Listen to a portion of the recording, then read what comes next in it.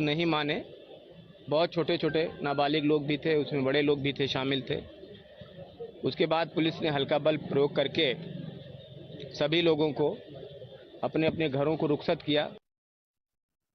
Well, Kanpur had remained on the edge over the last 1 week, ever since violence had erupted after Juma prayers last Friday. But ever since that unfortunate incident, the administration, the police had been on their toes. There was a large deployment of police forces throughout this week, and especially for Friday, for the Juma prayers today, a large contingent of police, rapid action force as well as PSC had been placed here at different sensitive spots across the Kanpur city. And this, in fact, the Yatim Khana area is definitely considered the most sensitive area of all. The violent the incident last Friday happened just about 100 meters from here. But today, this late afternoon, the Friday prayers have been completely peaceful. Peace fabric of the country left in tatters by those provocateurs on streets. On the other side, Editor-in-Chief Rahul Shivshankar with details of Sartan se Juda calls as they were brazenly given out on the streets of the country. Priya Behel, thank you very much. On India Upfront, viewers, we start with foreboding news tonight.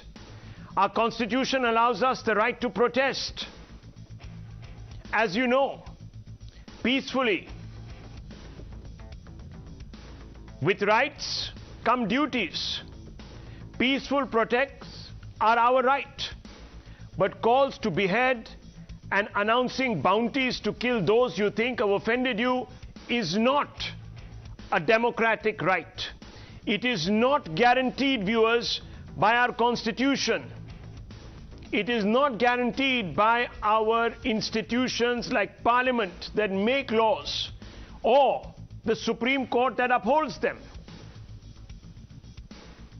Viewers, there is no room for extra constitutionalism, extra judicial punishments in this country. Night after night, I have been telling you that some communities in India think that only they have a right to feel offended, that it is their divine right to feel enough offense at provocations to behead and take the law into their hands in response to provocations.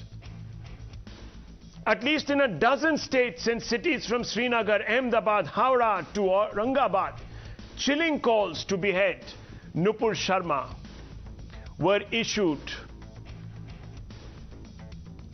And viewers, not issued in secret. They were issued in public, with impunity, with chilling impunity. In some places, her effigy was strung up. You would be forgiven if you thought you had been transported to medieval Kabul or Tehran, where deemed infidels are strung up from lampposts. You would be forgiven if you look at these pictures and thought, viewers, that you were in ISIS-controlled Syria or the Levant. You would be forgiven for thinking that India had given up all pretensions of being a secular, law, rule-abiding, open, progressive democracy. It started, and it's difficult to say where it started, but we're just giving you a rough timeline. It started with Srinagar's Lal Chowk, where chants were raised of Sartan se Juda. One of the people marching along is Fayaz Bukhari, who was suspended from the Apna party for announcing a 10 lakh bounty on Nupur Sharma. Bounties like this, viewers, are announced across the Arabian Sea.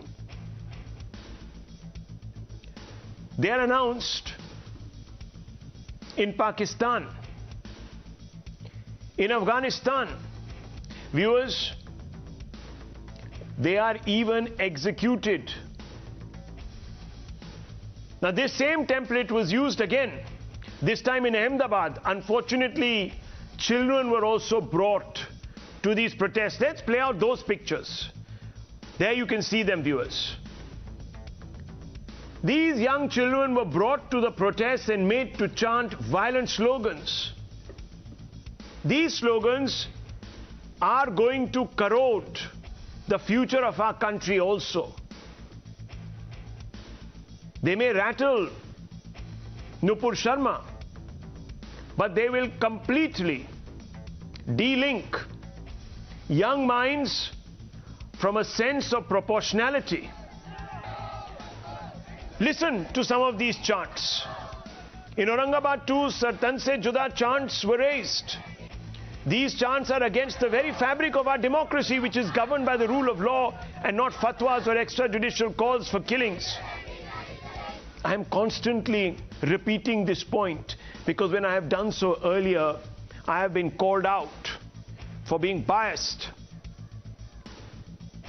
Viewers, it just cannot be that one community feels that they have an exclusive right to feel offended. Imagine if all Hindus were to draw a Lakshman Rekha, a similar Lakshman Rekha. It's not as if it hasn't been done, it has. We all remember what happened to Kalburgi. But we all came out, viewers, each one of us without exception, and said, this was wrong. Stop it. There is a law. Unfortunately, 3 more died. Pansare, Dhabolkar, Lankesh. We said this is not on. The radicals who did that are today rotting in jail.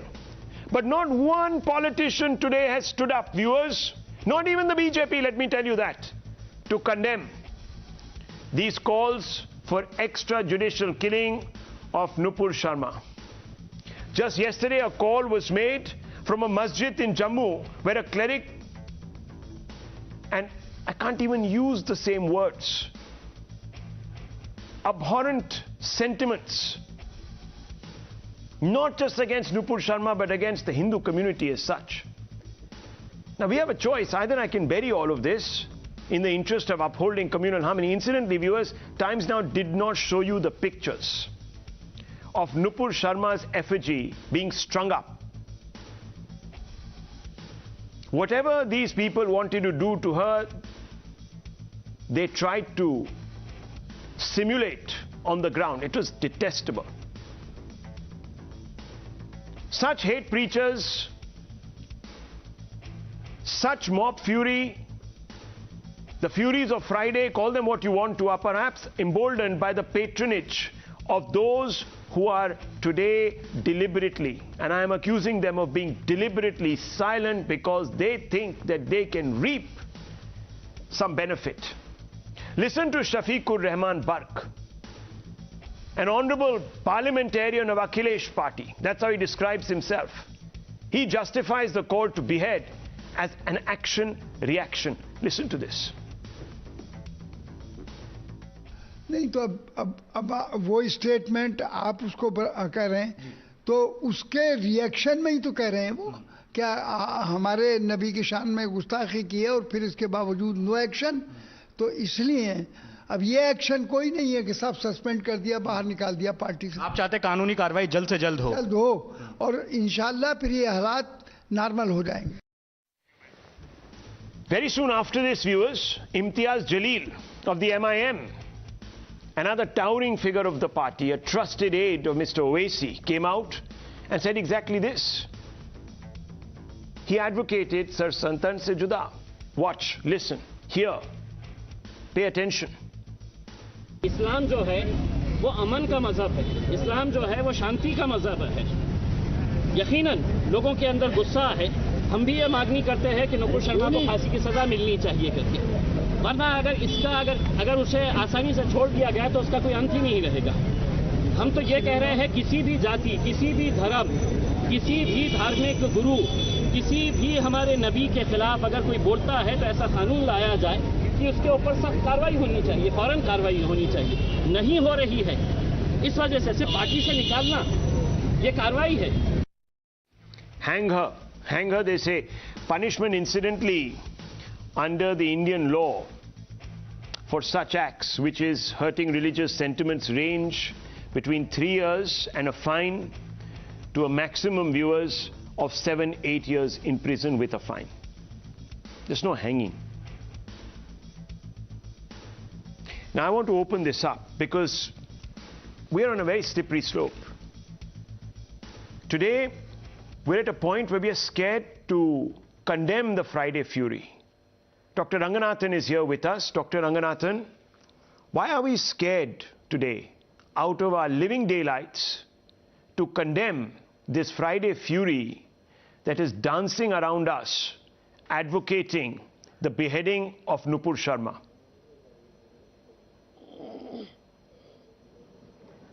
Good evening, Rahul. Look, there is no other way of saying it.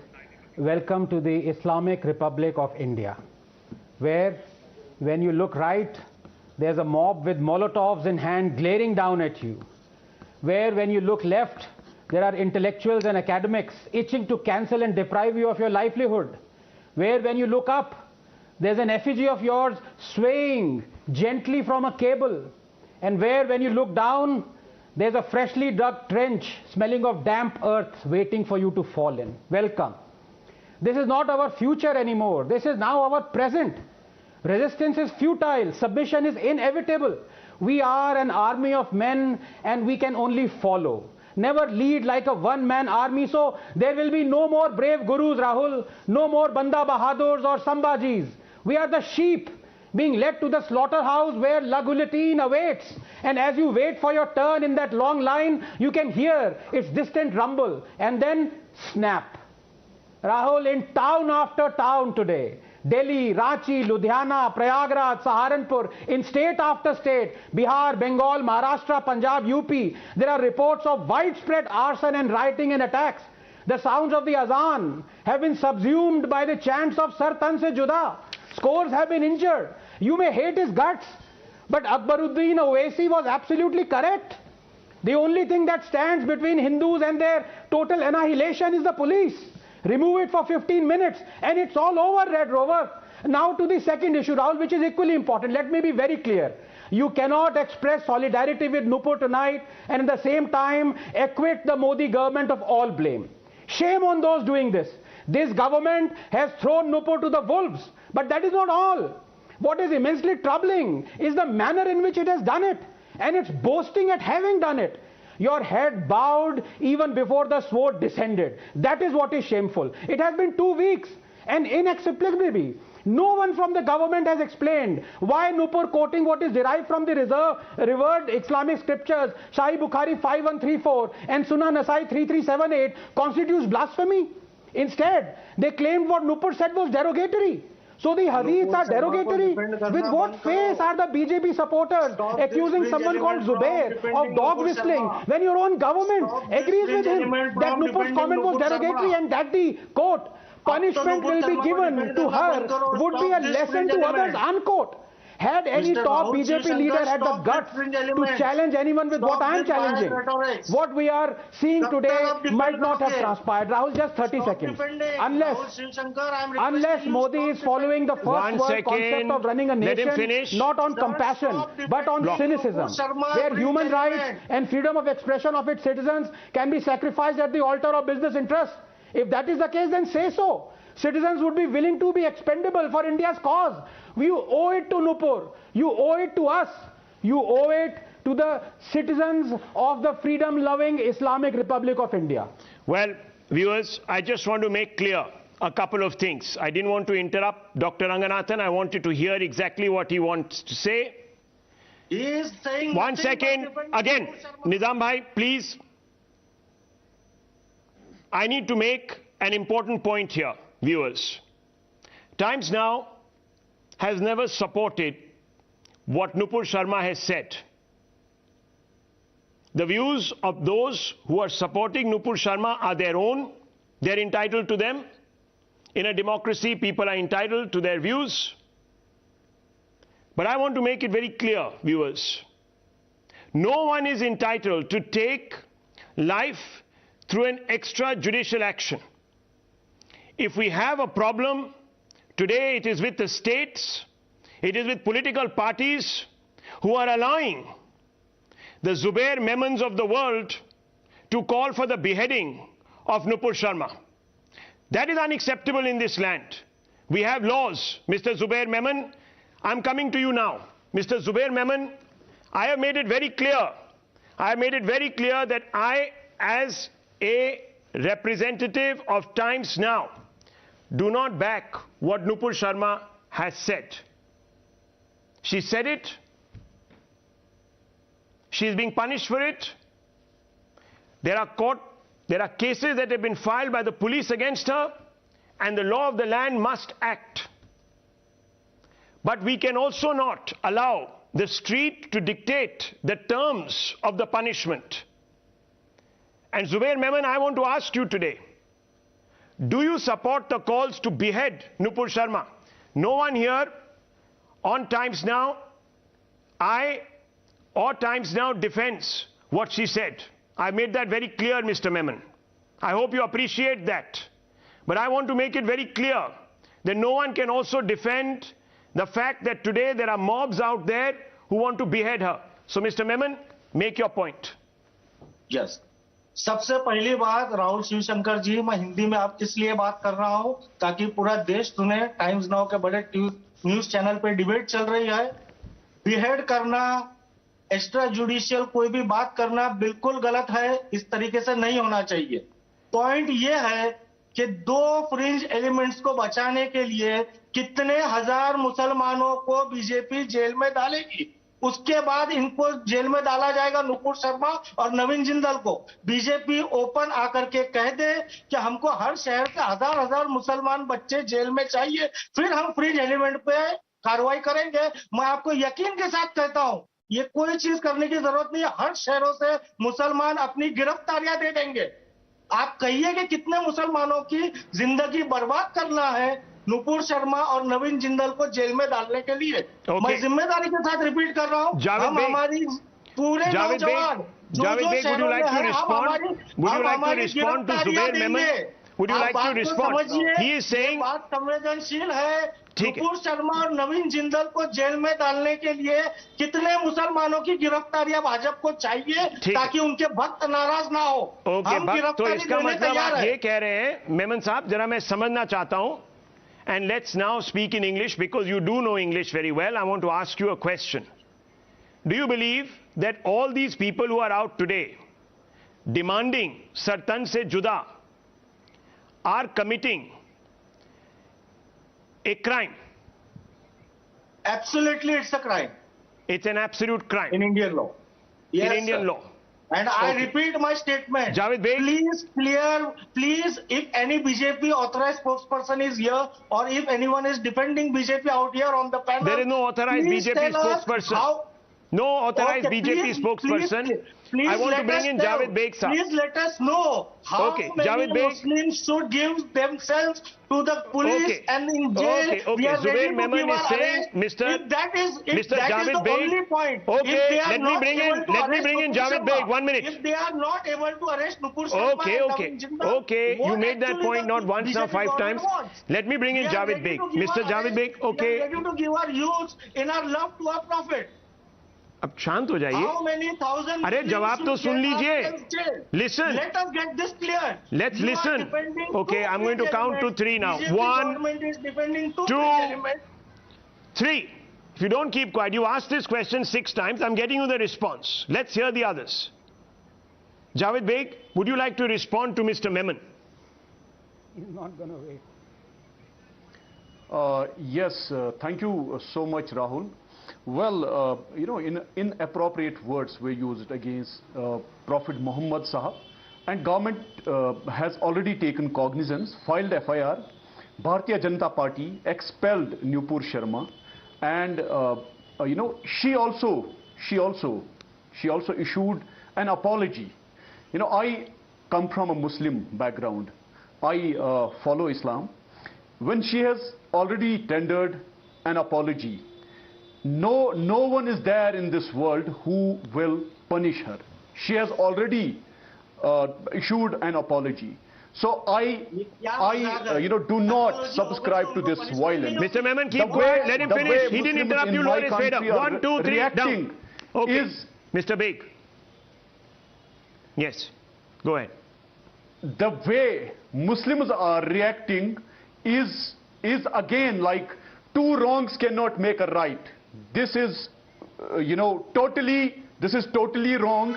The way violence has been unleashed by Muslim community, we have to condemn that. The way in Jammu and Kashmir's Bhadrawa, the way a Muslim preacher was abusing Hindu community and calling Hindus as cow urine drinkers and cow dung eaters is again condemnable. The way everybody condemned what Nupur Sharma has said, we should equally condemn those resorting to violence, vandalism, those breaking laws, because there was no need of vandalism, there was no need of breaking laws, there was no need of resorting to violence. Yesterday in Pakistan, one Hindu temple was vandalized. Hindu gods were, let me speak first, let me speak.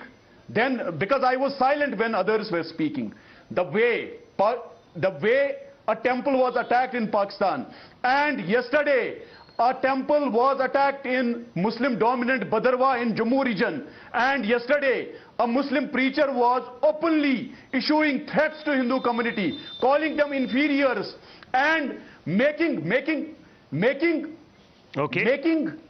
Let me speak. Yes, you can speak, sir. The way that Muslim preacher was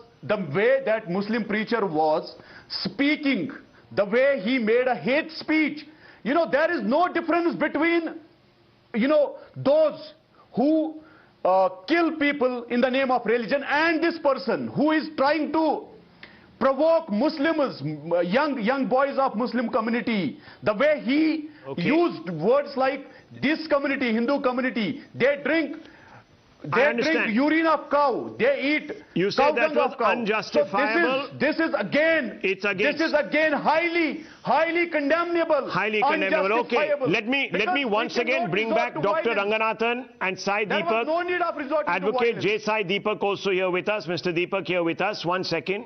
Dr. Ranganathan, since your name was invoked, it's only fair that I bring you back in now that matters have sort of been cooled a little bit.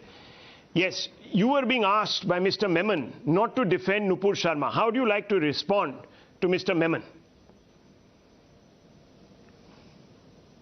No, this is the same gentleman, Mr. Memon, if you remember 2 days ago, that I went around all the 6 panelists, including myself, asking, do we condemn that slogan, Gustakhe Rasool ki ek hi saza, sar tan se juda, sar tan se juda? 3 people said, yes, we condemn, unequivocally. Mr. Memon was one who said, not at all. So you know where he's coming from. But, as far as the previous panelists, a very considered, very, I would say tempered opinion, that I agree with. But I have to say very kindly, sir, that this is an argument that you or I cannot win. Because we are men, not God. And God or Allah has specifically ordered that those who abuse Allah and His Messenger, Allah has cursed them in this world and the hereafter and prepared for them a humiliating punishment, 33:57. And that the penalty for those who wage war against Allah, as Khomeini said when he said Rushdie blasphemed, and His Messenger, is that they killed or crucified 533. For 1.8 billion Muslims, Allah's word is inviolable. We need to understand. Anyone who is perceived to have abused Allah or His Messenger will sooner or later meet the fate of Kamlesh Tiwari or Samuel Paty. It may take a week, a month, a year, a decade, but it will happen. That is why I keep repeating that it was crucial. I repeat, crucial, Rahul, for a top government leader, Modi or Shah, to challenge the Islamists with proving that what Nupur quoted from the hadiths was blasphemous and incalculable fatal error that they haven't done. And now this is never going to stop ever. Mr. Memon, now respond. Your fader has been down because I don't want crosstalk on the debate. The reason I don't want crosstalk is because I then can't hear anybody, and if they say something objectionable, I can't pick it up. So please understand. Sir, when he is saying objectionable, it's your work to stop him. If you are not stopping me, at least I can object him.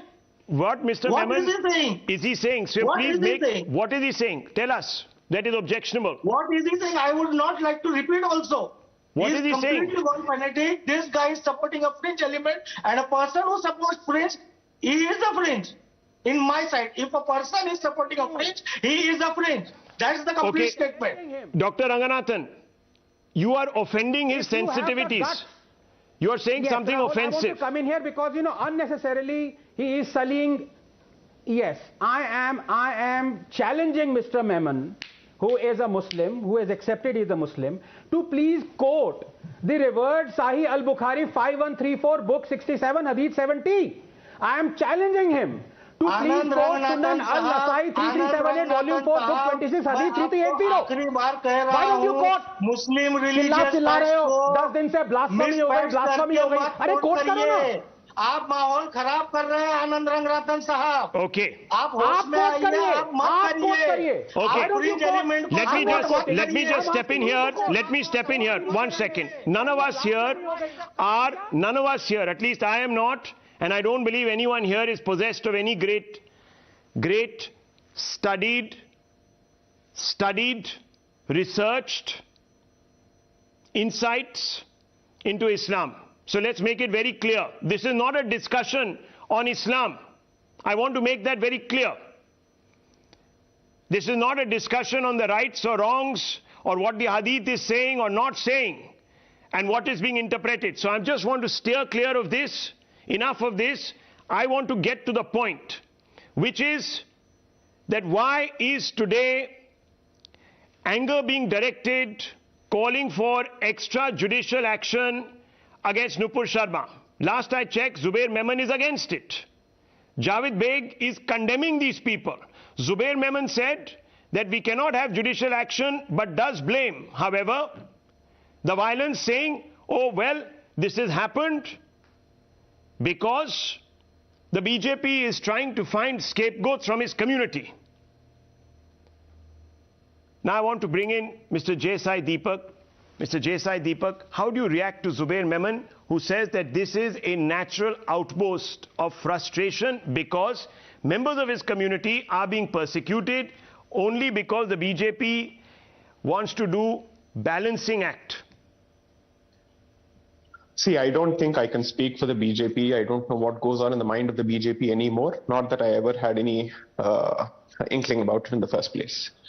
All I can say is that notwithstanding the condemnations of people like Mr. Beg, which I welcome, the fact of the matter is street veto is running amok. And the Indian state has proven itself to be impotent, and I dare use the word impotent, in curbing street veto in the first place.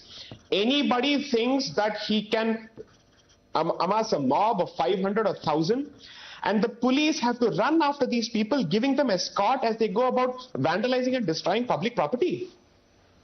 What Vishwaguru ambitions do we have here? I really don't understand. What are these aspirations where you can't seem to rein in these hooligans, these ruffians and rowdies? That's the language to be used. Absolute wild people, whoever they may be, who at the end of the day have the gall, the gumption and the guts to hang an effigy of Nupur Sharma, that poor lady, and also issue a threat that she will be beheaded. This is a testament to the impotence and the softness, the inherent softness of the Indian state, which hasn't changed regardless of the dispensation. I can understand that the government may have any number of compulsions and considerations where it has to handle the optics globally. I'm not going to sit here and pontificate on what they must have done or ought to have done in the face of, let's say, the onslaught from the global ummah. There are other considerations at play, so therefore I'm not getting into that. But is it your case that you can't rein in these hooligans? Across the country, they've endangered lives. They've issued threats to communities en masse. It doesn't make a difference whether it's a BJP-ruled state or a non-BJP ruled state. The fact of the matter is the distinction no more exists when it comes to these issues. It is soft across the board. So the buck, according to me, stops and starts with the government, because those who believe in street veto will continue to exercise that. It is for the government to rein them in. And in that regard, I'm sorry to say, state governments and central government have certainly failed miserably and abysmally. It means that all of us are at the mercy of these bloodthirsty mobs. That's the most worrying aspect of this. And whatever this leads to, tomorrow, I'm sorry to say, Newton's law in action, I hope, doesn't kick in, because that effectively will start another round of narrative that this is a Hindu majority, fascist, majoritarian country that's out to stifle minorities. When people go about defending themselves, that will be the next allegation. So I hope that the government wakes up from its Kumbhakarna slumber and cracks the whip. That's all I have to say. Mujibur Rahman, would you like to respond, sir, that this is a street veto running amok?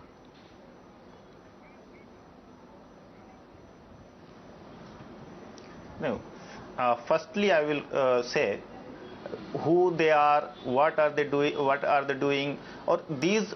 Apart from these questions, I want to raise a very important issue through your news channel.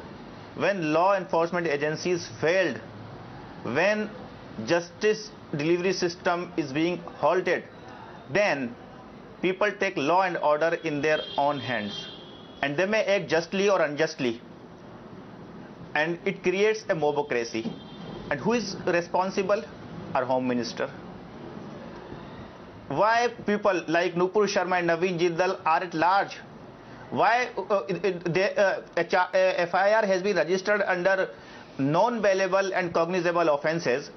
So it was very easy for the government of India and the Home Ministry and the Delhi police and to arrest them and put them behind bars. And they can put a full stop on this issue. But they are just giving a giving more air and more pressure to this issue, so to create a divide in the society. Mujibur Rahman, are you one of the booked also? Are you one of those who have been booked also? Some rallies. No, let me finish. No, I'm asking you a question. Have you also been booked? Let me finish.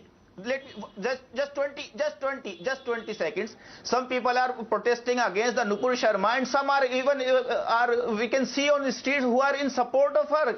Whatever she has said is right, and they endorse. This is shameless for a democracy, and law and order system is just looking. One second. Mr. Rahman, I'm asking you a question. You are saying that because they are free. Several times, yes, yeah, I heard. So because they are free, this is all justified. People will then begin to take the law into their own hands. That's what you're saying, right? I'm trying to understand what you're saying. It's an anger of the people. It's an anger of the people. Anger of the people. Now, viewers, I want to ask a simple, straightforward question to Mr. Rahman. Mr. Rahman, are you one of those who has also been booked?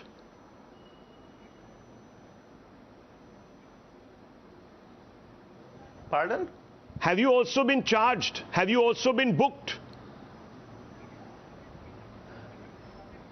No. No. It's a false news about me that I have been booked in Delhi protest. I just went there when I came to know that some people who were protesting against Nupur Sharma outside the Parliament District Police Station. I went there and just asked about the police why you have detained some protesters. Then being a counsel, being their advocate, police just detained me for nearly 10 hours. Sir, and they detained me at 12:30 p.m. Just I was an advocate, so you can even imagine that the police do not want that the accused persons should get the legal aid. So Mr. Rahman, let me ask you, justice system will work why if you is your will name even detain a lawyer in illegal custody? Okay, why is your name in the FIR list?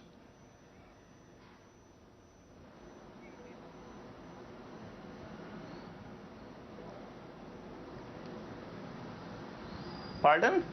Rahul, I couldn't understand your question. Why is your name in the list of... Why is your name in the FIR? Can you explain? No. No, my name is not in the FIR. Only 30% are named in the FIR. Okay. And I can read out all the names. Okay. So I was the counsel of these all 30 people. I am the counsel of all these 30. Mr. Rahman, are all those 30 people arrested? Yes. Are they arrested? Yes, all 30 people are arrested since yesterday. Really? Yes. They are arrested, and even everyone is arrested, their bail application has been rejected. No, everyone is arrested. Application has been rejected. No. Yes, everyone, 30. Everyone. Can we go through the names? Can we go through the names? Yes. Let's go through the names.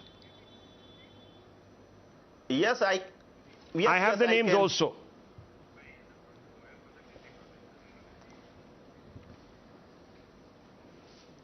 Let's have a look. This is a 6-page charge sheet. And let's look at the names.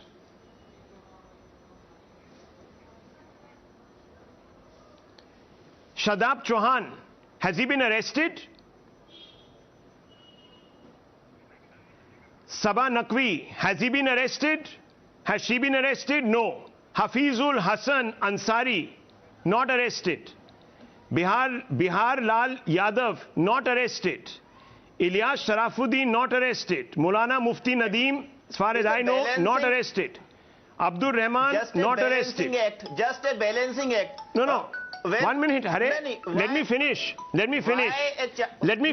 You said that Nupur Sharma has not been arrested. That's why we are out. Now, what if the Hindu side said, none of these other chaps, Shadab Chauhan, Sabah Naqvi, Hafizul Hasan Ansari have been arrested, so we must also now hit the streets and pull down buildings, burn, shoot, fire, hit policemen, target Muslim homes. Look, would you justify that? Has been registered yesterday. Would you justify that? I'm asking you a simple question, Mujibur Rahman, since both you and Mr. Memon have invoked this victimhood. I want to ask, would you accept if Hindus started hitting the streets, if they behaved and exercised like the advocate here is saying, J.Sai Deepak, street veto, would you call it Hindutva hate, or would you justify what they are doing? Because Gulzar Ansari, Saifuddin Qutuz, Maulana Sarfaraz, Minakshi Chaudhry, Masood Fayaz Hashmi have not been arrested. Asaduddin Awesi has not been arrested. Imtiaz Ahmed has not been arrested. Danish Qureshi has not been arrested. Dr. Muhammad Kaleem Turk, Atitur Rahman Khan, Nagma Sheikh, Abdul Rahman, Maulana Mufti Nadeem, Ilyas Sharafuddin have not been arrested. Would you want that? Simple question to you.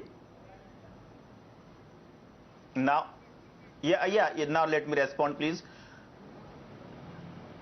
FIR has been registered yesterday by Delhi police against these persons. And even in the FIR, I'm asking you, since you are saying that Muslims, okay, I think I've asked you the question. Even the people do not know what wrong they have done. I think it doesn't matter. All I'm saying is, now let me reply. The Hindu side could react. You have asked the question down. Now let me reply. Give me the answer. Give me the answer.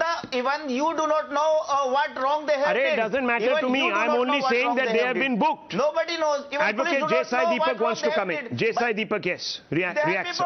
Comments with respect to shriveling that have been floating around on social media by people like Sabah Naqvi have been around for at least 2 weeks now. And knowing fully well that the very same bloodthirsty calls that are being made with respect to Ms. Nupur Sharma, that respectable lady, and knowing fully well that she too could be prosecuted under Section 295A and 153A, she has come out with a cop-out tweet 2 days ago basically saying that we are going down a tricky path if we start prosecuting people for statements which are considered blasphemous, because there could be two opinions on the same issue. Now, if this is the statement or this is the position you wish to take with respect to shriveling, into which a 63-centimeter hole has been drilled, and which is one of the most sacred sites and perhaps the most sacred site for Hinduism, and that is your position, and commentators on social media circulated pictures of condoms over shriveling, specifically a lady called Sayani Ghosh has done this. These people are out in the large and out at large, and we are being told that some people cannot contain their anger and therefore they must be allowed to give free expression to their outburst and to their outrage and to their feelings of being sacrileged and whatnot. Now, how is street veto the exclusive preserve of a particular group? I'm sorry to say, I'd like to see which provision of the Constitution secures for a minority this particular right, saying if you happen to be a minority, you're entitled to express your anger in a manner which is unconstitutional, and that will be deemed constitutional. I'd like to understand which provision of the law permits all of this. Let me ask Mr. Sanjay Jha. Mr. Jha, some of your party leaders, the Congress party leaders, have come out and justified. Rashid Alvi has come out and justified this violence. Which part of the Constitution is he reading, or does he believe that only one community in this country has the right to feel offended exclusively? Has any Hindu done what we are seeing? at this scale against the insults to Shivlings, Sanjay Jha, and therefore, if you believe that they have acted in a law-abiding way, allowing for the law of the land to take its course, then do you believe that this, and to quote again, paraphrase the advocate Jaisai Deepak, street veto is acceptable in our country? Sanjay Jha. Rahul, we have had a fairly animated debate, in my opinion, for the last 45 minutes. But we have missed the woods for the trees. I think the elephant in the room needs to be addressed. India is facing internal disturbances as we talk. The pictures on your screen are manifestations of pretty horrific violence. And, you don't want to risk a communal bonfire. At the same time, we are facing a diplomatic catastrophe. And who is missing in action? Prime Minister Narendra Modi, who is supposed to be calming the situation, both not just internationally, because the brand image matters, but to actually make sure that social harmony is restored at the earliest. Everything that all the panelists have said, I think, comes from deep emotions. And I completely empathize with that. The truth is, this is why you need a leader. No, Sanjay Jha, look, and actually one minute. This is happening even in the state of Jharkhand. Do you know what has happened in the state of Jharkhand today? I'm aware.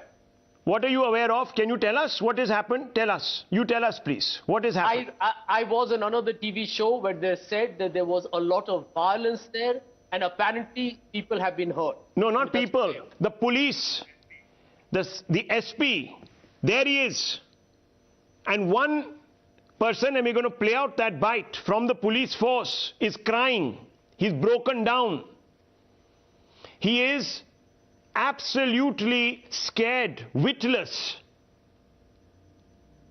Oh, isn't that's, let me tell you that. Now, who runs, 1 minute, who runs the state of Jharkhand? Is it not a Congress-supported chief minister?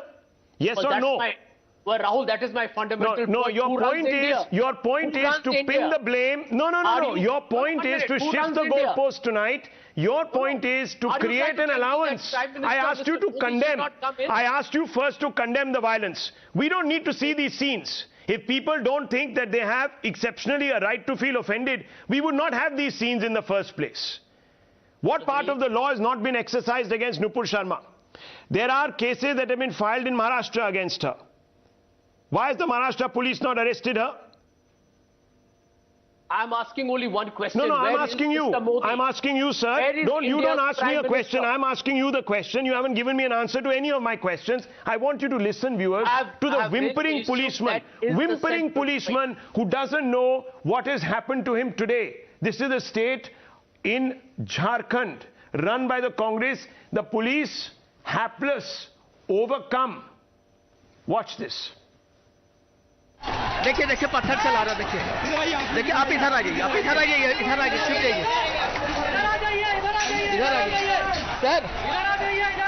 Sir पत्थर चल रहा है sir हमको cover में लगा मेरा mobile टूट गया सर जल्दी से सर देखिए अभी पत्थर चला रहा था सर फोर्स भेज दीजिए देखिए पत्थर चला रहा देखिए आप इधर आ जाइए छिप जाइए सर पत्थर चल रहा है सर हमको कवर में लगा मेरा मोबाइल टूट गया सर जल्दी से सर देखिए अभी पत्थर चला रहा था सर फोर्स भेज दीजिए Sir, force bhej dijiye. He's whimpering. Jaisai Deepak has raised his hand. Sanjay Jha couldn't come up with an answer. He wanted to create a false equivalence here on this show, justifying this kind of violence, saying that the state should have stopped it. No, we must ask our public to restrain itself and understand that there are laws and there is a process and there is a procedure. Jaisai Deepak wants to come in. Yes, and Sanjay Jha, listen to him and respond to him. Not me. Yes, Jaisai Deepak. There are a certain class of creatures in this country called constitutional patriots who are happy to quote the Constitution when it suits them. So now I'll quote the Constitution. Criminal law, at the end of the day, law and order specifically, is a state subject. I stand by my statement that both the central government as well as the state governments have completely let down this particular society. However, if this is meant to be a situation where we start blaming the Prime Minister for it or somebody else for it, the fact of the matter is governments across the board have failed. And most importantly, the sign of that particular policeman who's whimpering is not because he is not in a position, he cannot defend himself. He knows for a fact that if he were to take any action to defend himself or to defend the rest of the society, he will be answerable not just to his superiors, but to the media establishment and to Lutyens Delhi, which will go after him for being a Hindutwadi fascist, even if he was trying to protect himself from the mob. That is what is holding back policemen. That is the fact of the matter. Cops in this country are not cowards. For somebody to be a policeman in India, it must take a lot of guts, especially with this kind of a population. And if they have to continue doing their jobs, they will do so provided you let them do their jobs without politically interfering with their jobs. That is the state of this particular country. And if he is not in a position to defend himself, I fear that communities will now have to start looking for alternative, hopefully constitutional options to defend themselves if they're faced with such a mob, because they cannot trust the police in any state to defend them. That's the fact of the matter, and that is the brutal reality. Dr. Ranganathan, you were raising your hand and Sanjay Jha comes right in, right after that. Yes. Yes, thank you. Thank you. You know, while I do agree with Jay Sai, he's come up with a wonderful explanation, which is absolutely right, saying that both the center and state are impotent in this, have proven to be impotent in tackling anarchy. And we've seen this in the CAA Shine Bagh protest. We've seen this when the tricolour was removed from the Red Fort and, another flag was put on top of it and the government could not do anything. But the fact of the matter out here is, Rahul, if you permit me just 30 seconds, I want to apply, like I always do, the Anderson razor. I don't blame Warren Anderson for what he did. He was a criminal. He ran away. I blame the government that allowed him to run away. So I don't blame these Rahmans who incidentally are it's like for them to be officers of the court itself is so, I don't know what to say, I don't have words. I don't blame Mr. Memon. I blame the government. For not being able to predict that these kinds of things would erupt because you have not challenged them to explain how what Nupur said was blasphemy. Now, Rahul, sadly, we are all children of class 2. Clause 2, rather, not class 2. Some of them are class 2, but clause 2. We know that we don't have absolute freedom of speech and expression. We know what causes offense. I have read satanic verses. I know that was offensive. I have seen the Charlie Hebdo cartoons. I know they were offensive, even though it troubles me to even use the word offensive because I'm a free speech absolutist. But someone please explain to me why Nupur saying something that is in the revered hadiths is blasphemy. That is why you need to corner these Memons and Rahmans. Let them quote the hadith scriptures. वो ये करेंगे नहीं क्योंकि इनको दंगा चाहिए. Please understand. That is why I hold the government responsible under the Anderson razor. Mr. Memon, please respond. बिल्कुल, मैं काफी देर से इंतजार कर रहा था मेरी. जी, आपके पास आ रहे हैं. Mr. Memon, please respond. बिल्कुल. मेरा सीधा साई दीपक साहब और आनंद रंगनाथन साहब को सिंपल सवाल है, वो हां या ना में जवाब दे, अगर वो दे सकते हैं तो, कि इंटरनेशनल और नेशनल आउटबर्स्ट के बाद भारतीय गवर्नमेंट ने नुपुर शर्मा और नवीन जिंदल को फ्रिंज एलिमेंट डिक्लेयर किया. वो फ्रिंज एलिमेंट डिक्लेयर करने के बाद उसी दिन या फौरन या जल्द से जल्द उनको पकड़ के जेल में क्यों नहीं ठूसा गया, जिसको गवर्नमेंट ऑफ इंडिया ने इंटरनेशनली क्लेम कर दिया कि दे आर फ्रिंज एलिमेंट. ठीक है, जवाब चाहते हैं? मेरा सीधा सा सवाल है, और ये अरेस्ट नहीं हुई है तो क्या हमारी होम मिनिस्ट्री और हमारी गवर्नमेंट कमजोर साबित नहीं हो रही है? ठीक है, जवाब दीजिएगा. फर्स्ट जय साई दीपक will respond to Mr. Memon and then Dr. Ranganathan and then Sanjay Jha. After Akbaruddin Owaisi's hate speech, alleged hate speech according to the Sessions Court of Telangana, which was delivered in December 2012, it took the police to register a case suo moto, 13 days to register the case, because nobody had the guts to come forward and report what was actually spewed during the course of that particular talk in Nirmal, in Telangana. And secondly, despite his statement being available on video, he's been let off the hook. And I was in fact in the process of sharing excerpts from the judgment before joining this particular debate to say what exactly was said there. Now, therefore, the law is effectively clear that such people can go scot-free and cases can be registered even 15 days later. In the case of Nupur Sharma, case has been registered across the country and she is not at flight risk. Most importantly, the test is this. According to the Sessions Court of Telangana, if a statement is offensive but does not rise to the level of incitement of violence, that does not amount to blasphemy under Section 295A, even if it causes offense to the sentiments of the believers. That is the position taken by the Telangana court with respect to Akbaruddin Owaisi. I am saying, let's apply the very same standard to what Ms. Nupur Sharma said. Whether what she said is right or wrong scripturally, I don't care. But she did not ask for incitement of violence, and therefore applying that particular standard, I don't think there is a problem legally speaking. And secondly, she is not at flight risk. So where is the problem? And since there are people who've been making fun of shriveling for the last 3 weeks, ever since the Gyamvapi controversy broke out, and since they seem to be comfortable in Sainik farms and other places, I'm sure Nupur Sharma as well as Naveen Jindal have equal right to be safe. I'm glad. But the one reason they must be arrested, the only reason they must be arrested is because they are not safe outside. I'm That's very the reason glad. why Kamlesh Tiwari was arrested. Yes, I'm very glad, Sai Deepak, that you have said this. You see, Mr. Memon will not tell you, and that's why I went through the pain of reciting the 30 other names. There are enough Muslims in that list also, from Assaduddin Owaisi up and down. Dr. Ranganathan, if I'm not mistaken, and I have read out those names. I have not hidden anything back. Have any of those people been arrested? No. So this cannot be an excuse to do what they're doing, Dr. Ranganathan and Mr. Jha. Now, Rahul, can I answer? Yes. Can I answer Mr. Memon? If he's quiet, can I please answer? Mr. Memon, you asked a question. Please have the... Mr. Memon, simple please question that the two persons who are declared fringe element by government of India, why are not they आप जवाब तो सुन लीजिए. He's answering you. Question है. He's answering you. आप जवाब सुन They've लें. been declared fringe elements, have not been declared Mr. Memon, blasphemous. आप The please BJP जवाब cannot सुन declare लें. anybody blasphemous. What is the definition of fringe element? Why are they not behind the bar? Okay, fringe element, sir, the Oxford Dictionary meaning I will just take out for you, but roughly speaking, Rahul, it means people who are not part of the mainstream. It doesn't mean that they're blasphemous. Yes. Sir, many people in this country believe Rahul, please that give me the 30 Congress seconds has become a fringe party. It's a expression. Yes. It's an expression. I'm not being patronizing. It's just an expression. Yes. It doesn't have to be taken so seriously. Yes, Dr. Ranganathan. Yes. In fact, no one takes it seriously because Nupur Sharma is not a fringe element. Anyhow, in fact, Dr. Ranganathan, yes. Yes, to Mr. Memon, मैं आपका जवाब देना चाहता हूं. दो, शायद आप ध्यान से सुन नहीं रहे हैं. नंबर 1, अब आप प्लीज पे डिस्टर्ब करेंगे तो मैं फिर कैसे बात चलेगी? मेमन साहब, आपने सवाल पूछा, थोड़ा सुनने की क्षमता रखिए. मैंने आपको इंटरप्ट नहीं किया. आपको बीच में बोलना पड़ेगा. जवाब ही तो दे रहा हूं.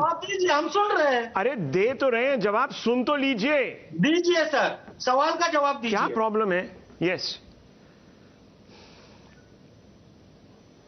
मैं ये कह रहा हूं, आपने शायद ध्यान से सुना नहीं कि मैं फ्री स्पीच एब्सोल्यूटिस्ट हूं. I am against all these arrest.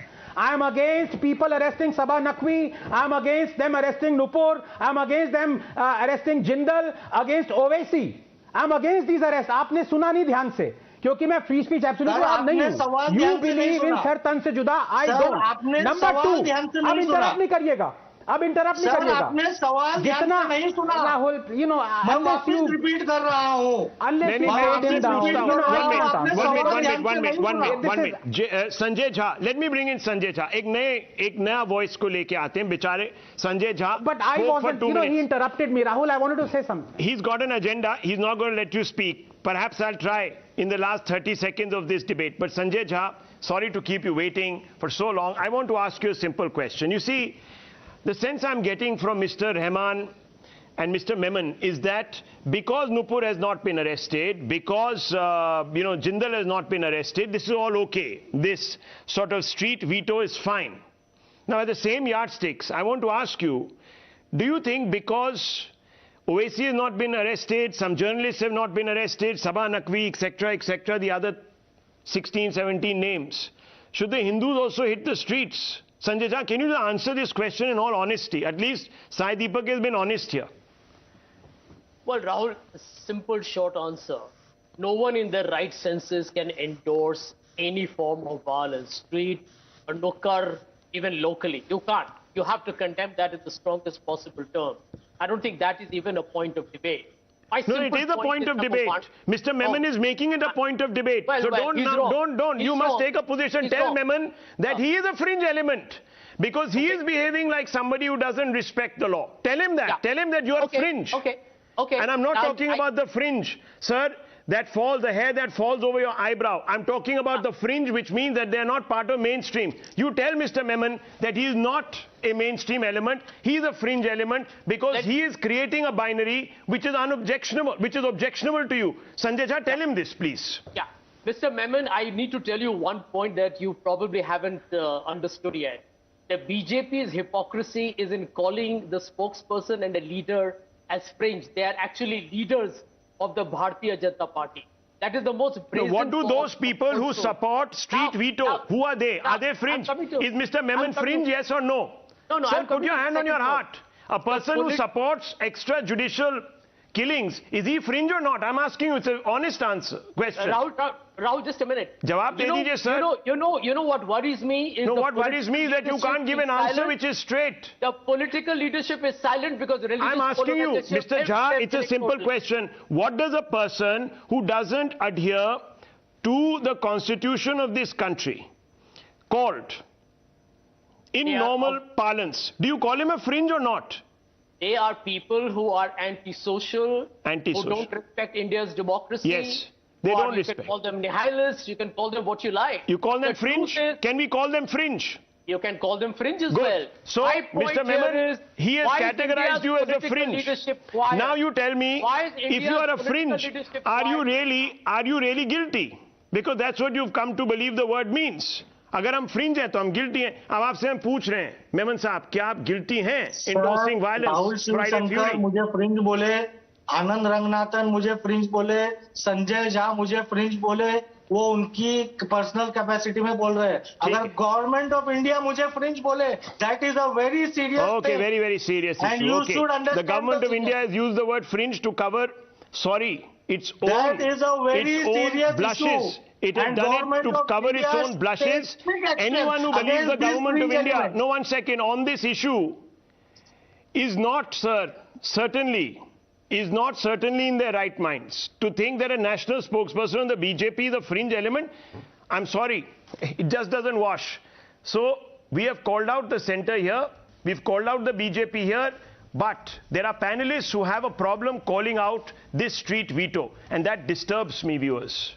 That really disturbs me. That is the most disturbing part today of Friday Fury. I'll leave it at that.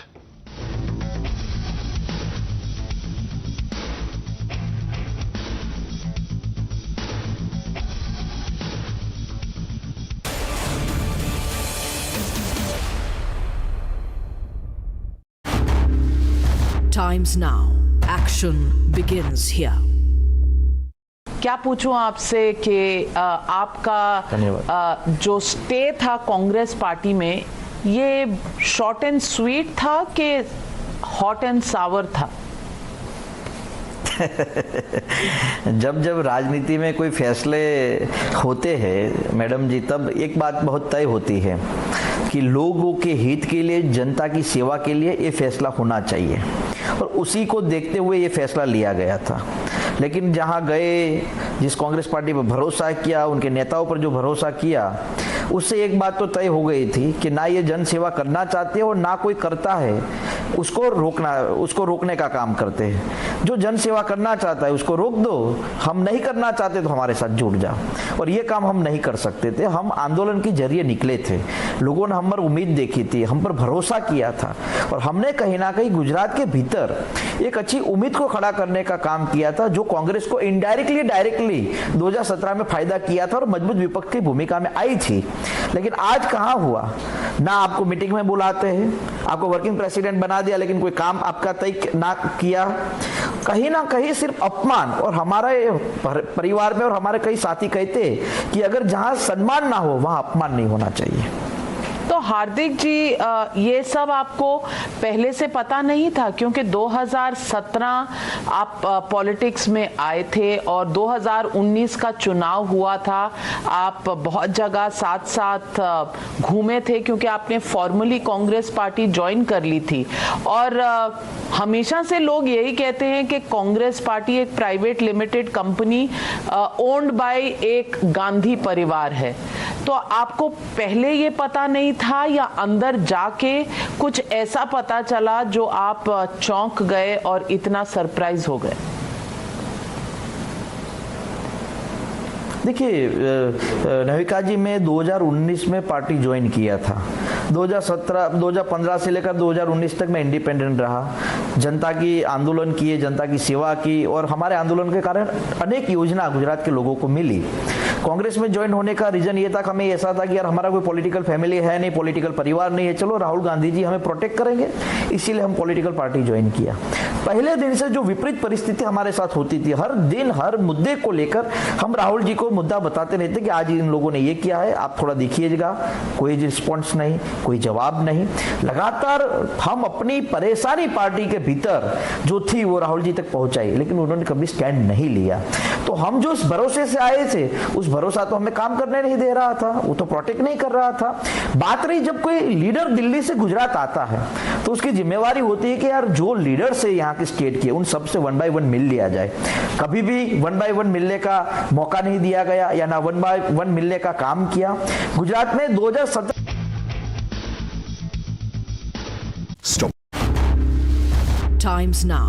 Action begins here. For the last 2 years, the world has been relentlessly fighting the COVID-19 pandemic. As the countries across the globe prioritize vaccinations to keep the next wave of COVID at bay, India also rolled out precautionary jabs this year to achieve herd immunity against the virus. While COVID has not risen substantially in India in the last few months, the pandemic has not yet faded. India has remained on guard, but vaccination among children remains low and is significantly less talked about. Immunizing the kids will not only check the spread of the asymptomatic infections, who can act as silent hosts for the virus, and which will lead to again spread in the society, but again it can also mitigate the severity, the intensity of the infection in children.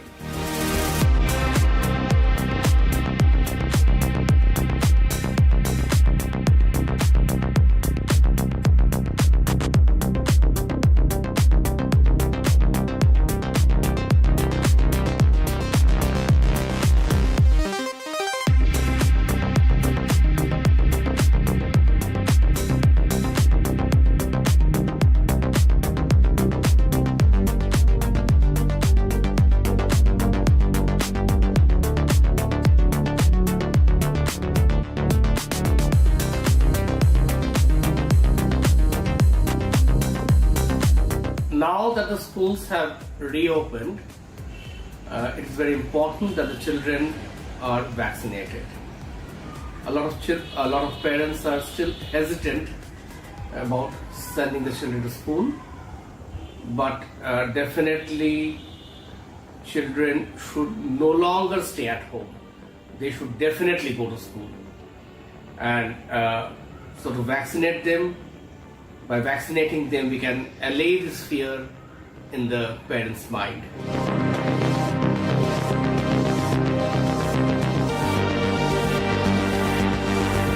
Almost 40% of pediatric deaths below the age of 20 years were in the age group of 0 to 9 years.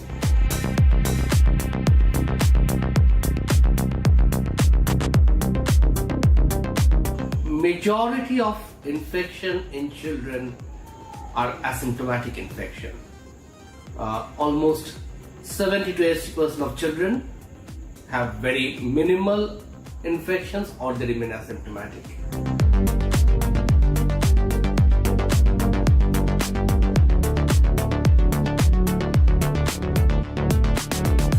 I'm Madhav Gopalakrishnan. Now, it's been 2 weeks since the now suspended BJP leader Nupur Sharma first made objectionable comments against the Prophet. But the fallout of those comments is spilling out onto the streets of the country. The fires that were first stoked in Kanpur have now spread across the country, where anarchy was unleashed from Jammu and Kashmir to Maharashtra, from Uttar Pradesh to Karnataka. Mayhem ruled the roost after Friday pairs when protests turned violent. In Jharkhand, protesters clashed with policemen and the state's armed police force. Stones were pelted, bullets were fired, and men in khaki were attacked. The Ranchi SSP and SP were amongst the policemen who were injured. A bloodied SP was soon ferried away from the protest site, even as those on duty fired shots in the direction of the unruly mob to disperse them. The policemen, perhaps outnumbered, were caught completely unawares. You can hear the dread and panic in this police officer's voice as he dials for reinforcements to be sent, a desperate call being made to his seniors. This audio will give you goosebumps. Hear it for yourselves how a completely helpless policeman was at the receiving end of the stone pelters. देखिए देखिए पत्थर चला रहा देखिए देखिए आप इधर आ जाइए इधर आ जाइए शिफ्ट जाइए इधर आ जाइए सर पत्थर चल रहा है सर हमको कवर में लगा मेरा मोबाइल टूट गया सर जल्दी से सर देखिए अभी पत्थर चला रहा था सर फोर्स भेज दीजिए And apart from Ranchi, it was perhaps the state of Uttar Pradesh that saw the worst of the protests. Saharanpur, Prayagraj, Moradabad and even Lucknow saw its share of protests. Shockingly, even children were used as pawns in some of these protests and made to chant murderous slogans. Listen in to how that same template of hate was replicated across at least 3 cities in the country.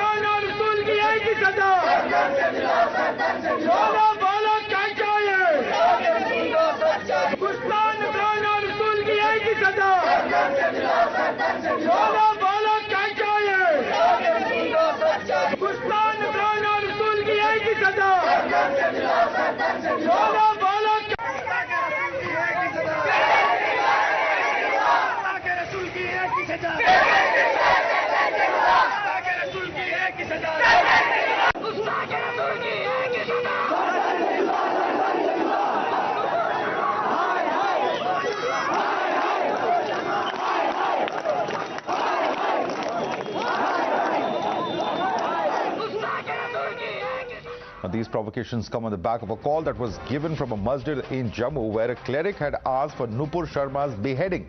Such hate preachers are perhaps emboldened by the patronage of netas. The complete silence from the opposition is perhaps what gives these hate mongers the confidence to reiterate their threats. Or perhaps it is the politicians who justify the call to behead as action-reaction, like this member of parliament. Listen in. नहीं तो अब वो statement आप उसको कह रहे हैं तो उसके रिएक्शन में ही तो कह रहे हैं वो क्या हमारे नबी की शान में गुस्ताखी की है और फिर इसके बावजूद नो एक्शन तो इसलिए अब ये एक्शन कोई नहीं है कि सब सस्पेंड कर दिया बाहर निकाल दिया पार्टी से। आप चाहते कानूनी कार्रवाई जल्द से जल्द हो और इंशाल्लाह फिर ये हालात नॉर्मल हो जाएंगे। Now, these protests and provocations have triggered a big political fight. While the opposition believes that this is a fallout of the BJP not doing enough, the Saffron Party is questioning these so-called secular parties. Listen in to the fierce war of words. Government of India is sleeping. I want to say very clearly, if Government of India wants to save their skin, come out. Say no, they have not committed anything wrong. And if you want to arrest, you arrest both of them. And strict action should be taken. कुछ लोग जो है secularism का चोला और communalism का झोला लेकर के कुछ ऐसी ताकतों के हाथों में खेल रहे हैं, कुछ ऐसी ताकतों की सुपारी लेकर के इस तरह की हरकतें करा रहे हैं, तो जो कि सभी लोगों के लिए नुकसान है। इस तरह की जब हरकतें होती हैं, इस तरह के हालात पैदा होते हैं, तो इंसानों को ही नुकसान नहीं होता बल्कि इंसानियत भी शर्मसार होती है, लहूलुहान होती है। So the legitimate question on the Newshour tonight is this: as the communal pot boils, who's to blame? You're watching the News Hour at 9. Debate number 1 on Times Now. Super Prime Time.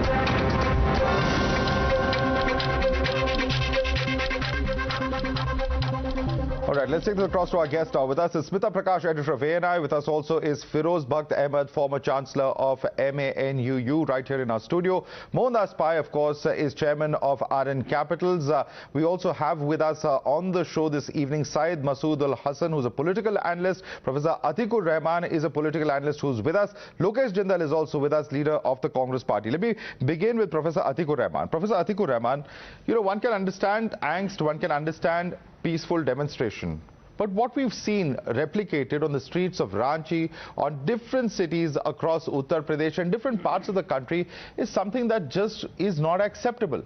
Why indulge in violence? Is it the only way that protests can be registered? And of course, the kind of absolutely shocking slogans I'm going to get to. But first and foremost, this kind of violence, this is something that one just cannot understand or accept. If you believe in rule of law, if you believe in courts of the country, they can be petitioned, action can be taken against anyone who you believe has violated the law of the land.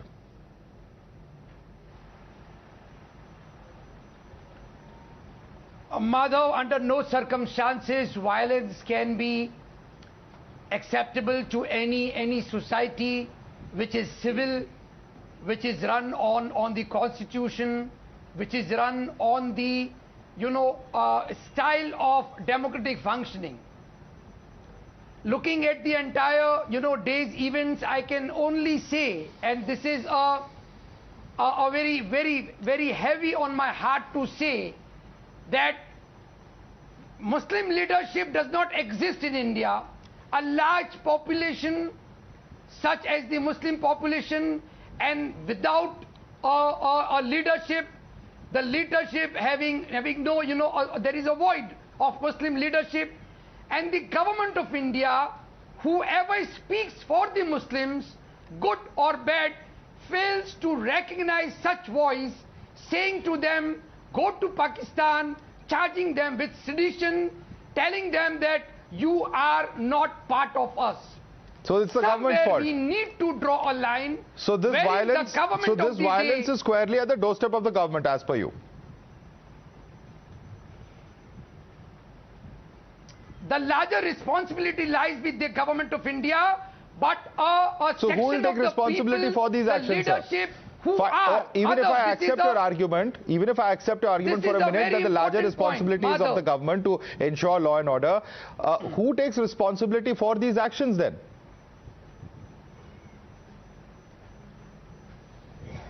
Madhav, the WhatsApp messages which were going around since the last 24 hours, they are the real culprits. They are, I think, politically motivated, and they have been made, the community as a whole has been made as a pawn. Sent by whom, sir? But the government should strictly deal with those messages. Which are these politicians? Please tell us. I heard on the media channels that the WhatsApp messages. I am not in the know of things. Who are the groups which are sending the messages? But the police knows it, because it is before the media and public domain. They are the real culprit, I should say. Okay. They are punishable. I just want to bring in Mr. Firoz Bakht Ahmed on that. Mr. Firoz Bakht Ahmed, this is an argument. First, the government is blamed. Of course, one can have legitimate issues with any government. But the point is, who's responsible for this? Because I'm asking Mr. Atikur Rahman to elaborate on what is this political idea behind these messages. No clarity on this. Who's sending these WhatsApp messages? Who's causing this provocation? Madhav Sahab, for a start, for the first part of Mr. Atikur Rahman, let me pat on his back. Because he started with a very genuine remark. He said that the Muslim leadership in India is either rudderless or there is no Muslim leadership at all. And if we have leadership, like I heard Shafiqur Rahman Bakht ji, who is also a member of parliament, who does not respect and regard the national anthem or Vande Mataram. Okay, Vande Mataram, he has a lot of difference. But he said that, these kids, if they take 2 stones, there has to be something. And he passes on the axis of evil to Nupur Sharma. Now, Nupur Sharma should not be the focus of these debates, because she has asked for public pardon.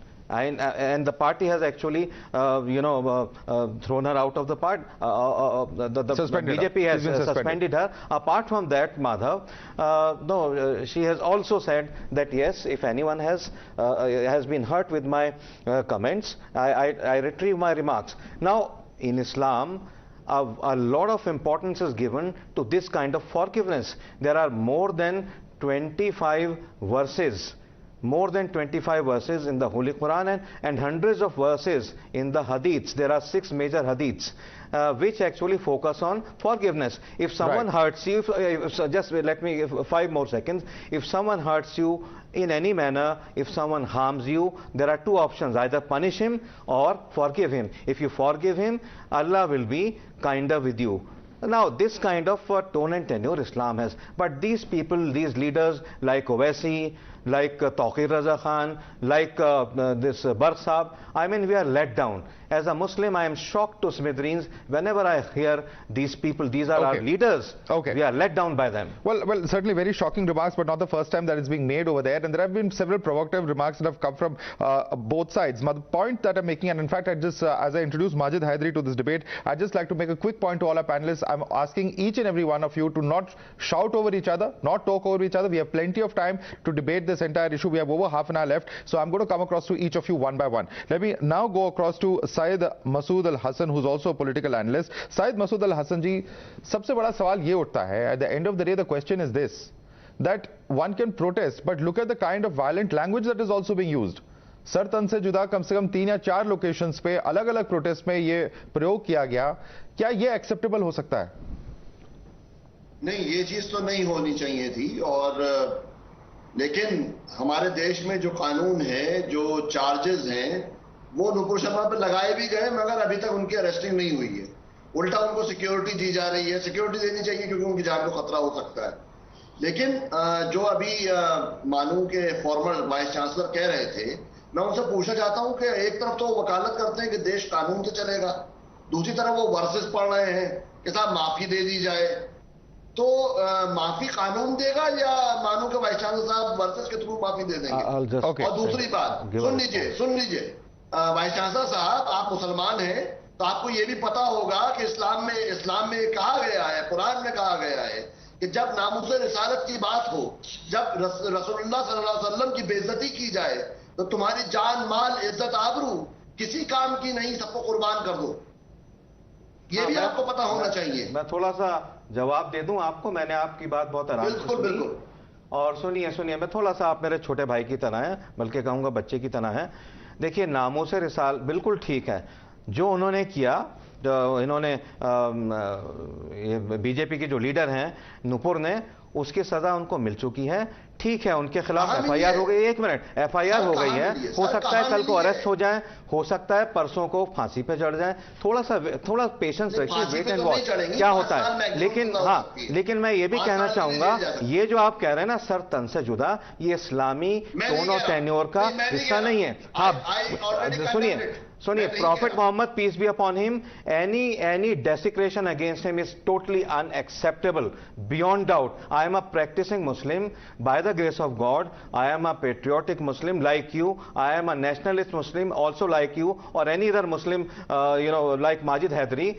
But let me say that there is an option of kindness.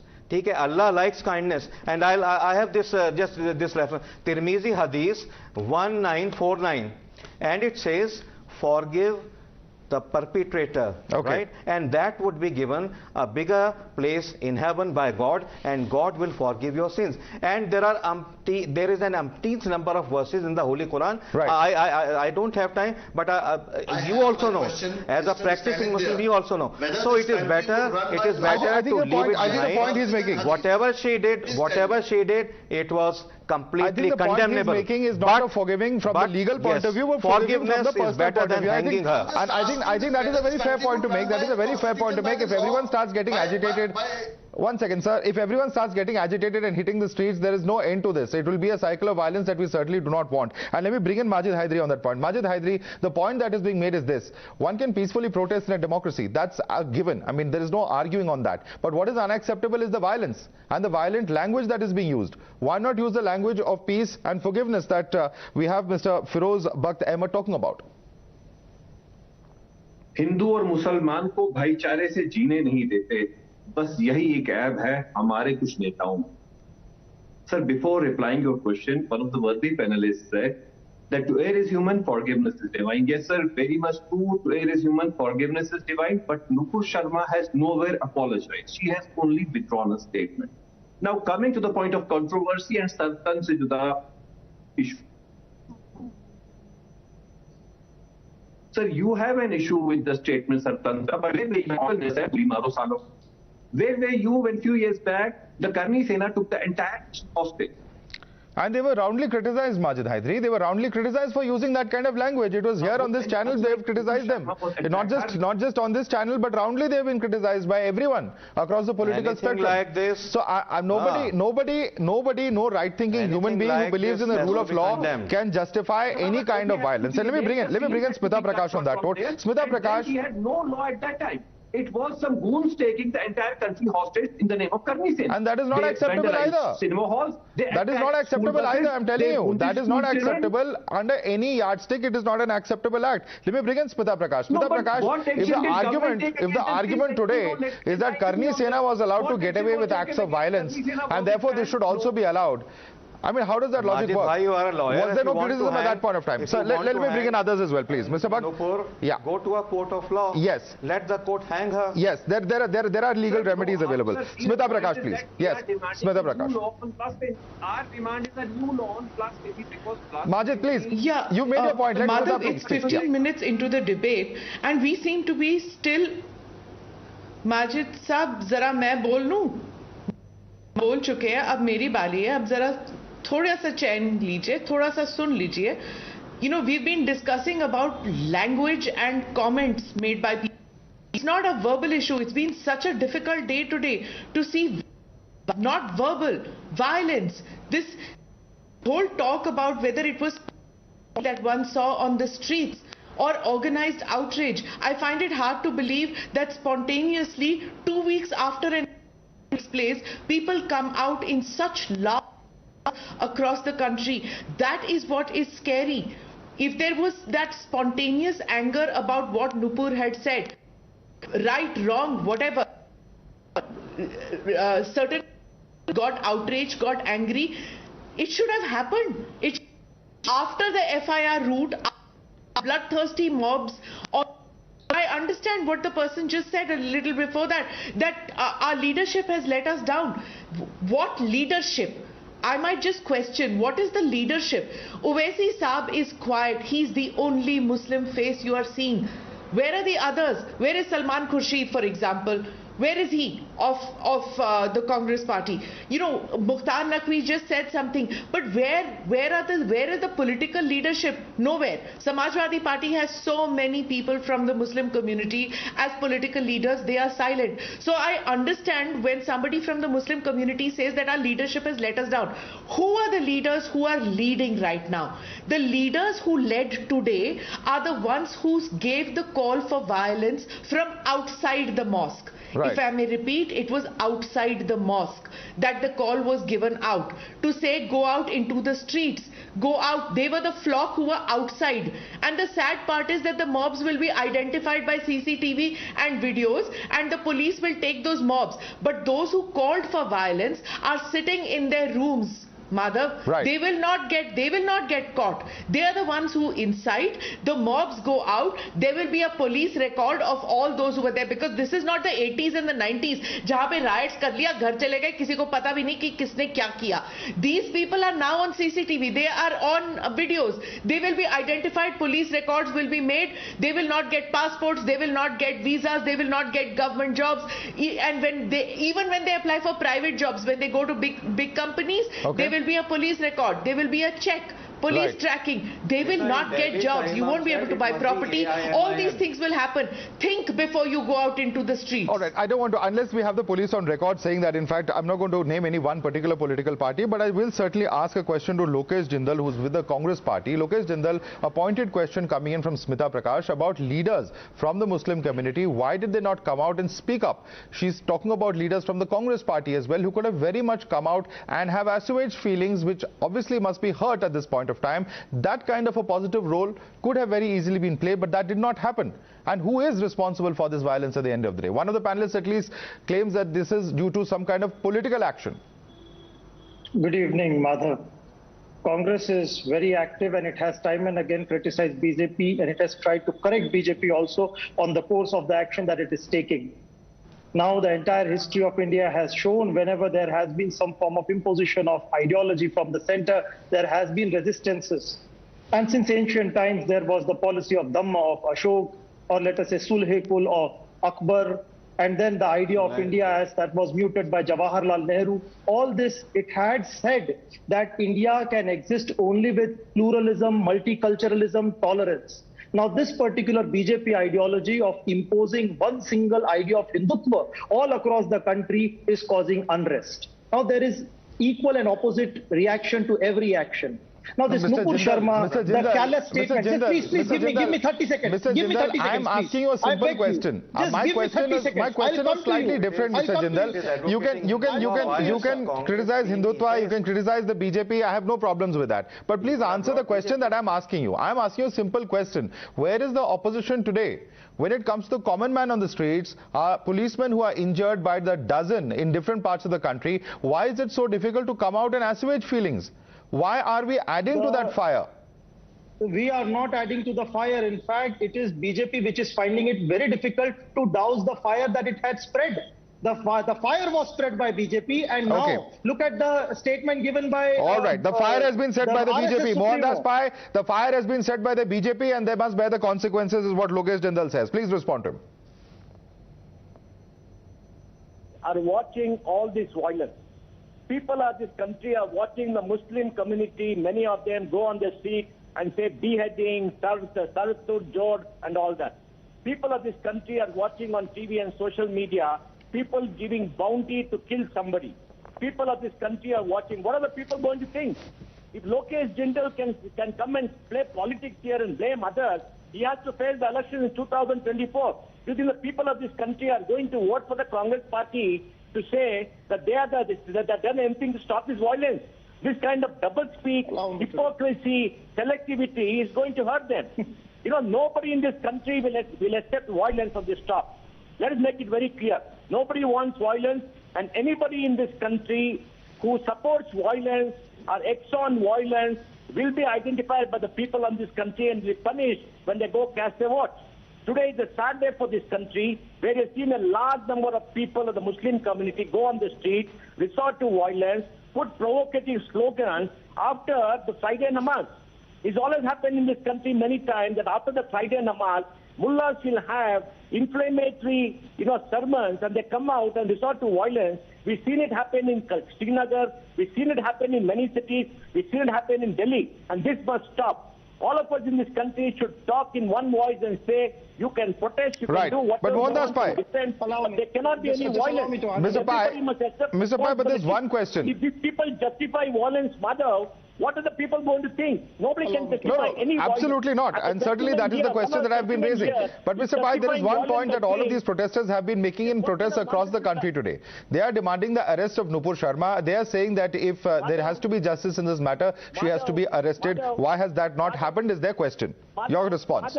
Madhav, let me say, you want somebody to be arrested, it's up to the police to arrest. You can go march on the street and protest, that's fine. But you cannot resort to violence. This issue is not about them marching on the street. This issue is one of violence, provocation, inflammatory slogans. Is that acceptable in a civilized society? Do these people call themselves civilized when they say, I'm going to pay you 10 lakhs, 20 lakhs, 50 lakhs to behead somebody, I will murder somebody, I'll cut their head and make it here? Are they civilized people? And if they say they belong to a particular religion, what will people think of the religion? Does Islam support these kind of inflammatory remarks? Islam is supposed to be a religion of peace. Atikur Rahman, Islam says it is not. Atikur Rahman, why not allow the police to do their job? You can peacefully protest, make your voice heard, and then move along. A, the kind of violent language, and B, the kind of violence, as Smita Prakash was saying, that is absolutely shocking. The shocking scenes that we've seen. The police officer was pleading. You know, he's so scared for his own life, the way in which he's talking, asking for reinforcements. Extremely shocking and heartrending scenes that we've seen across the country today, Atikur Rahman. Surely this was avoidable.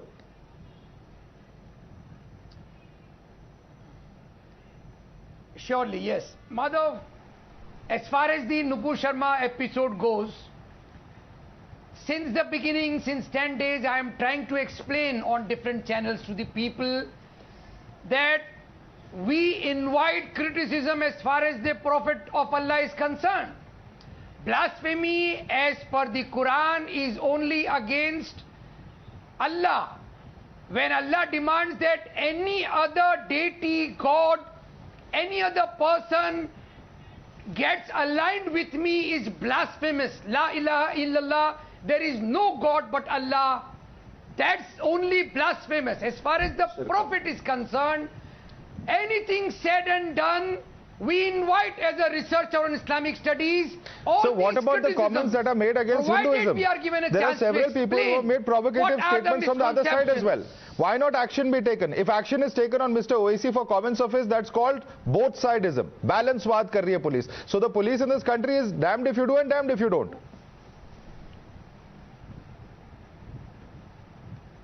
Why to listen to them? Let the police function.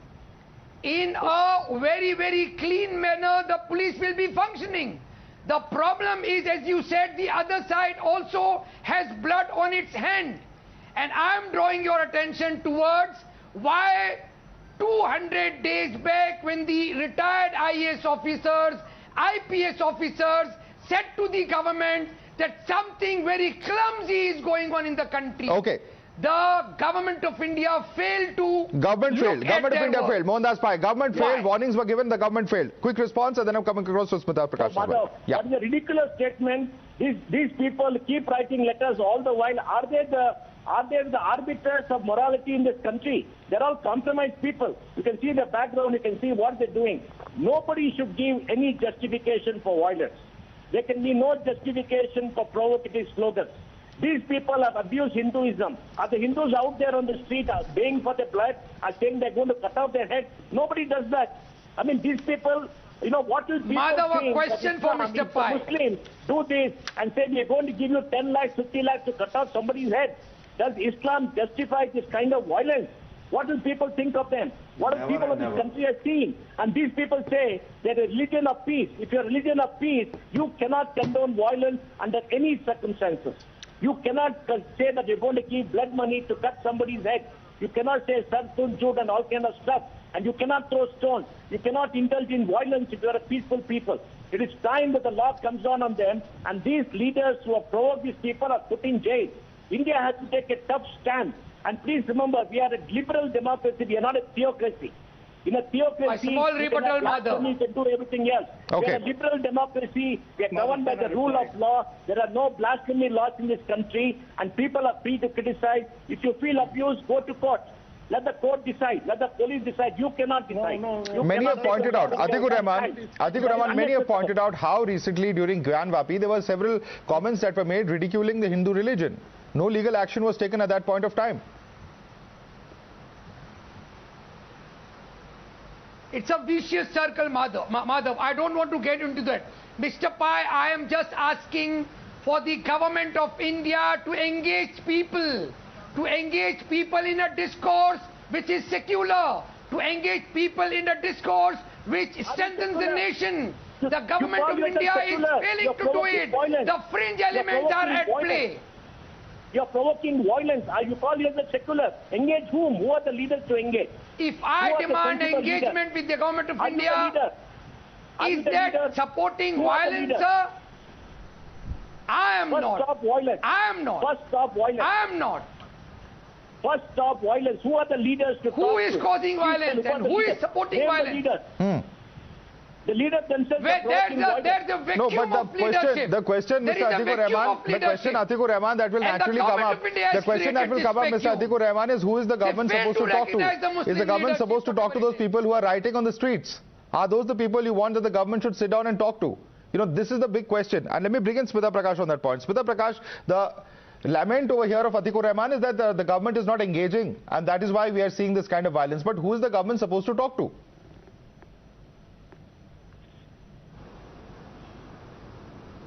Yeah, so government has blood on its hands. I don't understand which government has blood on its hands and where does this quote come from. It's just a random quote, government has blood on its hands. Nupur Sharma, whatever she said, she didn't call for killing. So there is no question of her. So if she represents the government in this whole fiasco, no, government doesn't have blood on its hands. Second, what is blasphemy is a philosophical debate, ideological debate. There is only one law in this country, right? Constitution is what we all owe allegiance to.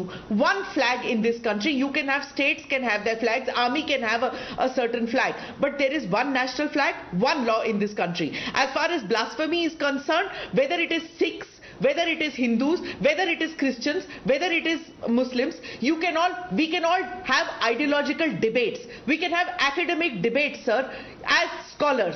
But there is one law, right? That having been said, Madhav, the point that I want to continuously make, and I don't know how many times I'm going to repeat this in the next couple of days, is that all those who are gleefully saying that, oh, BJP got its just desserts. You know, ab dekha kya hua hai? The right wingers and the left wingers both are happy, thinking that BJP is now in a soup because internationally they are in trouble and nationally they are in trouble. They are losing their vote bank, they are losing their core supporters, and they are in a mess internationally. So you have everybody feeling very happy that BJP is in a difficult position. But look at what has happened to the country. Today in Howrah, right, just now, the internet has been shut down. Students who are taking entrance exam, no internet for them. Do you think about them? Do you know what it means to have the police thanas burnt to cinders in West Bengal? Does it matter? Does it matter about the police? There is one person who has succumbed in the clash in Ranchi, and incidentally, as you mentioned, Ranchi has also seen the internet being shut down at this point of time. I'm going to come across to you. Yes, Pita, you are making a point.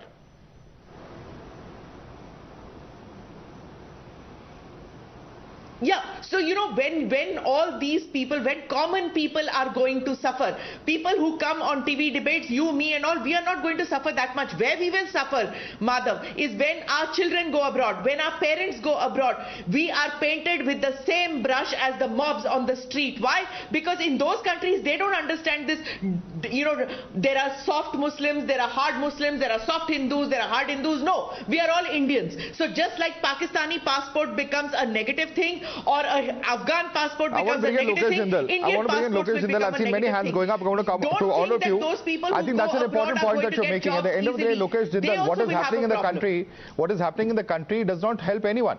While political parties and opposition parties may be happy that the BJP or the government is embarrassed, at the end of the day, how has this hurt the interest of the country? This entire episode internationally as well is also something that we all have to consider as citizens of this country, is what Smita Prakash is saying. Your response to that? Yes, I would like to, in fact, agree with Smita Prakash on topics that she has raised. In fact, it is a worrisome situation. The policies of the government has caused immense communal divide. In fact, today there is a large chunk of population which feels marginalized, alienated from the mainstream, and then there has been reactionary tendencies from them. So the government has to engage into consensus building, reaching out to those people, those sections of the population, bringing about some form of a political discourse, deliberation, and then come about with a law-based process. Now, if she's talking about law, then let me tell you. So what is this argument, sir? You're saying that the government has not deliberated and therefore the only resort is violence. That is the only way we can get the government's attention. Is that your argument today? That is what you're saying today. We just debated this entire point 5 minutes ago. But this is again what you're saying. You're repeating the very same point. I want to bring in Mr. Firoz Bakht Ahmed on that. Is that an acceptable argument, Mr. Bakht? Mr. Bakht, is that acceptable? Let me promotion of brotherhood. Let us not speak over each other, as Madhav said in the beginning. Let me add one thing more to what Smita had said. She said many people might be happy what has happened to BJP. There are many people who are happy as to what the Arab nations has done to India. They have called our envoys and they have summoned them. Many people are happy about that. But it is a matter of shame. But let me also tell you that Saudi Arab has condoned India. Saudi Arab has appreciated the action taken by India. Even Iran is also with India. It will die down. But people who are happy when India is discarded, when India is demonized in abroad, like what the big leader of the Congress party did. He demonized India in London. I mean, we are all one. We are all Indians. So let us respect and regard that. Please. Let me tell you, Congress made India. The idea of India that we stand for. No, that's not. Okay. Don't defend Rahul Gandhi now. I will take his name. As I have requested you right at the start of the show, one by one, please. Mr. Syed Masood Al Hassan has not spoken. I'm going to bring him in. Syed Masood Al Hassan, you've heard what has been said by Mr. Feroz Bakht Ahmed. He is saying that there are vested interests outside India and within India who want to keep the communal pot boiling. And that is exactly what is happening. This issue could have died down if it was not for those vested interests. Kya kahenge aap inhe? Vaishnav Sahab had made a very valid point that Nupur Sharma had embarrassed the whole country abroad, and the Section 124A must be put upon her. This is my viewpoint, because it says whoever by words either spoken or written or by signs or by visible representation or otherwise bring or attempts to bring into hatred or contempt of or excites or attempts to excite disaffection towards the government of India shall be punished with life imprisonment. Sure, so let the police do that job. Let the police, one second. Hanging her or life imprisonment, please go, you are a citizen of India. So there are 2 points. Yes, there are 2 points. You are free to petition. Any citizen is free to petition if they are aggrieved any court in this country, in any part of this country, by those comments. That is point number 1. Point number 2, it is not like the police is doing nothing. There is an FIR filed. Sir, I myself given an application in a police thana nearby me. Okay. And that application has not been turned into FIR. All right. Well done. Well done. Go ahead that way. But there's already an FIR. There is anybody else. You can go to the court. Has anybody stopped you from going to the court? Please go to the court. Take that petition there. File a case against police inaction. And Islam does not believe in circumcision. Why engage in violence? Islam never condones a statement like circumcision. Mohandas Pai. This is anti-Islam, anti-constitutional, anti-humanity. Mohandas Pai, almost enough time. Mohandas Pai. What is anti-humanity? The bottom line is, violence cannot be justified by anybody by saying there is provocation. Violence cannot be justifying for saying you took some action, this is a reaction. Violence cannot be justified by anybody gloating and blaming anybody. All of us, the citizens of this country, should stand up and say, you have a right to protest, please protest, but no violence. And anybody calling for violence should be punished under the law. And the law should take its strict force. Yes, I salute you. Okay. I salute you, Mr. Pai. Very well said. Of this country is the first duty of the government. Ladies and gentlemen, we are completely out of time. I have to, in fact, interrupt over here. Smita Prakash, Feroz Bakht Ahmed, Mohandas Pai, Huzaifa Amir Rashidi, as well as Syed Masood Al Hassan, Professor Atikur Rahman, Majid Haidari, Lokesh Jindal. I'd like to thank all of you for joining us this evening. Certainly, we haven't seen the last as far as this entire matter is concerned, but all those who have violated the law, who have caused violence, must be punished. That is not acceptable, as well as, of course, the law must take its course as far as those who have engaged in hate speech is concerned. We're going to end this debate at the moment. Coming up on the other side is Navika Kumar's conversation with Mithali Raj after a stellar 2 decades at the helm of Indian women's cricket. Listen in.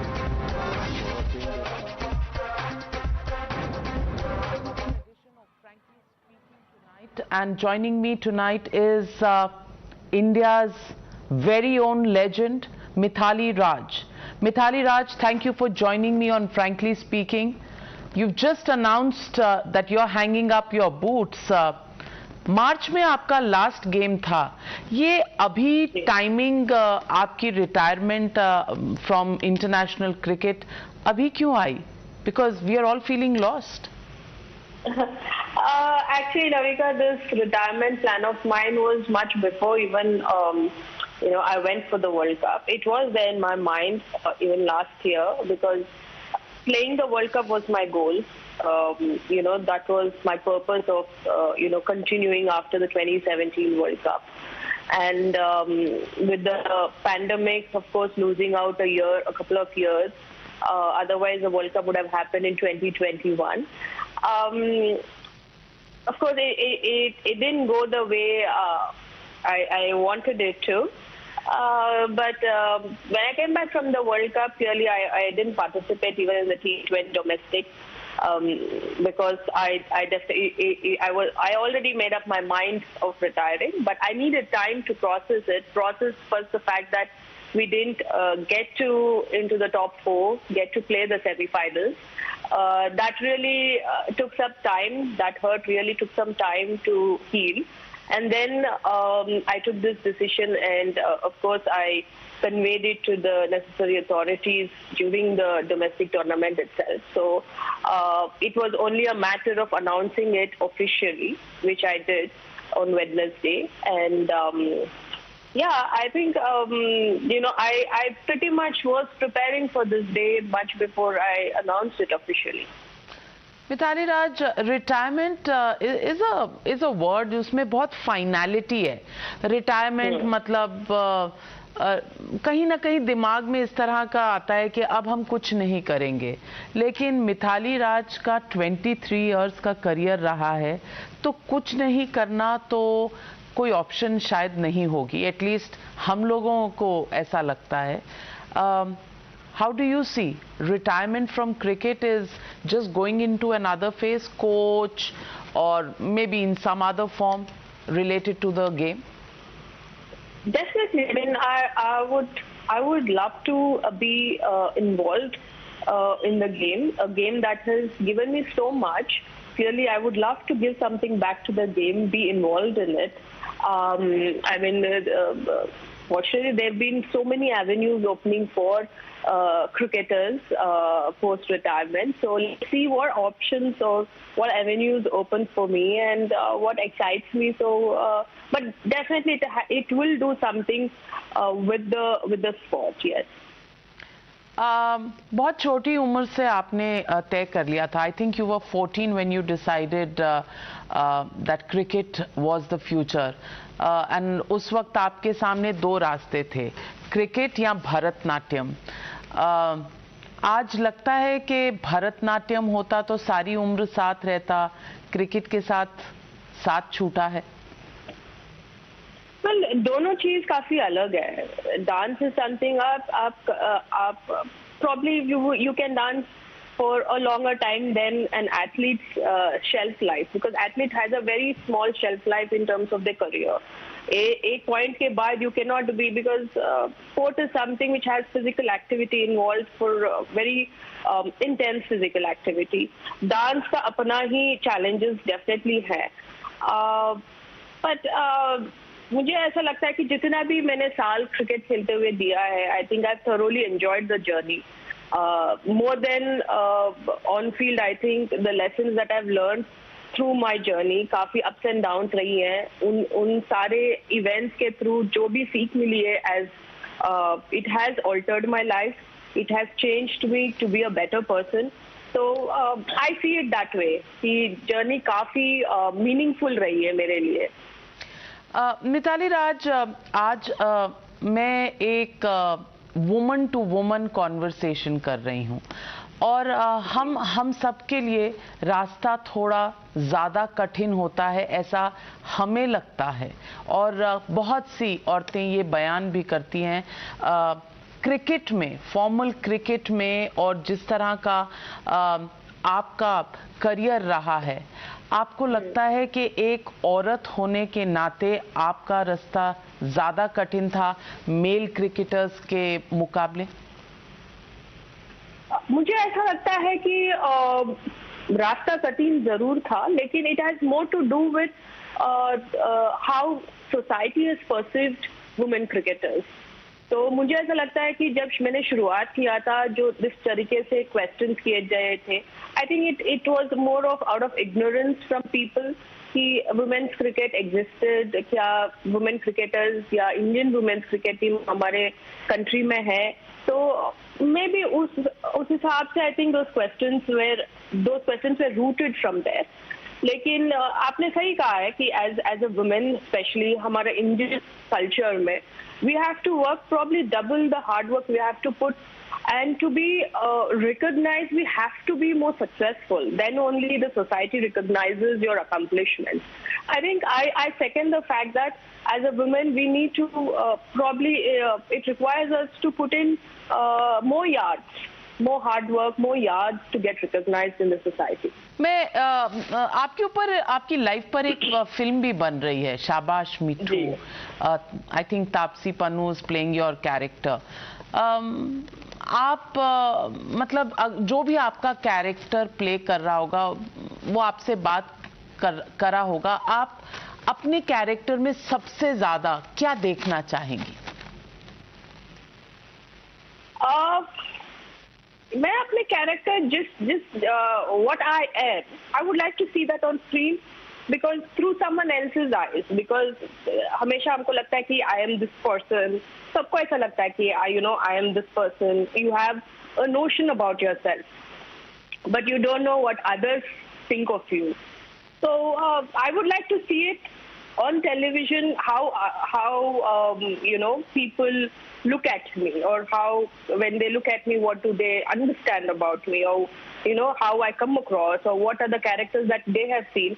So I would like to see a reflection of what I am to people on the screen. But who is Mithali Raj the person? Is she a fun-loving person? Is she a person who's very serious, reading, focused on career? Or is she somebody के थोड़ा हंसी मजाक, थोड़ा fool around, थोड़ा jokes, थोड़े गाने, थोड़े films? Mitali राज कौन है? I'm fun with people that I'm comfortable with. Very few people. In a sense, in some sense, you can say I'm an introvert. I take time to open up. I would take a few, 2-3 times to interact and then open up. So, but I do show my composure might come across like, okay, she's quite serious person, but I don't show my emotions. I'm more an internalized person. So, but I do have fun. I do have fun with my friends. Once you get to know me, you will come across, you will probably tell that Mithali is very talkative.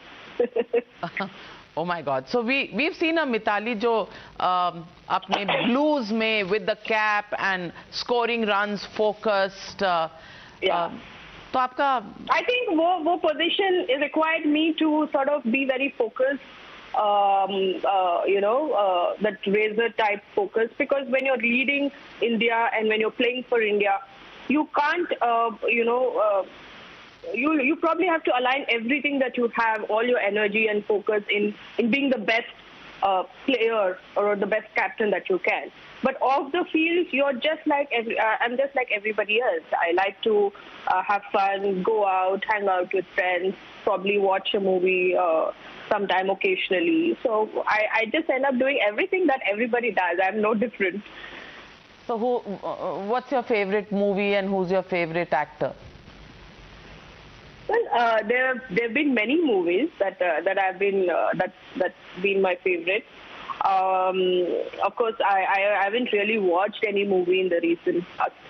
But one of my favorite movies, which my first coach has shown me, was about martial arts, the 36 Chambers of Shaolin, because it has influenced me in terms of my rigorous training, which helped me to sort of have that that sort of focus which is required to train each day, every day, even if it is boring, mundane days. But you have to go through those kind of routines. So that movie has really shaped me as a young kid. So I would say that has been one of my favorite movies. आपको तो cricket खेलने के लिए इसलिए force किया गया था कि आप थोड़ी लेजी थी शायद, और आपके फादर सुबह 4 बजे पहुंच जाते थे आपको खिलाने के लिए. तो बहुत डिसिप्लिन्ड अपब्रिंगिंग रही आपकी? जी, बहुत ही डिसिप्लिन और रेजिमेंटल अपब्रिंगिंग रही है, क्योंकि डैड एयरफोर्स से थे, तो discipline तो घर में it was part of our atmosphere at home. Environment तो सबसे late उठती थी मैं, तो only to inculcate that habit of early rising, I think I was introduced to the sport. And अभी तो अभी एक habit हो गई है जल्दी उठने की. Even though I don't want to get up, I end up getting up early. Mithali, there's always been this question about India, Pakistan playing cricket together. Yeah. आपको लगता है कि India, Pakistan at the level of sports should continue to be engaged? Well, see, I feel that when these things are, as a player, it is best to be left to the board, because they are better judged to see whether they want to go ahead with the game or not, India Pakistan or not, and the international board. But what does Mithali Raj think? Well, I feel that as long as players get matches, get tournaments, because that's how we benefit. If we keep playing more matches, I think the players will get better, the Indian team gets better. And you don't think politics between the countries should impact sports, or do you think it does come in anyway? Because sports और खास करके cricket पूरा देश देखता है.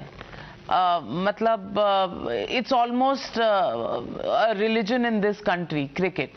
आपको लगता है बहुत इमोशंस उसके साथ जुड़ी हुई हैं और वो इमोशंस कहीं ना कहीं एक बेयरिंग रखती हैं इन फैसलों पर?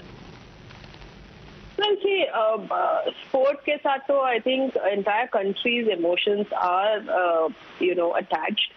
But I guess as long as people enjoy matches, it should not be looked as India, Pakistan. Even India, Australia के matches बहुत अच्छे होते हैं. Recently India, South Africa के matches. So why only relate to India, Pakistan? Why are we making it so big? I think it's important that let's focus on India's game with any team. Whichever team we play, we have our emotions there for India. So I don't think we should sort of differentiate between the international teams and see that only this particular game has more emotions. I feel as a player and even as cricket lover, as an athlete, I feel that India plays any opposition, my emotions will always remain the same. I don't look forward to a particular opponent that India is going to play. Let me ask you, हमेशा ये कहा जाता है कि औरतें एक दूसरे की I just want to ask you, in the middle of all of this, people say कि women are the biggest enemies of women. Women cricket team में ऐसा होता है, people pulling down each other? Why do people feel that women are the biggest enemy of women? कहते हैं ना, वो सास बहू सीरियल्स में यही कहते हैं. हमारी सोसाइटी में ऐसा एक इम्प्रेशन है. Well, I think that impression should change. In fact, if you asked me earlier about changing perspectives, I think that is something all of us need to change in the first instance about women being enemy of women. I think हर एक environment में जहाँ पे competition होती है, whether women to women or men to men, वो चीजें तो होती है. There will always be, you'll always find obstacles, in whichever field you chose. And having a long career, clearly, probably there will be a lot of jealousies, envies around. But that is where you don't find it. Everywhere it is. So, चीजें ऐसे हर field में होती है. मैं ये भी पूछना चाहती हूँ कि बहुत लंबा एक दौर रहा जहां यूएस ओपन में मेंस टेनिस के प्राइज मनी ज़्यादा थी, विमेंस टेनिस की प्राइज मनी कम थी.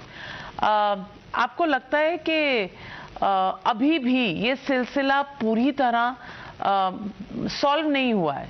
अभी भी विमेंस स्पोर्ट्स को प्राइज मनी के तौर पे या पे पैरिटी के तौर पे अभी बहुत फासला तय करना बाकी है, और ये फासला कब और कैसे तय होगा? I think I don't know कि मैं ये I cannot really comment on the tennis sport because I don't know anything much about the tennis administration and how things are in that sport. लेकिन when it comes to women's sport, बहुत बड़ा change has to come from people. The more people appreciate, recognize women athletes, चीजें change नहीं होंगी. How much ever you want the boards around the globe to change, they will organize tournaments. They are going to promote the women cricketers or the women's sport. But if you don't get viewers, if you don't get people turn out to watch women athletes, how are you going to promote the sport? There is that section of it as well, that people in general have to recognize women athletes, women's sport. Unless and until that chunk, that factor of it doesn't turn out, it's always going to be thoda bahut to hoga hi, because we'll always be fighting this battle. Because board federations अपने तरीके से तो they are doing their best. लेकिन as commoners, as general public, अगर हम positive नहीं है, अगर हम we don't turn out to the matches, tournaments, if we don't talk about accomplishments, the struggles of women athletes, then who is going to do that? Mitali ji, I'm scared to ask you this question because आपने एक reporter को बिल्कुल डांट दिया था, आपने कहा ये frivolous question है, लेकिन मैं फिर भी I'll try and I'll ask you. आपके and I'm not making this a gender issue, I'm just asking you who are the most promising cricketers that you see today, men / women? Well, see, I see that there are a lot of talented young girls in the squad, in the Indian women's team. We have Shefali, who's been who's quite the potential that she has. Yastika Bhatia is there, and Richa Ghosh is there. So I think these girls can really play for another. I see them play for another 8-9 years, and they have the potential to change the game, because now women's cricket is in a way that the standard is improving. So they probably will be one of those players who are going to set a different standard for women's cricket, and they are the players to look forward to if you're going to see them in women's IPL next year. You were watching the News Hour at 9. Stay tuned. Times now. Action begins here.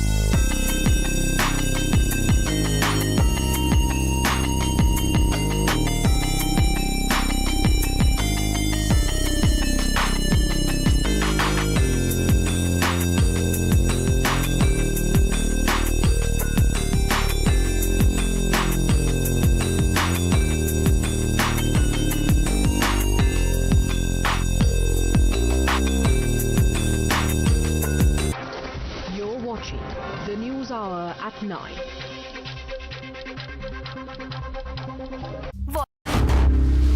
Times now. Action begins here. क्या पूछूं आपसे कि आपका जो stay था Congress party में, ये short and sweet था कि हॉट एंड सावर था? जब जब राजनीति में कोई फैसले होते हैं मैडम जी, तब एक बात बहुत तय होती है कि लोगों के हित के लिए, जनता की सेवा के लिए ये फैसला होना चाहिए, और उसी को देखते हुए ये फैसला लिया गया था। लेकिन जहां गए, जिस कांग्रेस पार्टी पर भरोसा किया, उनके नेताओं पर जो भरोसा किया, उससे एक बात तो तय हो गई थी कि ना ये जन सेवा करना चाहते हो, ना कोई करता है उसको रोकने का काम करते हैं। जो जन सेवा करना चाहता है उसको रोक दो, हम नहीं करना चाहते तो हमारे साथ जुड़ जाओ। और ये काम हम नहीं कर सकते थे। हम आंदोलन के जरिए निकले थे, लोगों ने हम पर उम्मीद देखी थी, हम पर भरोसा किया था, और हमने कहीं ना कहीं गुजरात के भीतर एक अच्छी उम्मीद को खड़ा करने का काम किया था, जो कांग्रेस को इनडायरेक्टली डायरेक्टली 2017 में फायदा किया था और मजबूत विपक्ष की भूमिका में आई थी। लेकिन आज कहां हुआ, ना आपको मीटिंग में बुलाते हैं, आपको वर्किंग प्रेसिडेंट बना दिया, लेकिन कोई काम आपका तय ना किया। कहीं ना कहीं सिर्फ अपमान। और हमारे परिवार में और हमारे कई साथी कहते हैं कि अगर जहां सम्मान ना हो वहां अपमान नहीं होना।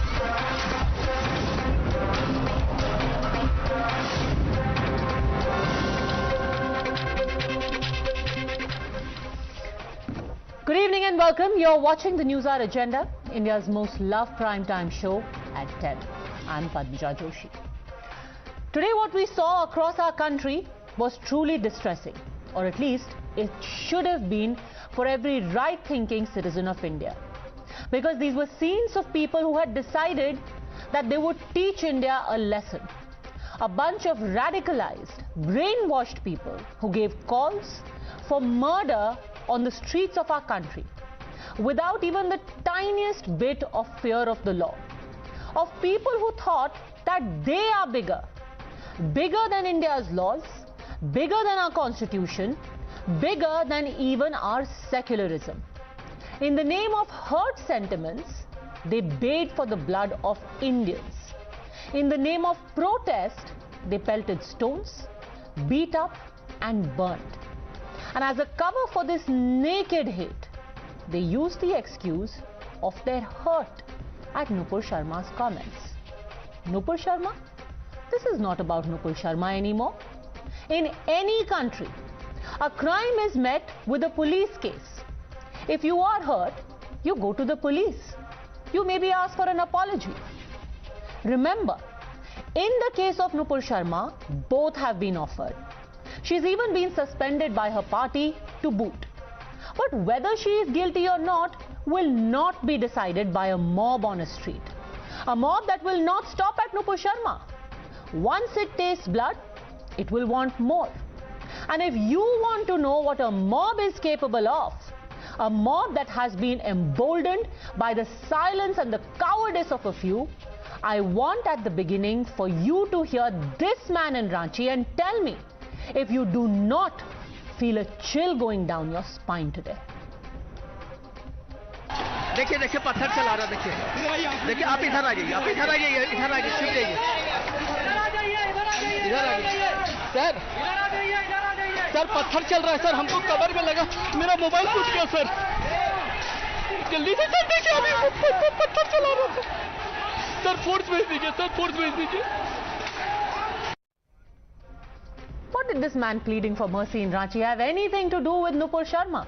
What did policemen who were left bleeding have to do anything with Nupur Sharma? What did people whose shops were looted have anything to do with Nupur Sharma? What does any of this have to do with Nupur Sharma? And do you think this will stop with Nupur Sharma? You think hurt sentiments allow for beheading calls being given for Nupur Sharma across at least 6 cities? You think this is what a democratic protest looks like? When did our constitutional rights allow for the effigy of a young woman to be strung up on a pole in a busy marketplace and not one person stepped in? Not one person stopped it. No one objected. Why? Because they know they will always find defenders, protectors, clean chit givers. Those people who still don't have the guts to call a spade and to say that fundamentalists are using an excuse of fundamental rights to foist their fundamentalism on the country, and this will not be tolerated. इस्लाम जो है वो अमन का मजहब है, इस्लाम जो है वो शांति का मजहब है। यकीनन लोगों के अंदर गुस्सा है। हम भी ये मांगनी करते हैं कि नुपुर शर्मा को फांसी की सजा मिलनी चाहिए करके, वरना अगर उसे आसानी से छोड़ दिया गया तो उसका कोई अंत ही नहीं रहेगा। हम तो ये कह रहे हैं किसी भी जाति, किसी भी धर्म, किसी भी धार्मिक गुरु, किसी भी हमारे नबी के खिलाफ अगर कोई बोलता है तो ऐसा कानून लाया जाए कि उसके ऊपर सख्त कार्रवाई होनी चाहिए, फौरन कार्रवाई होनी चाहिए। नहीं हो रही है, इस वजह से सिर्फ पार्टी से निकालना ये कार्रवाई है। Not only in Delhi, in Aligarh, in Prayagraj, in Kanpur, everywhere it is happening. But government of India is sleeping. I want to say very clearly, if government of India wants to save their skin, come out. Say no, they have not committed anything wrong. And if you want to arrest, you arrest both of them. And strict action should be taken. नहीं तो अब वो statement आप उसको कह रहे हैं तो उसके रिएक्शन में ही तो कह रहे हैं वो क्या हमारे नबी की शान में गुस्ताखी की है और फिर इसके बावजूद नो एक्शन। तो इसलिए अब ये एक्शन कोई नहीं है कि सब सस्पेंड कर दिया, बाहर निकाल दिया पार्टी से। आप चाहते कानूनी कार्रवाई जल्द से जल्द हो और इंशाल्लाह फिर ये हालात नॉर्मल हो जाएंगे। You're watching the News Hour at 10, debate number 1 on Times Now, Super Prime Time.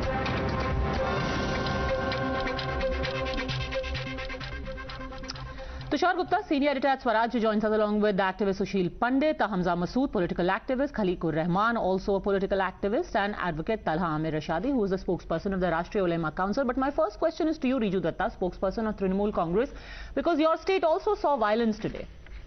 Widespread violence in Ulub area, in Howrah rural. Why do you think it happened?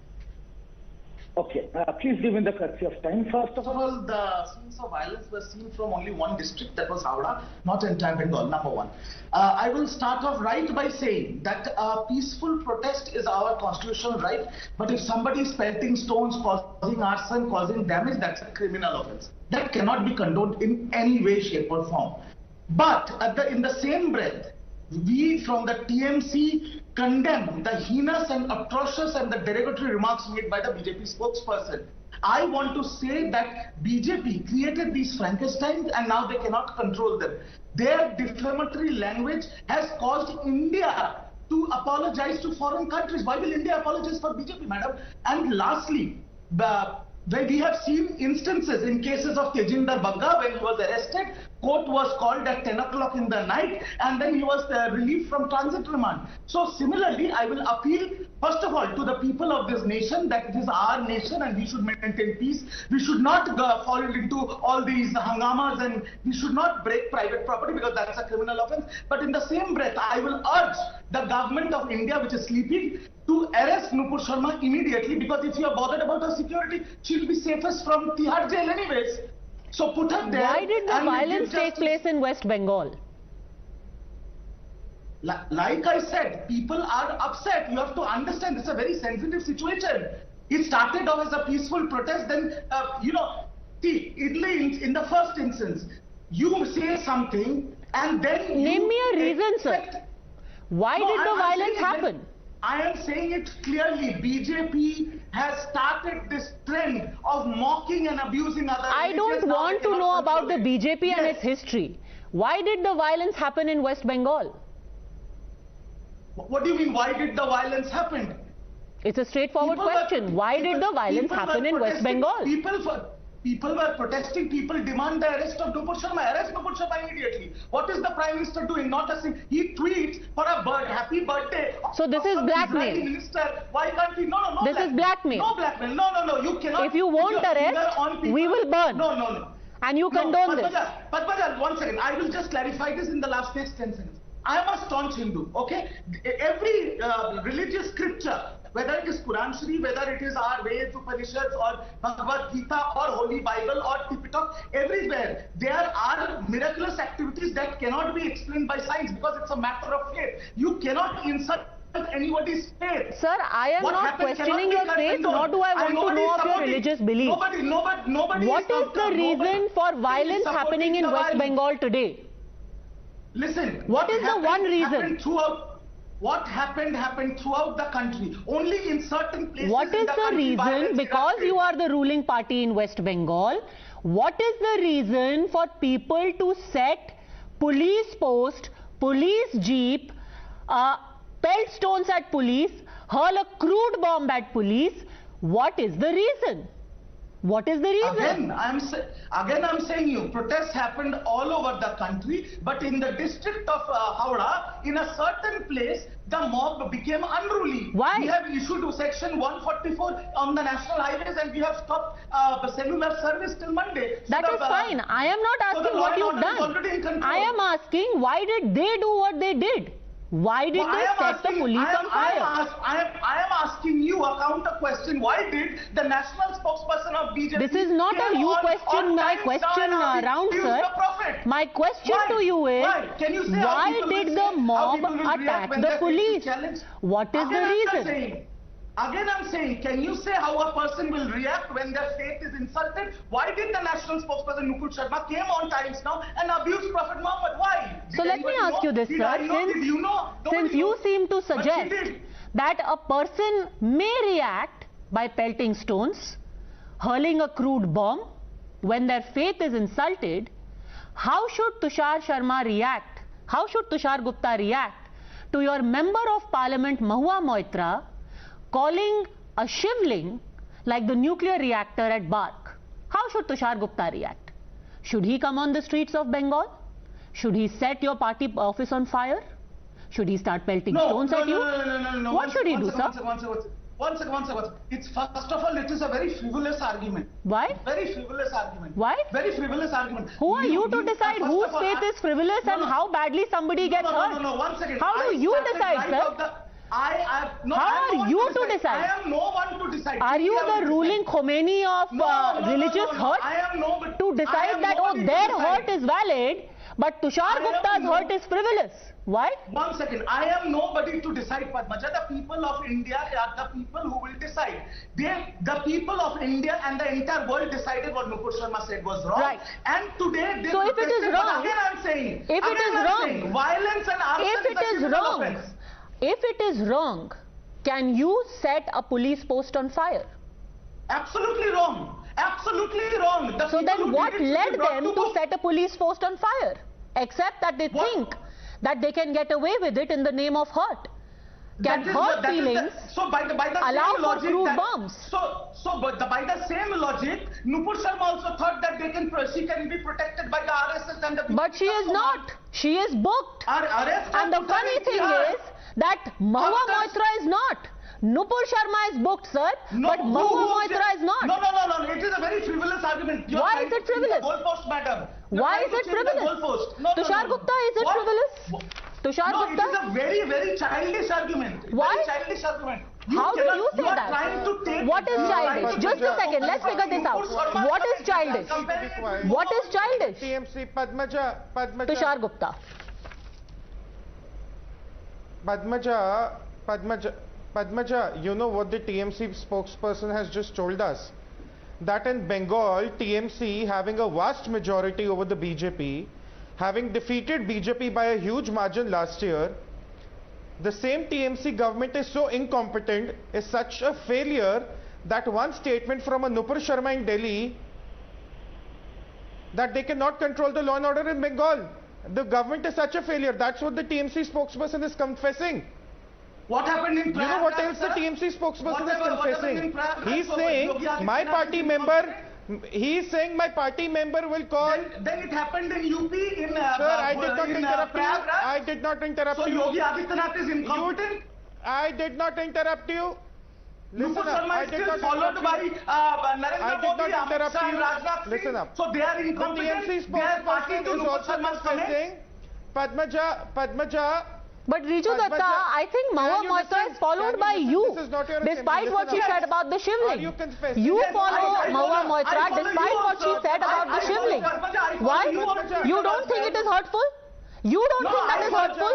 You sit here and say that people can burn and bay for blood and pelt stones and unleash mayhem because their feelings are hurt. And Nupur Sharma is not arrested. Mahua Moitra is not arrested. And people are hurt by what she has said. And who are you to judge, sir, that somebody cannot be hurt by what she said? Who are you to judge? Who is hurt? You tell me how many FIRs are filed that one bunch of people will sit there and file FIR after FIR, and another bunch of people will run crazy on the street, and you will sit here and you will still justify it, despite the fact it is happening in your state, and despite the fact that leave alone the BJP, whose offices have been attacked, your cops are being attacked. Your cops. Policemen who report to your home department are having crude bombs thrust at them. You still cannot step up for a second and say that these people are a bunch of brainwashed radicals. And what they are doing is extra constitutional. Who have completely, spread hate and violence all over this country. Padmaja, okay. Okay, you know what this TMC just hold on for a second. says. So, Home Minister has spread hate and violence, but people are baying for the blood of Nupur Sharma because Amit Shah has made them hateful. No, why is Nupur Sharma not arrested in all these 10 days? Tell me, what is taking so long? Why is Mahua Moitra not arrested? How many FIRs are filed? Why is Mahua Moitra not arrested? Apples and apples, sir. Apples and apples. Apples and apples. Why haven't the police taken action? Ask the police. Why isn't your police taking action? You don't think that Hindus will get hurt? You don't think that cartoon is hurtful? For somebody who wants hurt, hanging, arrest, what have you against Nupur Sharma, just by the way, sir, just by the way, let me just ask you the simplest question. Okay, let's get down to the basics now.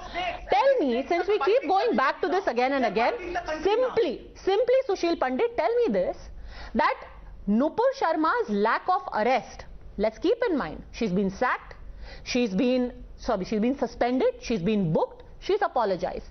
Now it is, let her be arrested. You have Imtiaz Jaleel, a member of parliament, for heaven's sake, saying, hang her.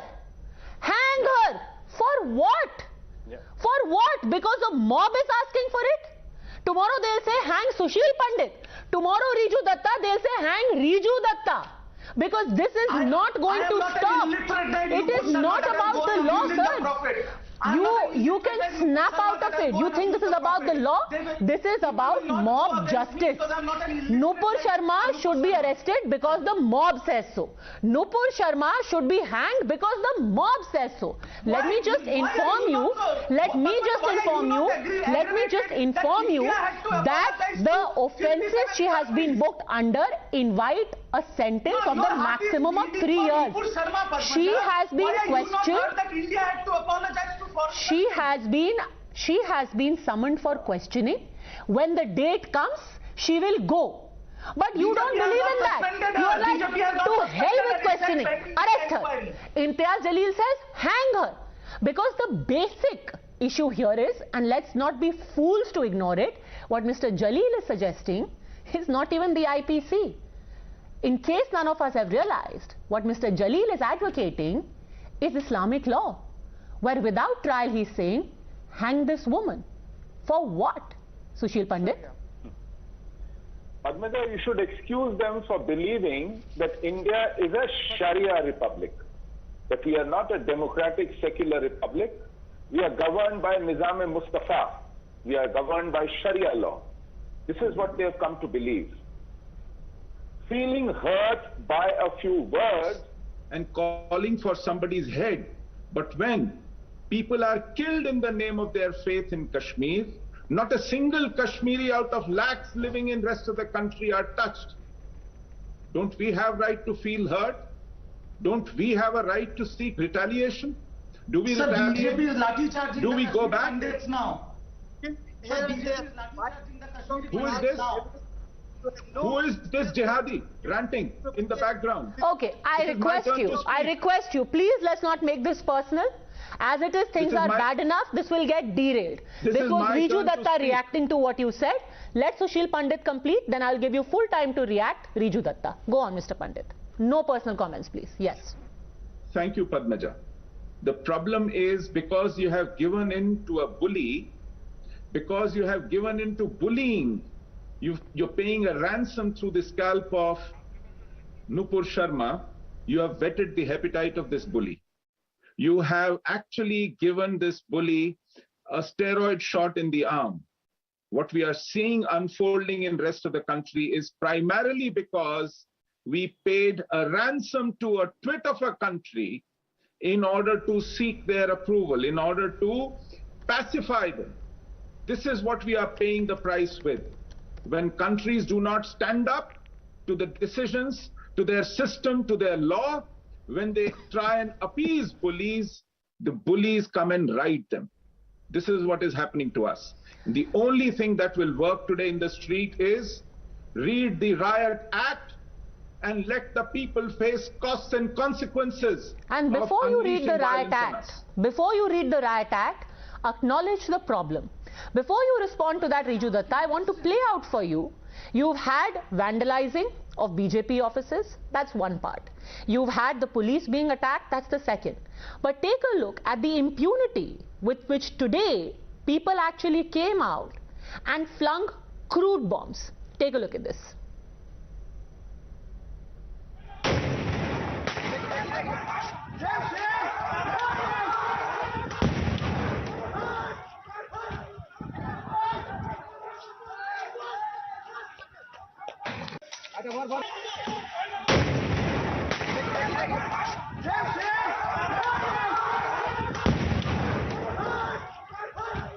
So Riju Datta, if you do not acknowledge that these people who are flinging crude bombs are radicals who are doing it not because of any hurt, this is not about Nupur Sharma, it is because they can get away with it, you'll start riding a tiger.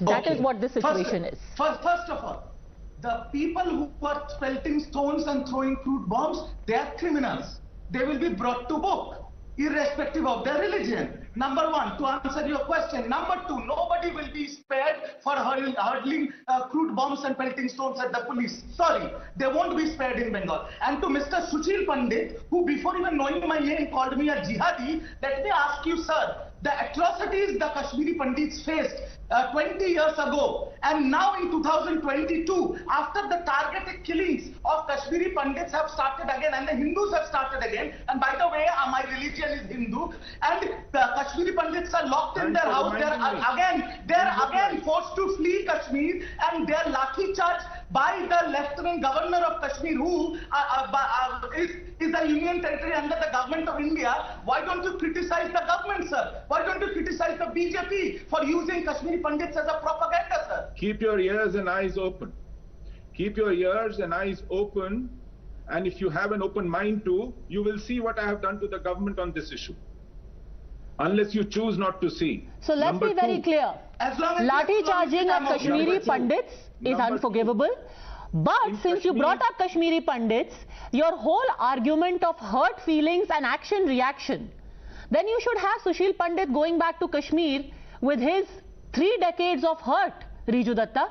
What do you think Sushil Pandit should do? With his 3 decades of hurt religious feelings and physically hurt feelings. I will straight away say this. The people who were responsible for the atrocities committed on the Kashmiri Pandits, those people who was rewarded by the then central government should be brought to book and hanged. So let me just ask you one final question before I open it up. Riju Datta, yesterday there was a chakka jam in the center of Kolkata by people who burned tires. Mamata Banerjee in response said, I am very sad that you are being provoked into doing this, but don't do it here, go to Delhi and do it. How many of those people have been booked and arrested? What happened yesterday, again I will straight away say this. When people's faith are being hurt... How many people have been arrested? You said anyone who takes the law in their hands will be acted against. How many have you arrested from yesterday? They burnt tires on the road. They did not destroy property. They did not pelt stones. They did not attack police people. Okay. First, look at yourself. First, BJP should arrest these foul-mouthed spokespersons. Why is there not a BJP spokesperson on your channel, Padmaja? Because they have stopped their spokesperson coming on national channels. This is the reason. You still haven't answered my question. Now let me open it up. Hamza Masood, we've gone on and on and on about hurt feelings. how does hurt feeling and which part of our constitution and IPC allow for beheading calls? Which part? First of all, ma'am, I would like to say one thing. You are talking like a BJP spokesperson right now. You are not questioning the BJP side or the other right-wing side. You are just questioning us. First of all, I would like to condemn for what has happened. It is unfortunate. Violence is not the answer. We do not support any kind of violence. We believe in rule of law, and I am sure that rule of law will prevail and Nupur Sharma will be sacked. Secondly, madam, what is happening right now in this country, I think it is your channel and channels in Noida are responsible for it, are responsible for the hate that is being swung inside minds of people right now in India. How? मैंने अभी पिछले channel पे भी कहा था मैं Nonsense. लश्कर नोएडा से खतरा है कि आप लोग Padmaja, is the No, hold on, hold on. Let him speak. Let him speak. Ask him. No, Tushar Gupta, do not interrupt him. Let Hamza speak. Go on, Hamza. Tell me. Yes. I will speak. Go on. Go on. Yes, ma'am.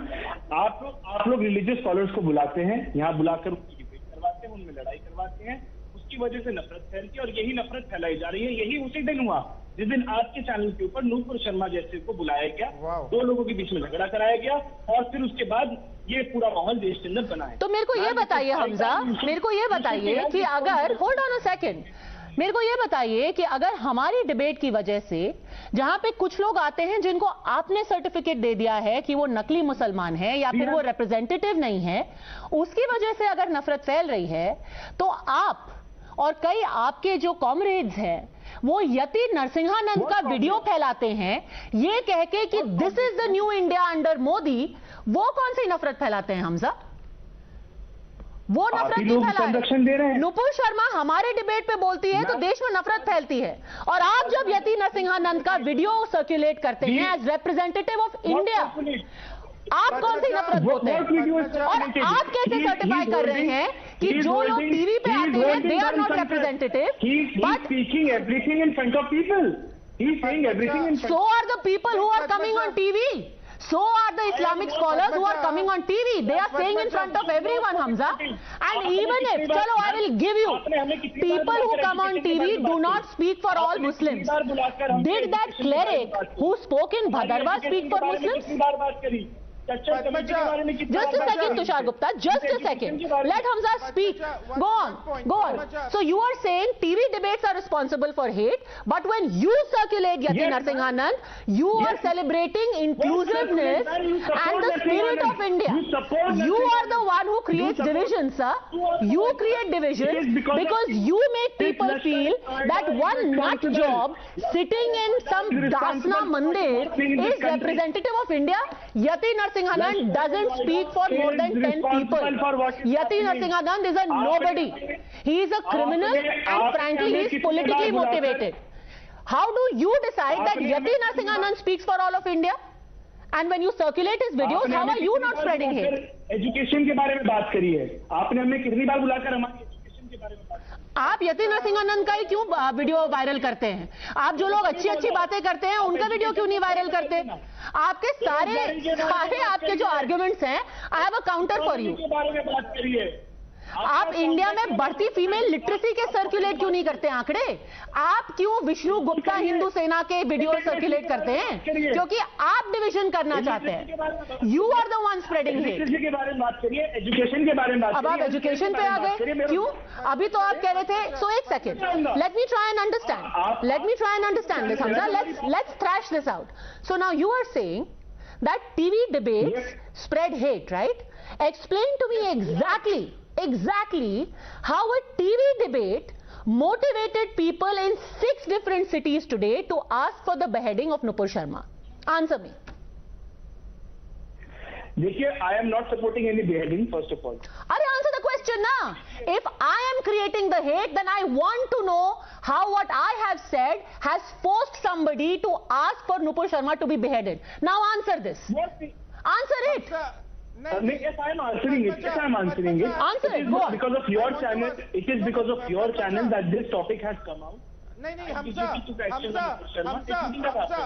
Sir, I am talking to Padmaja ji. I am not going to be in a debate. Okay, so this topic has come up. This topic has come up. So the natural reaction is you ask for a beheading. No, sir. No, ma'am. Nobody is supporting beheading. Nobody is supporting. But you are not answering me. What is the reason behind these calls for beheading? Answer the question. You can keep dancing around the issue, but you haven't answered the question.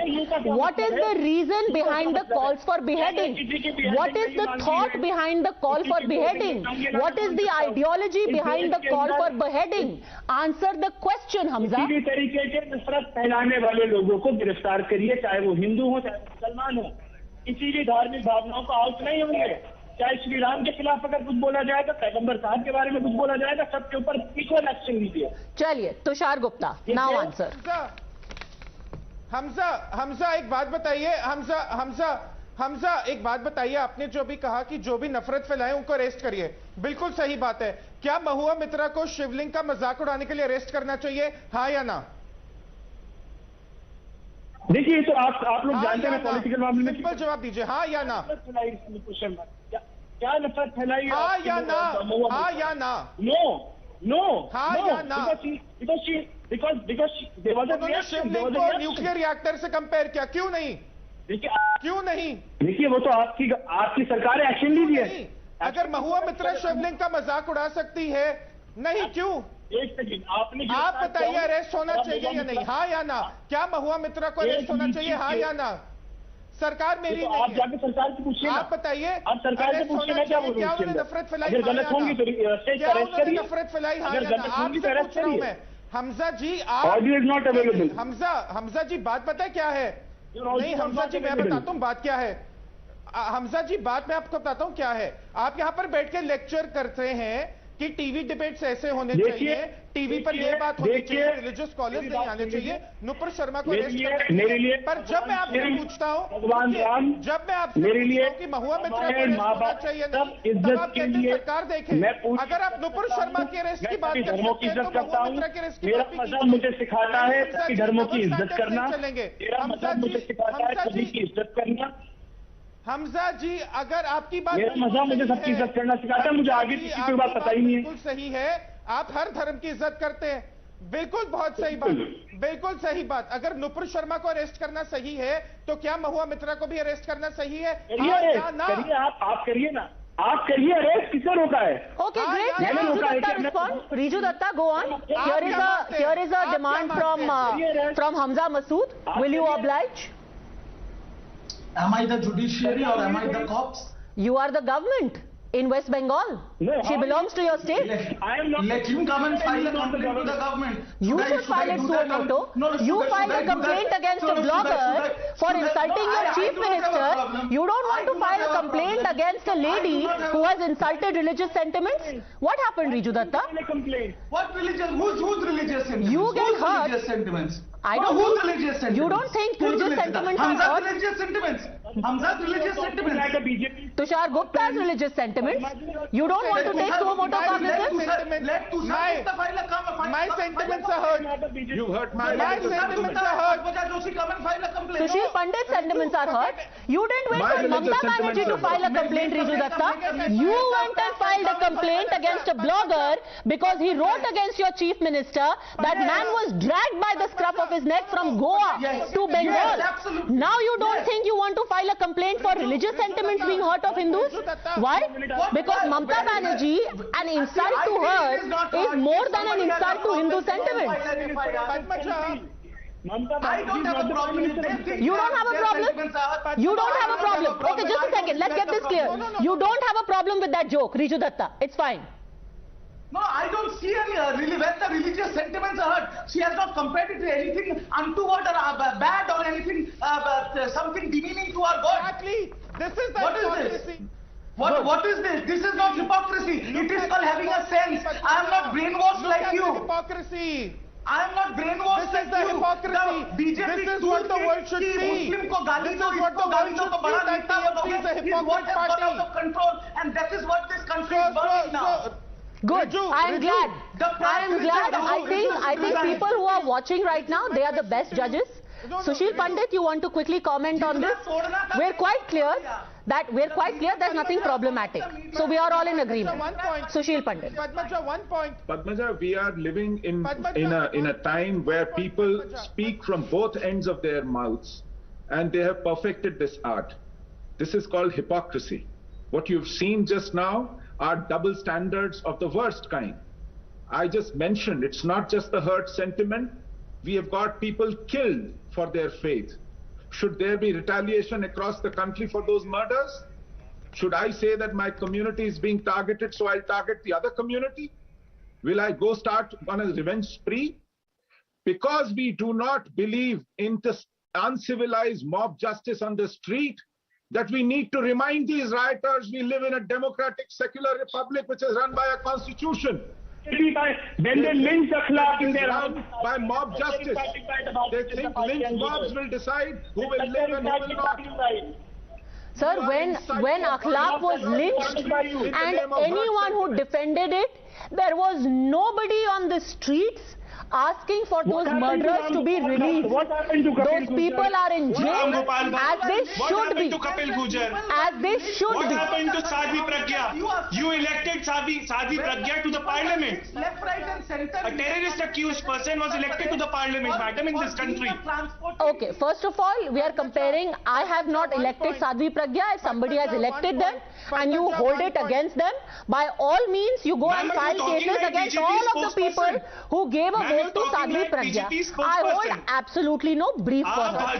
That is point number one. Sir, it is very easy to make a personal comment when at the end of the day आप बोलिए sir, आप बोलिए media को बोलिए नफरत का बीज, आप बोल लीजिए भाजपा प्रवक्ता, कोई बात नहीं. But the television is a very transparent medium, and in the last 34 minutes you still haven't stopped to say कि नफरत वो फैला रहे हैं जिनके हाथ में पत्थर है. I think it becomes amply clear. I want to now come to you, Khaliqur Rahman, because you come from Telangana. Today, just a second, Tushar Gupta. Today, in the name of a democratic protest, the tricolor of our country was replaced, the Ashoka Chakra was replaced with a Kalma.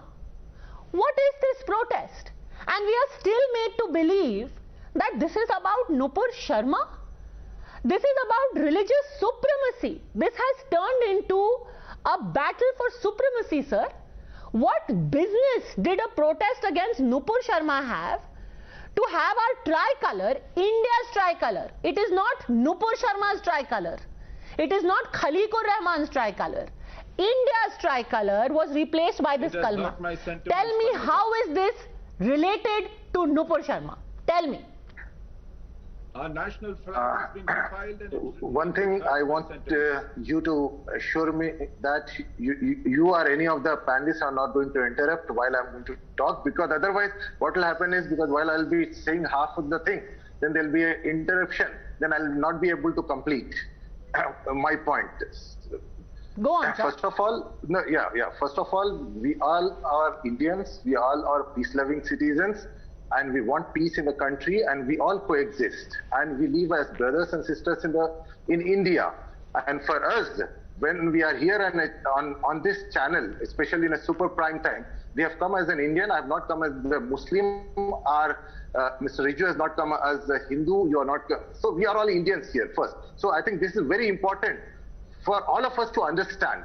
And I have been, in fact, the debate going on for the last 35 minutes. So I think it was nothing but a sheer waste of time, because no one was, trying to come to the point straight. They were rather trying to, beat around the bushes actually. So now we have to actually condemn the violence, and everyone, be it Hindu or be it Muslim, we as Indian have got the right, as per the constitution, to demonstrate and have a peaceful demonstration, and we should not have any kind of violence. The moment it turns into violence, then it becomes a criminal act.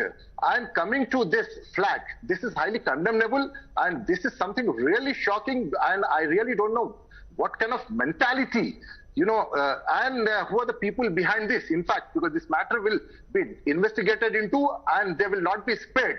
Let me tell you, because this is not something which I as an Indian or we as an Indian would approve or appreciate this, because that all of us have to condemn. Obviously everyone knows nobody is going to appreciate. My question to you was different, sir. What does putting a kalma on the Indian tricolor have to do with Nupur Sharma? If we are to believe this protest is about Nupur Sharma, why was a kalma put on the Indian tricolor? That is my question. That is what I told you, because this matter will be investigated and has to be investigated, and we have to see who are the people behind this actually.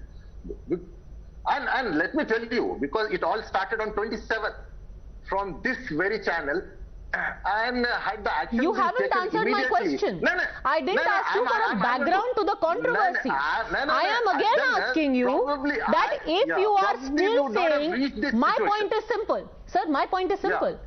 These protests had got nothing to do with Nupur Sharma. Nupur Sharma was used as an excuse largely. The point was very different. And I am illustrating that by showing this flag. And I am asking you, if you still insist that this is about Nupur Sharma, tell me what this flag has to do with Nupur Sharma. That's my question. Actually, what does putting a kalma on a tricolor have to do with Nupur Sharma? Period. Padmaja, that's my question. Padmaja, that is what I told you, because it all started on 27. It is all about Nupur Sharma. But as far as this tricolor flag is concerned, you haven't told me how. The kalma is written.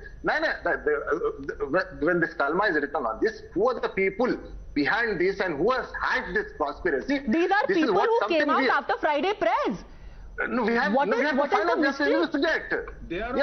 We have to investigate the matter. And this is this is something really, I would call this is not something in hiding. It is in full public glare. It has been caught on camera. There are people waving this flag. What takes you so much time to identify and book? What takes you so much time in order to figure out who's done it and why? What is the prevarication all about? This wasn't done in secrecy. It is being done in public, and it is waved in your face. It is waved in your face and my face. This is desecration of a national emblem. This is insult to national flag.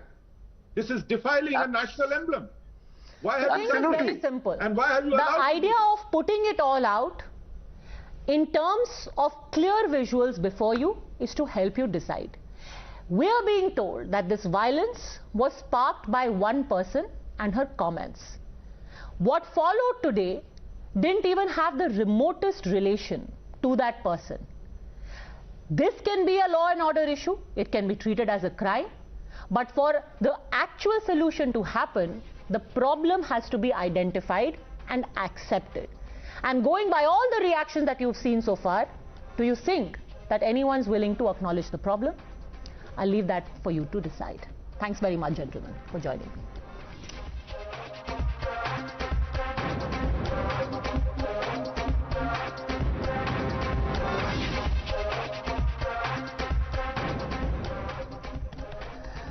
All right, joining me now today are some very interesting people, because while a lot of talk goes on about what is the radical fringe, who are the people who hit the streets, whether sane voices are going to prevail, there are plenty of sane voices.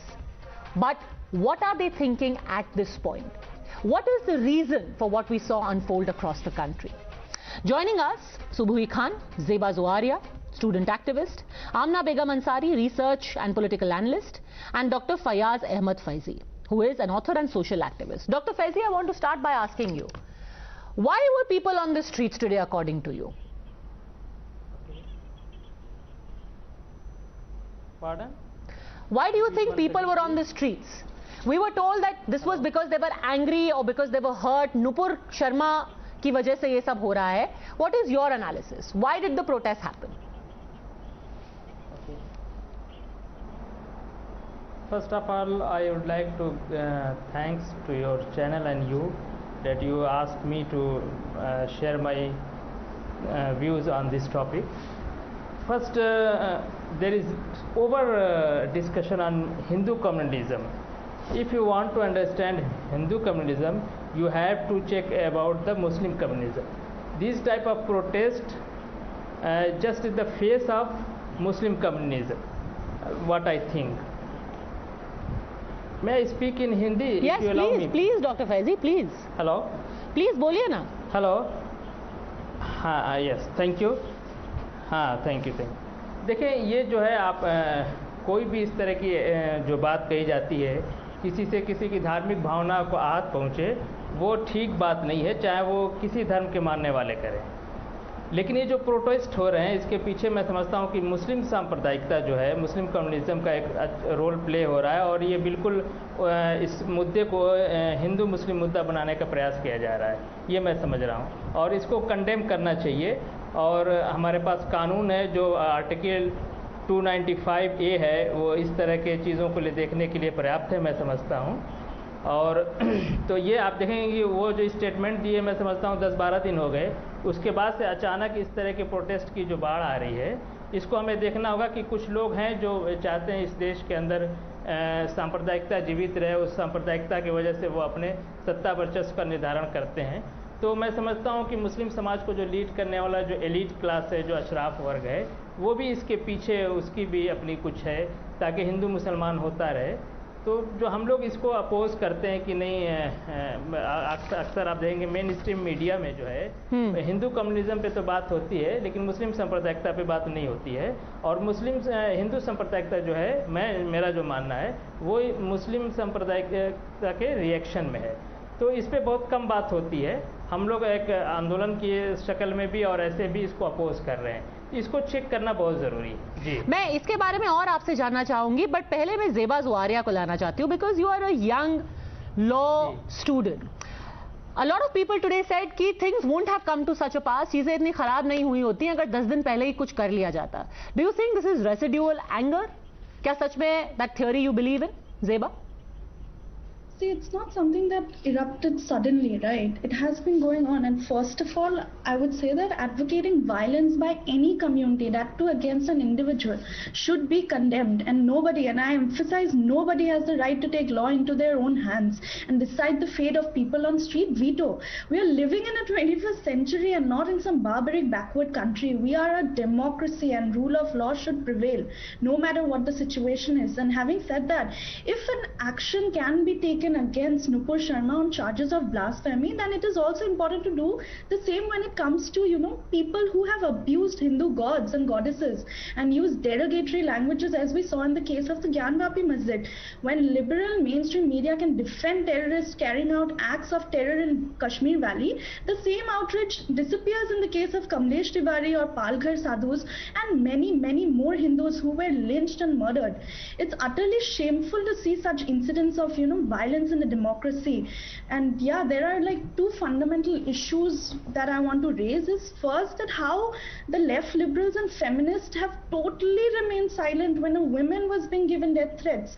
Their silence have been deafening, and I as a woman call these hypocrites out for their double standards and expose their sinister and anti-India agenda. And secondly, I would say that I think India has not looked at, being a law student myself, I'm saying that we have not looked at reforming law enforcement agencies and even the judiciary itself. These are two very important institutions that needs, that are very inefficient when it comes to mob violence on the street. It's high time these institutions are empowered through legislative process or through ordinance in the upcoming monsoon session of the parliament. It's interesting you spoke about the silence of feminists, because it's not just the death threats, it's also rape threats that have been given not just against Nupur, her family, her sister, her mother. It's disgusting to see that effigy hanging in the middle of a street. If that hasn't made you ashamed as an Indian, I don't know what will.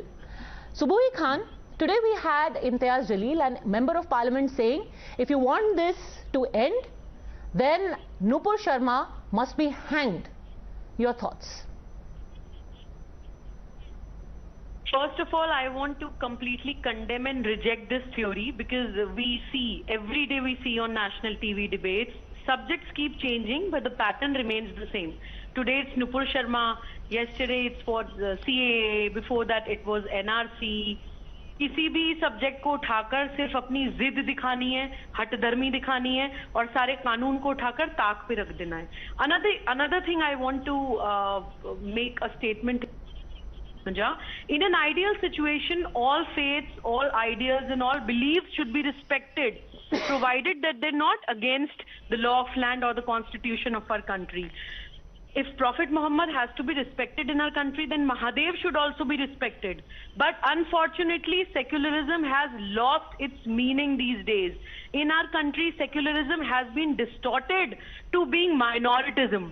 In the garb of being a minority, You can insult Hindu gods and goddesses. You can mock and laugh on Indian culture on national TV debates every day. Claiming your right to religion, you can burn the cities. You can put the entire city on hostage.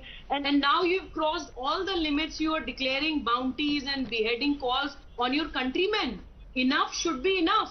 कहीं तो जाकर ये थमेगा भाई, कहीं तो जाकर थमेगा. जैसे अभी फैयाज अहमद फैजी जी ने बोला कि आईपीसी में 295A है. If you hurt somebody's religious sentiments, our criminal law deals with it. She will be dealt with according to the law. FIR has already been registered. After investigation, जो भी पाया जाएगा उसकी सजा मिलेगी. ये Islamic State कोई है that we will punish her as per blasphemy, ईश निंदा, गुस्ताखे रसूल की एक ही सजा, सरतन से जुदा. Another hypocrisy and one anti-India narrative I want to expose here, Padmaja. Let me show you two situations here. A person unintentionally insults Prophet Muhammad sallallahu alaihi wasallam. That too after being provoked. Please, we should always remember that. And the person is apologetic about it. The person has issued a written apology that my intention was not to insult anybody and I'm sorry about it. After the apology, the person has been suspended from the political party also. Then what is this hoo-halla all about? You tell me, why are you creating this scene? Another situation I want to show so that we can compare that why this is happening, Padmaja. This is not a coincidence that right now pro-Khalistan rallies are being organized in Punjab. Right now, Prophet's episode is being exaggerated in West Bengal. Right now, riots and stone pelting are happening in Kanpur, Uttar Pradesh. All the border states are being disturbed. This is an anti-India narrative that has been created by anti-national forces and they are trying to instigate a civil war in the country. So, even rational और पढ़े लिखे मुसलमानों की भी जिम्मेदारी है कि ठीक है हम हर्ट हो सकते हैं प्रॉफिट की बेअदबी से, लेकिन हम अपने कंट्रीमैन की गर्दनें नहीं खलम करवाने लग जाएंगे. मेरे को ये बात बताइए, because this really struck me, Amna Begum Ansari. When did Sir Tan Se Juda become so normalized in our country? आज I personally heard at least 6 to 7 different places जहां एक आदमी नहीं, एक मॉब, एक मस्जिद से ये कॉल दी जा रही थी. How did this enter the discourse? How did this get normalized? Right. First of all, thank you, Padmaja, to give me this opportunity. And without further ado, I would like to say that Indian Muslim now should listen to the greatest Islamic scholar, Wahiduddin Khan and Gandhi ji. Wahiduddin Khan ji has stated clearly that a response to speech should be a speech. A response to ideology should be a ideology, not a call for violence. And Indian Muslims should understand that. I understand that speech has hurt the sentiment over our holy Prophet sallallahu alaihi wasallam. But how we are going to tackle this? Are we going to take the legal route, or we are going to act as a uncivilized, uncouth, barbarian society and call for the violence? Now this is the high time that we let our constitution and state forces to take the proper action instead of calling all this, you know, violence and acting like zombies. Please, this is enough. This is too much. And I condemn all such violence call and all such death, rape threat to the Nupur Sharma. उसने जो बोला उसके ऊपर कार्रवाई हुई है. She is already suspended. There is also an FIR over उसके ऊपर. But अभी हम क्या करना चाहते हैं? हम क्या राइट करना चाहते हैं? हम इस इंडिया को किस तरह से चलाना चाहते हैं? क्या ये कॉन्स्टिट्यूशन से चलेगा या फिर ये स्ट्रीट पावर से चलेगा? तो जितने भी सेंसिबल मुस्लिम हैं इंडिया में, मैं चाहती हूँ आप प्लीज और प्लीज वहीदुद्दीन साहब को सुनिए. ब्लास्फेमी में उन्होंने क्लियरली बोला है कि there is no such call for the no such a call over the blasphemy. So we are not even reading our own scripture. We are not even listening to these moderate and great Islamic scholars. So Dr. Faizi, ये बताइए, you kept saying कि यहाँ पर जो Islamic communalism है उसके बारे में बात नहीं की जाती है. क्या ये communalism हाल फिलहाल में बढ़ा है? हाँ तो क्यों और कहाँ से? नहीं, बिल्कुल बहुत ही महत्वपूर्ण सवाल है. देखिए, जब अशराफ का शासनकाल का डाउनफॉल हो रहा था इंडिया में, मैं उसको मुस्लिम शासन काल नहीं कहता हूँ। जो एलीट क्लास है मुसलमानों का, जो रूरल क्लास रहा है, इंडिया में दो तरह के मुस्लिम हैं। एक इंडिजिनस मुस्लिम है जो कभी रूलिंग क्लास नहीं रहा है, और एक जो बाहर से आए हुए मुसलमान हैं जो रूलिंग क्लास रहा है। तो वहाँ से जब उनका डाउनफॉल हो रहा था, तो वहाँ से मुस्लिम कम्युनिज्म, टू नेशन थ्योरी और ये सेपरेट इलेक्ट्रेट या इस तरह की जो एक अलगाववाद का एक जो मेंटलिटी है, टू नेशन थ्योरी के माध्यम से आया, वहाँ से ये चीज़ें चल रही। और ये मुस्लिम सांप्रदायिकता का हमने नुकसान देखा है। देश तीन टुकड़े में हमारा प्यारा देश बट गया। तो ये कोई नई बात नहीं है, और इस तरह के लोग जो हैं मुस्लिम सांप्रदायिकता को जीवित रखते हैं। पार्टीशन के बाद भी जो अशराफ वर्ग है उसने मुस्लिम सांप्रदायिकता को ज़िंदा रखता है, और समय समय पे ये मौका तलाश करते रहते हैं। देखिए वंदे मातरम में भी ये हिंदू मुस्लिम ले आते हैं कि उसमें भी सांप्रदायिकता देखते। इस वक्त जो एक स्टेटमेंट आया उसमें भी ये ब्लास्फेमी की बात की जा रही है। मैंने इससे पहले भी कहा कि हमारे पास उसके लिए कानून है, कानून लॉ एंड ऑर्डर के हिसाब से वो होगा। मौलाना वहीदुद्दीन खान को रेफ़र कर रही थी, अच्छी बात है अगर किसी इस्लामिक स्कॉलर ने इस तरह की बात लिखी है। हम इस्लामिक फ़िक्र में पढ़े ही क्यों?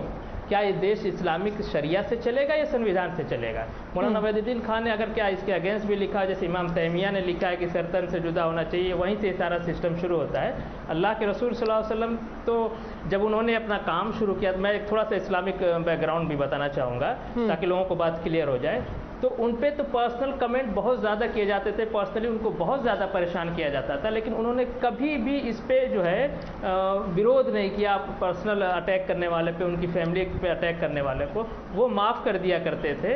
तो वो उनके जीवन काल में और इमाम तैमिया के उस किताब लिखने से पहले तक ब्लास्फेमी इस तरह की चीज़ें नहीं थी। तो हम इस्लामिक बहस में नहीं जाना चाहते हैं, देश संविधान से चलता है, तो इस मामले में जो हमारा कानून है उसे देखना चाहिए। लेकिन दिक्कत क्या है कि कुछ लोग हैं वो हिंदू मुसलमान करते हैं, और विशेष रूप से अशराफ वर्ग है जो पूरे मुस्लिम समाज को लीड करता है, वो इस तरह का। अभी देखिए वो स्टेटमेंट बनाए 10-12 दिन हो गए, और ये प्रोटेस्ट का सिलसिला इधर जोर पकड़ रहा है। इस फ्राइडे को ज़्यादा, वो पिछले फ्राइडे को एक जगह हुआ था।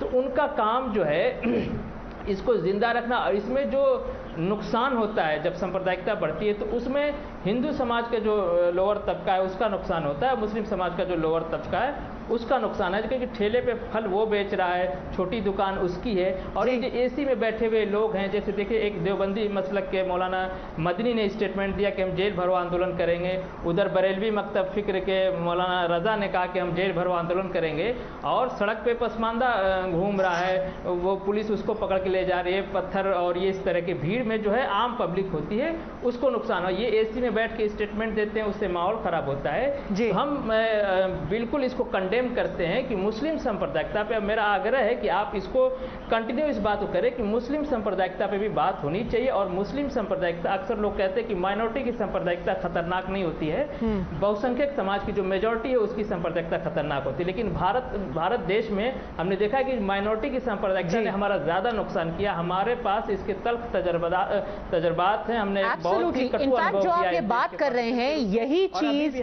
Most people specially politicians do not admit, accept और एक्नॉलेज। इसीलिए ये सांप्रदायिकता फैलती है, नुकसान लोगों का होता है, गरीबों का, and it is never addressed. I do not believe when people say that there are no moderate Muslims. Unfortunately, we do not hear enough of them because they are not the ones who are in politics. They are not the ones who voice these moderate thoughts. But that was the idea of having you hear these very informed voices, and it gives me the greatest of pleasure that the maximum number of such voices are those of women. So thank you very much, all ladies, and Dr. Fayaz Ahmed Faizi, thank you very much for speaking up and saying what you do. Thanks for watching.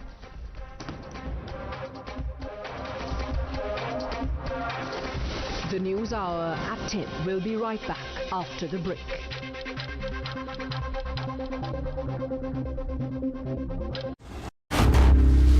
Times now. Action begins here. For the last 2 years, the world has been relentlessly fighting the COVID-19 pandemic. As the countries across the globe prioritize vaccinations to keep the next wave of COVID at bay, India also rolled out precautionary jabs this year to achieve herd immunity against the virus. While COVID has not risen substantially in India in the last few months, the pandemic has not yet faded. India has remained on guard, but vaccination among children remains low and is You're watching the News Hour at 10.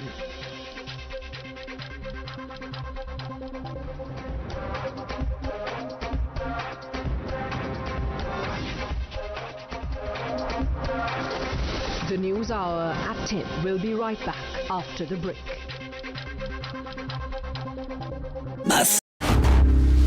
Times now.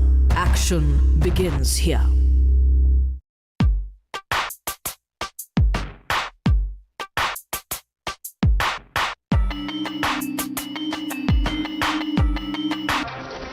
The News Hour at 10 will be right back after the break.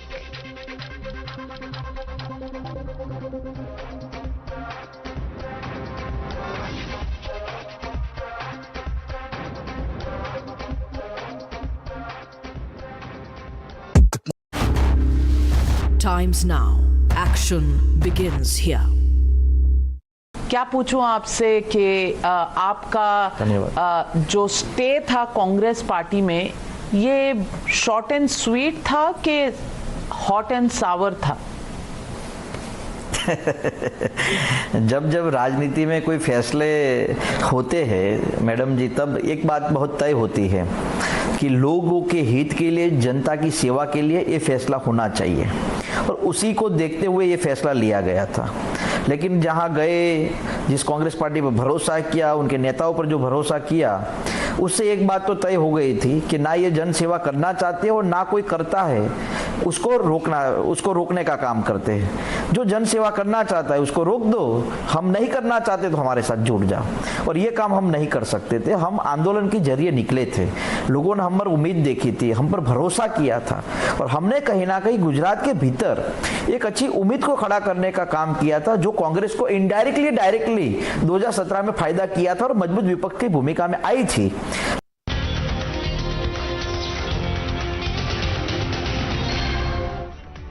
Hello and a very warm welcome. You're watching News Now Overnight with me, Priya Behel. What a day it has been as a protest raged across the country. What happened? Where did it happen? How did it happen? And why did it happen? We look at all those questions over the course of next 1 hour. First up, the top stories. 2 weeks after Nupur Sharma's comments against Prophet, fury suddenly finds an outlet on the streets. From Karnataka to Kashmir, protests break out after Friday prayers. These are not democratic protests. This is anarchy. Law and order is lying in tatters. Rioters running amok. Not just stone pelting and arson, even policemen shot at. देखिए देखिए पत्थर चला रहा, देखिए देखिए, आप इधर आ जाइए, आप इधर आ जाइए, इधर आ जाइए, छुप जाइए, इधर आ जाइए sir. Such was the rage with which a mob unleashed violence that even policemen were left whimpering and pleading for help. Several cops, including the SP, injured in Ranchi, DM attacked in Prayagraj.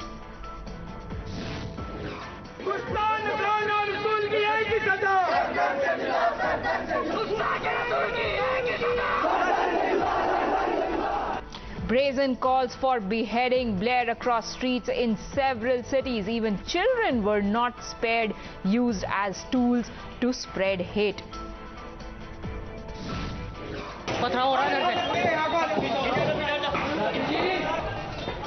Uttar Pradesh witnesses violent protests in Muradabad and Saharanpur.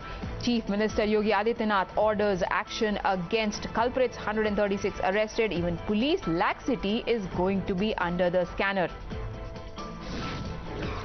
Mass protests after prayers at Jama Masjid in Delhi. Shahi Imam says mosque does not endorse it. Police sources are now hinting at role of political outfit.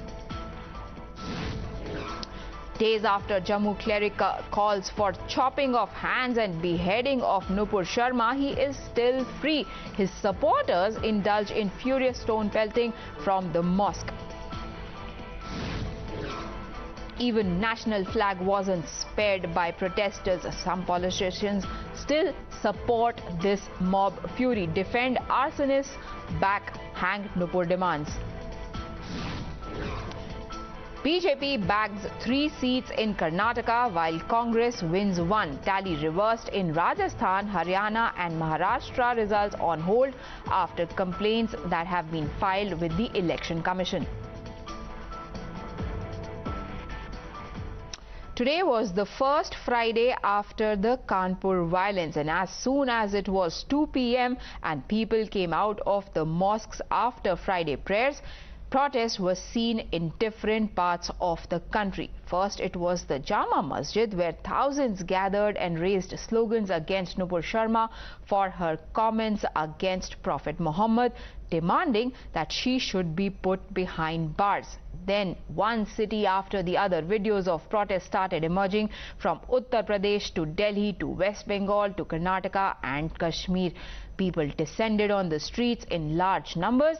In some places, the protests turned violent. Stones were pelted, even vehicles torched. Let's now take a look one by one what really unfolded across the country. First up is Jharkhand, where protesters clashed with policemen and the state's armed police force. Stones were pelted, even bullets were fired, and men in khaki were attacked. Ranchi SP and SSP were among the policemen who sustained injuries. A bloodied SP was ferried away from the protest site, even as those on duty fired shots in the direction of the unruly mob to disperse them.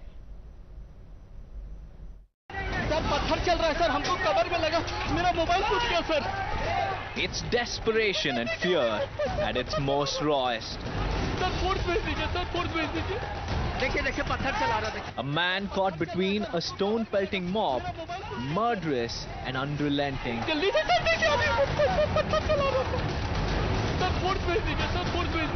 Soon after Friday prayers today, chaos gripped the streets of Jharkhand's capital city. Shops and vehicles were set on fire. Police stepped in. The mob turned on them. Bullets were fired. Chunks of stones littered the streets. At the end of the day, scores of policemen were left injured, including the SP and SSP. Their helplessness captured in this clip that has the country watching in horror. देखिए देखिए पत्थर चला रहा देखिए देखिए आप इधर आ जाइए आप इधर आ जाइए इधर आ जाइए छिप जाइए इधर आ जाइए सर पत्थर चल रहा है सर हमको कवर में लगा मेरा मोबाइल टूट गया सर जल्दी से सर देखिए अभी पत्थर चला रहा था. Controversial remarks on Prophet by suspended BJP spokesperson Nupur Sharma snowballed into a wildfire that ripped through Ranchi.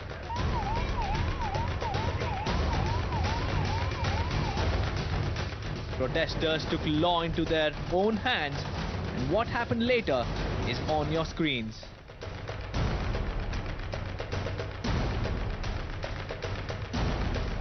The administration has now clamped a curfew, and the Chief Minister has hinted at a pre-planned conspiracy. ये निश्चित रूप से चिंता का विषय है और सिर्फ आज की घटना नहीं, ये घटना से जुड़े विषय पर भी चिंता का आवश्यकता है.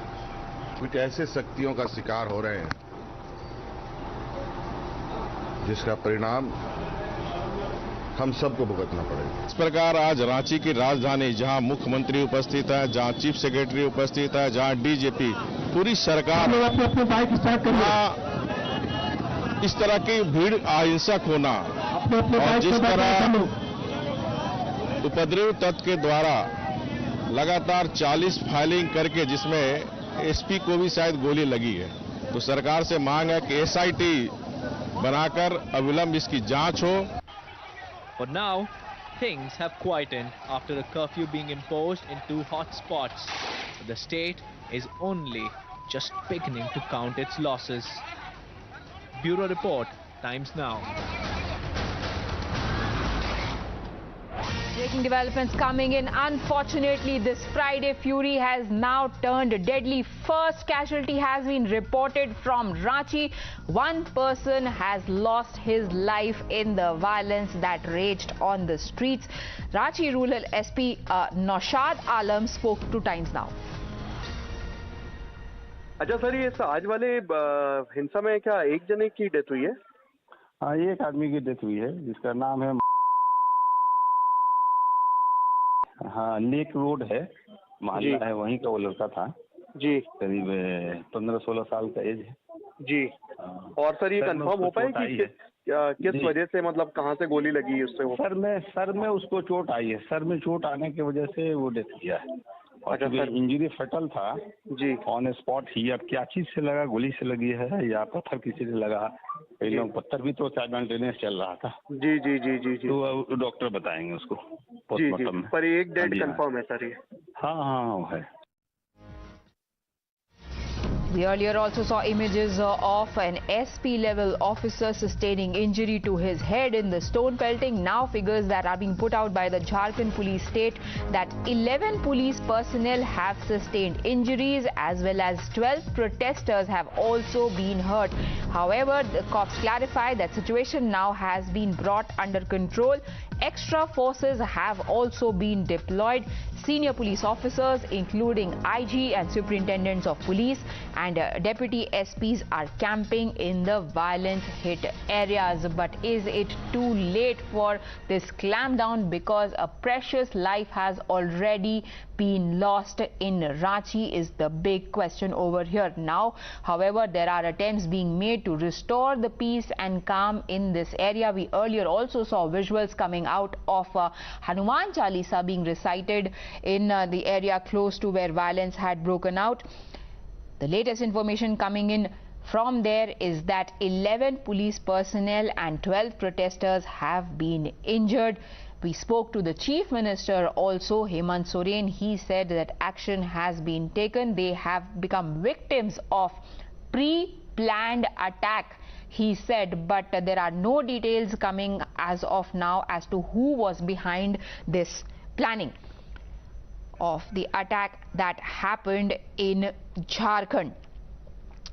What was interesting was that we also spoke to Irfan Solanki, who is a Congress MLA from the state, and he came out to say that policemen are the ones to blame for what happened there and not the protesters. My colleague Padmaja Joshi had earlier confronted Irfan Solanki, where he came out to defend his statement as well, saying that it is the police that had opened fire on people and action will be taken against the policemen. He, however, did not condemn any of those people who indulged in stone pelting. Moving on, and in Uttar Pradesh as well, there was violence that was visible in several cities, several districts, including Saharanpur, Ambedkar Nagar, Firozabad, Muradabad and Prayagraj. The police have now started cracking down on the vandalism and violent clashes. Chief Minister Yogi Adityanath held a security review meeting with top officials earlier, giving clear instructions to take stringent action against anti-social elements.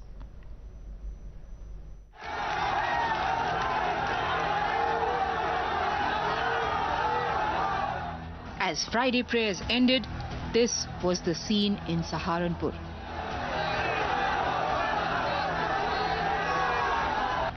The Namazis pouring out into the streets in a sudden protest.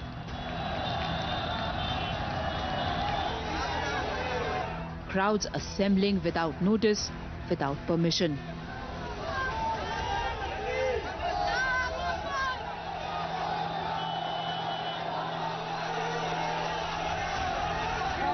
And soon, the police was being targeted. जुमे की नमाज के बाद कुछ उपद्रवी इकट्ठे होकर उन्होंने यहां से चौराहे तक मार्च करने का प्रयास किया।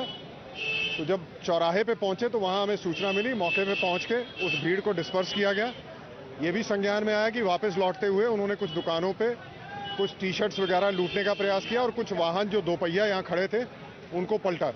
उन पे लाठीचार्ज किया गया। उनके खिलाफ अब मुकदमा कायम करके सख्त से सख्त कार्रवाई की जाएगी। जिन्होंने भी इस तरह का उपद्रव किया है उनकी प्रॉपर वीडियो रिकॉर्डिंग है, मीडिया पर्सनल से भी वीडियो रिकॉर्डिंग ली जाएगी और सख्ती से उनके खिलाफ कार्रवाई होगी। 900 kilometers away from Saharanpur, tensions were also brewing in Prayagraj.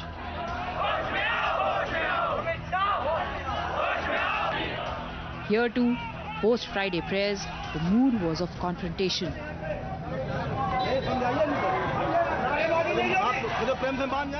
Soon, they were literally mocking at the law, aiming stones and bricks at the policemen.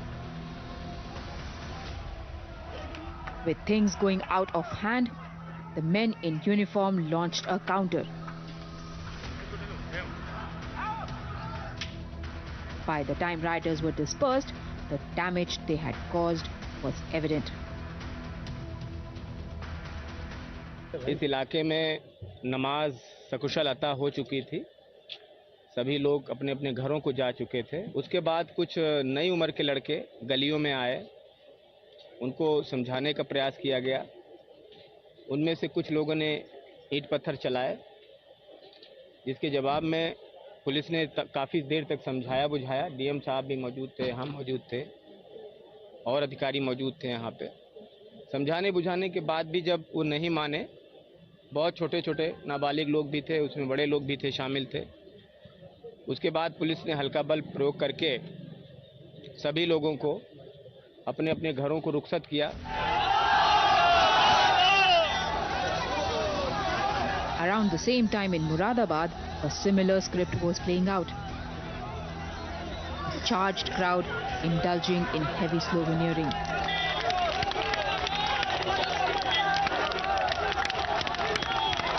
With this mob seeming in no mood to leave, the police stepping in to chase them away.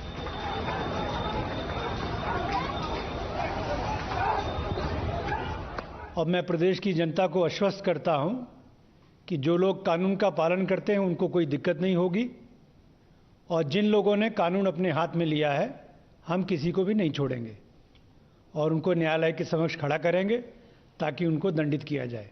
एक RAF के जवान को जरूर पत्थर की चोट लगी है मुंह पर, उसका इलाज किया जा रहा है, वो आउट ऑफ डेंजर है। बाकी छोटे मोटे हमारे वीर जवान हैं, हम लोग कभी अपनी चोटों का जिक्र नहीं करते और ना हम इनसे डरते हैं। In stark contrast, the protest in Lucknow was civil.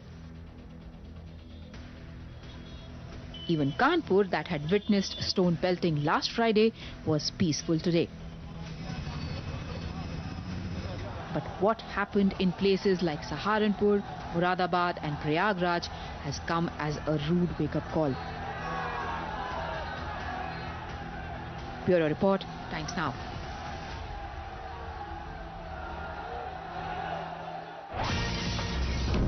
Breaking news coming in as protests turned violent across UP, and after Chief Minister Yogi Adityanath said that no one should be spared, police have cracked down on the accused.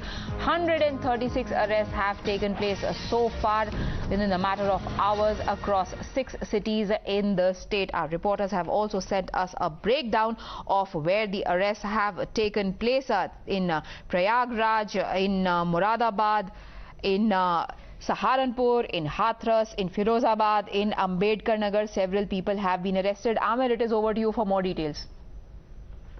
Well, Priya, this is almost like a rerun of the 2019 December anti-CAA violent protests, after which hundreds of FIRs were actually registered and thousands of such law violators and accused were actually booked. Now, obviously, the number of people who had turned up during Juma prayers today, they were expected. This is something that has to be contained from both sides. While the police has to be very, very vigilant as far as number of people who are turning congregations to avoid any flare-up of violence, adequate police needs to be done. On the other side, leaders need to pitch in as far as containing law and order or any flare-up is concerned. 136 people have been placed under arrest. have been found involved in violent protests that have taken place from Saharanpur to Moradabad to Prayagraj. Prayagraj definitely was the most tricky for the police because therein not just the ADG, also the district magistrate under attack, and therefore it was quite challenging for the police to contain the situation over there. As far as Kanpur is concerned, Kanpur had been on the tenterhooks since the last 1 week. Friday's eruption of violence. Right, a quick question, Amir. Will the policemen also be probed, because this is a case of laxity on their part as well? Obviously, now the priority is going to be establish culpability, but one cannot ignore that it wasn't a sudden outburst. We knew that tensions were simmering in Uttar Pradesh, and this could probably have been avoided and preempted. This will be a part of police investigations as they progress further. As I said earlier, in the Kanpur case that wherein violence had erupted last Friday, already are police investigations that are taking place also from the point of view of intelligence failure, because you would remember the day the violence erupted in Kanpur on the 3rd of June, President of India, the Prime Minister, the Governor, yes, the Chief Minister of UP, they were also there. And therefore, the police and the Home Department, including the Chief Minister's office, is quite conscious of the fact that police's should actually have been much better than what it had been. But right now, the focus of the entire Home Department as well as the Chief Minister's office is that everything should come back to normal. Places wherein we have seen violence and the kind of that we have seen today in the afternoon, and therefore Prayagraj, Saharanpur, Hathras, all such which have actually seen violent protests today, we'll see more arrests, and the Chief Minister has clarified all such officials who have been given charge of containing security as well as law and order into their place, responsible for whatever emanates from. Over the next hours, the next few days, we'll see perhaps more arrests taking place and stringent police action and government action as far as these Friday protests are concerned. Should roll and probably will roll very soon. Thank you, Amir. But who really is behind this violence? How come all of a sudden thousands of people came out on the streets, while in other areas that is still a matter of probe? There is a Prayagraj ADG Prem Prakash who explains precisely how did it happen in that city. उनमें से नाम आया था, सारा का नाम आया था उससे पहले AIMIM के शाह आलम थे, उसका नाम आया, और यहाँ डॉक्टर आशीष मित्तल का नाम आया। उसके साथ ही जो AIMIM के जो महानगर अध्यक्ष अभी नए बने हैं, और जितने भी यहाँ जो प्रबंधक लोग हैं जो इस्लामिया या इसके मैनेजमेंट से जुड़े हुए हैं, इन सभी लोगों का, क्योंकि वहाँ पर आसपास कहने के बावजूद इन लोगों ने वहाँ स्थिति को नियंत्रित नहीं किया, और ये सब जानते थे। आसपास जितने भी ये बिरयानी आदि के ये ठेके लगे हुए हैं और जहाँ भीड़ भाड़ इकट्ठा होती है, सभी दोषी हैं। इन लोगों ने भीड़ भाड़ इकट्ठा की और वहाँ पर पथराव कराने के लिए छोटे बच्चों को प्रेरित किया। तो इन सब पर कार्रवाई होगी। ये वहाँ पर मस्जिद भी है, मदरसा भी है, उसी में से निकल कर ये काफ़ी लोग आ रहे थे।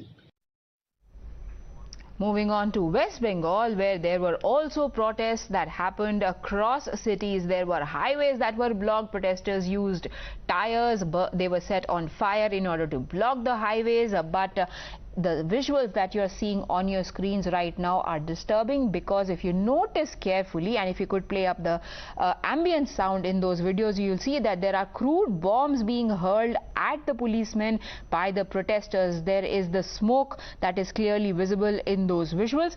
In Howrah city, there was violence. There was also violence in Uruberia over Nupur Sharma's remarks. But protesters were especially audacious because they targeted not just police vehicles but also police station as well as policemen themselves, as is visible in this video that you are seeing on your screens right now. My colleague Tamal Saha sent us this report.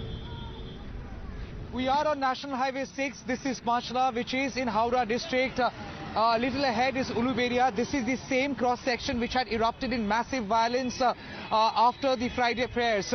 Several shops have been vandalized, shops after shops have been set ablaze, and as you see, the shops were set ablaze, police vehicles were set ablaze. As you see, the simmering, the smoldering fire can still be seen over there, and the smoke is coming out. Okay. There's a bike over there which has been set ablaze and thrown over there. There you see shops after shops have been vandalized. This entire road was absolutely under siege. Protesters created absolute amok, and that led to a chaotic situation because all these people who are now going helter and skelter trying to rush back home, they had no other choice but to start walking. Imagine these people had gone to Kolkata to work and they did not find anything to return. This is the very spot here at Pachla in Howrah, which is a little ahead of Uluberia. This entire area had erupted in massive tension. Locals had only seen the entire mob fury unleash the kind of terror they have. Glasses broken all across. I'll ask my video journalist Ronnie to be careful and over there, as you see, this is a traffic outpost where police officials are supposed to be deployed. This entire place has been vandalized. As you see, bricks have been hurled. Bricks of this kind, this size have been hurled, and they have been hurled inside with the clear idea to harm whoever is inside. अब थे दादा उस time जब ये हुआ क्या हुआ? पहले देखिए ये देखिए हमको मारा पूरा मार के फटा दिया ये देखिए. Okay, so कितने लोग थे दादा कितने लोग थे? बहुत सारे लोग आए. पहले 20,000 आदमी है. पहले अंदर देखिए क्या देखिए. So these locals who are extremely aggrieved, they are all taking us inside because this entire club has been vandalized. Look here. This is scary. They have hurled stones, bricks, whatever they could lay their hands on,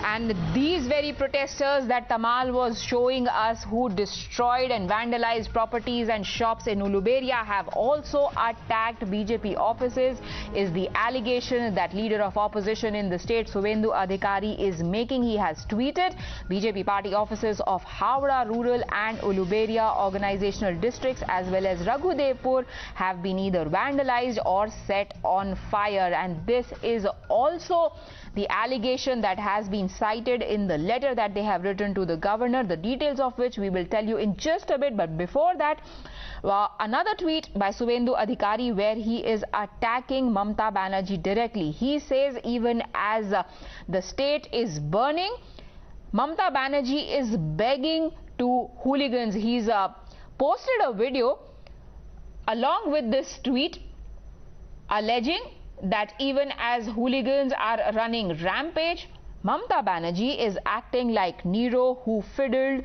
while Rome burnt, and that is why they are seeking central assistance when it comes to maintaining law and order in the state. BJP has now written a letter to the governor. They are saying that law and order situation in the state has completely collapsed. Significantly, this letter mentions that Mamata Banerjee's government has completely failed to control the situation, perhaps as a conscious decision keeping in mind electoral considerations. It grievously puts in peril life and livelihoods of people of Bengal who are becoming unwilling victims of this mindless violence, and this is why they are requesting the governor to call in and deploy Indian Army or paramilitary forces to control this horrible situation. The situation was indeed horrible. We'll tell you on the other side how a matter of protest, which could have been democratic, which is permissible in a country like us, soon descended into calls for beheading and bullets being fired.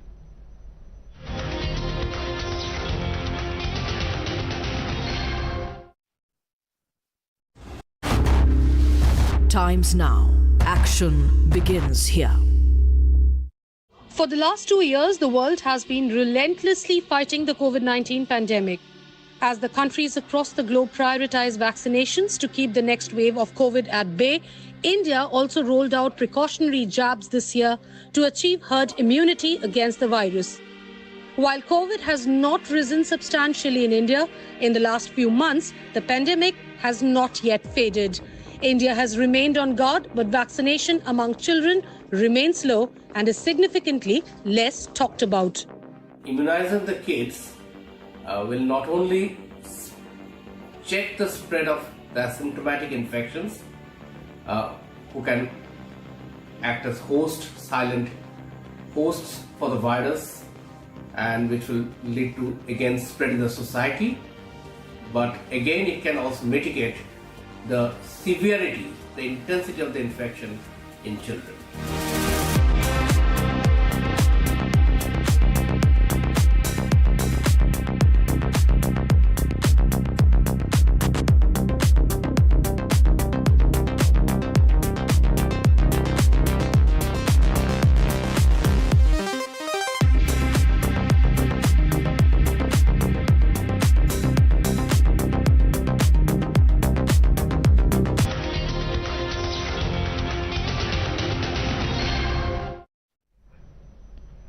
Welcome back. And today also saw several calls for beheading coming from across the country, which is now giving rise to the question, how can this be allowed? Because while our constitution allows us the right to protest peacefully, with rights come duties. Peaceful protests are our right, but calls to behead and announcing bounties to kill those who you think have offended you is not a democratic right. At least in a dozen states and cities from Srinagar, Ahmedabad, Howrah to Aurangabad, chilling calls to behead Nupur Sharma were issued with impunity. Her effigy was also strung up for people to protest in front of it. It started with Srinagar's Lal Chowk, where chants were raised of Sar Tan Se Juda.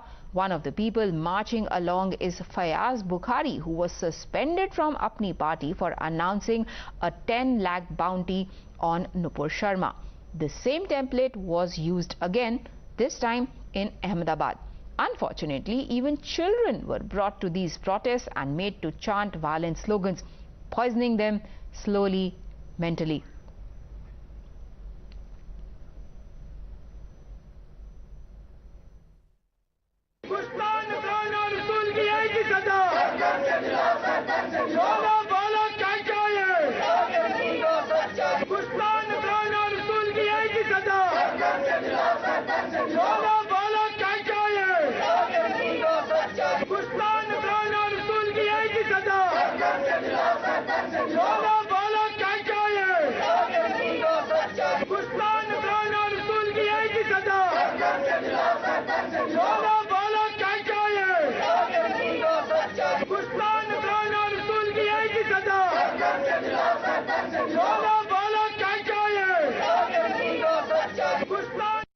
Social media की वसातत से आपको ये पैगाम पूरी दुनिया को देना चाहते हैं कि जो इंडिया गवर्नमेंट है, जो उस लड़ीज ने बेशर्मा कलाम किया है, सिर्फ यही मुतालबा है, उसको आपने अपने पार्टी से बीजेपी से निकाला है, मगर वो नहीं चलेगा। उसको सजाई मौत देनी है और इसको पहले और उसको अरेस्ट करना है पहले, फिर उसको सजाई मौत देनी है।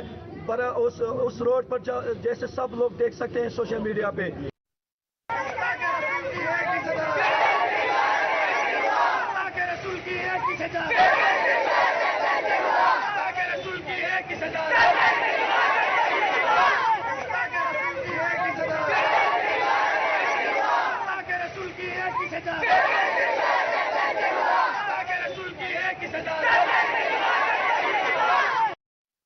In Aurangabad as well, Sar Tan Se Juda chants were raised. These chants are against the very fabric of our democracy, which is governed by rule of law and not fatwas or extrajudicial calls for killings.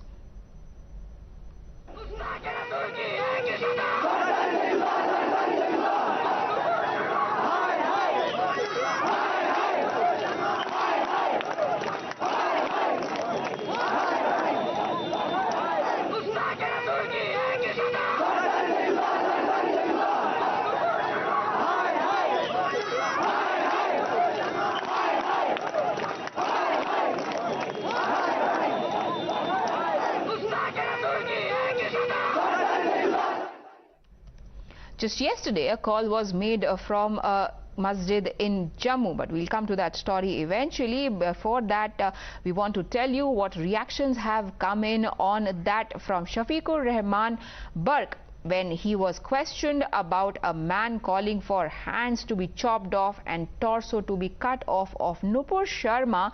He said that an honorable parliamentarian of Akhilesh's party justified the call to behead as action reaction. नहीं तो अब वो statement आप उसको कह रहे हैं तो उसके रिएक्शन में ही तो कह रहे हैं वो क्या हमारे नबी की शान में गुस्ताखी की है और फिर इसके बावजूद नो एक्शन तो इसलिए अब ये एक्शन कोई नहीं है कि सब सस्पेंड कर दिया बाहर निकाल दिया पार्टी से। आप चाहते कानूनी कार्रवाई जल्द से जल्द हो और इंशाल्लाह फिर ये हालात नॉर्मल हो जाएंगे। Shocking statement by AIMIM leader as well. He says Nupur Sharma should be hanged. He is in support of that. He further goes on to call for a blasphemy law to be put in place in the country. इस्लाम जो है वो अमन का मजहब है, इस्लाम जो है वो शांति का मजहब है। यकीनन लोगों के अंदर गुस्सा है, हम भी ये मांगनी करते हैं कि नुपुर शर्मा को फांसी की सजा मिलनी चाहिए करके, वरना अगर उसे आसानी से छोड़ दिया गया तो उसका कोई अंत ही नहीं रहेगा।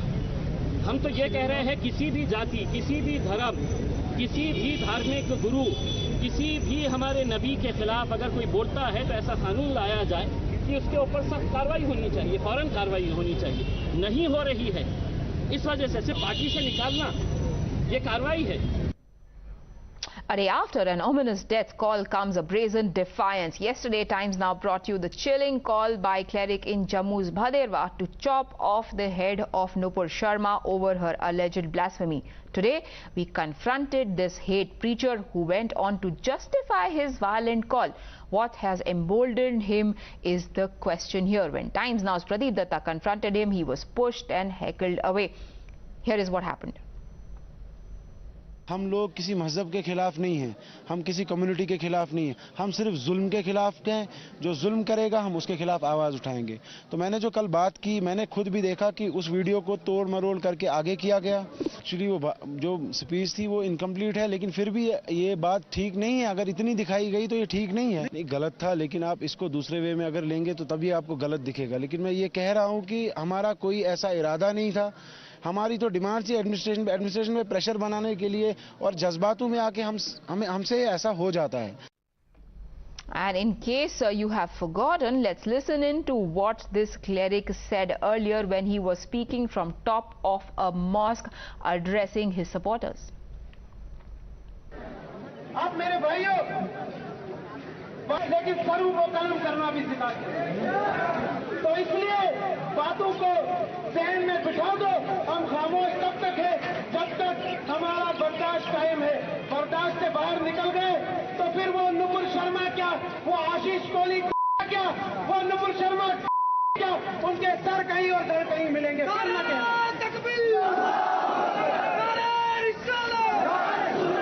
और मैं अपने नबी का कलमे पढ़ने वाला मुसलमान खुद मैदान में आए, और ये भगवे भी हमारे दुश्मन, आरएसएस भी हमारी दुश्मन है। तो इसलिए मैं अंजुमन इस्लामिया की तरफ से तमाम अवाम का शुक्रिया करता हूँ। मैंने जैसे पहले ही अर्ज किया कि ये अमन को खराब करने वाले अनासिर हैं, कभी अजान पे कभी पर्दे पे। तो एडमिनिस्ट्रेशन को चाहिए जो अजान के खिलाफ बोले उनका गला पकड़े, अगर जो पर्दे के खिलाफ बोले उनका गला पकड़े। ये गला नहीं पकड़ सकते तो हम गला काटने के लिए तैयार हैं, हम गला काटने के लिए तैयार हैं। और इनको मैं बताना चाहता हूं, सबसे ज्यादा कम दर्जे का मुसलमान इतना ईमान रखता है, दुनिया के किसी भी ब्रिगेडियर, किसी भी ताकत गुस्सा के नबी का सर कलम कर सकते।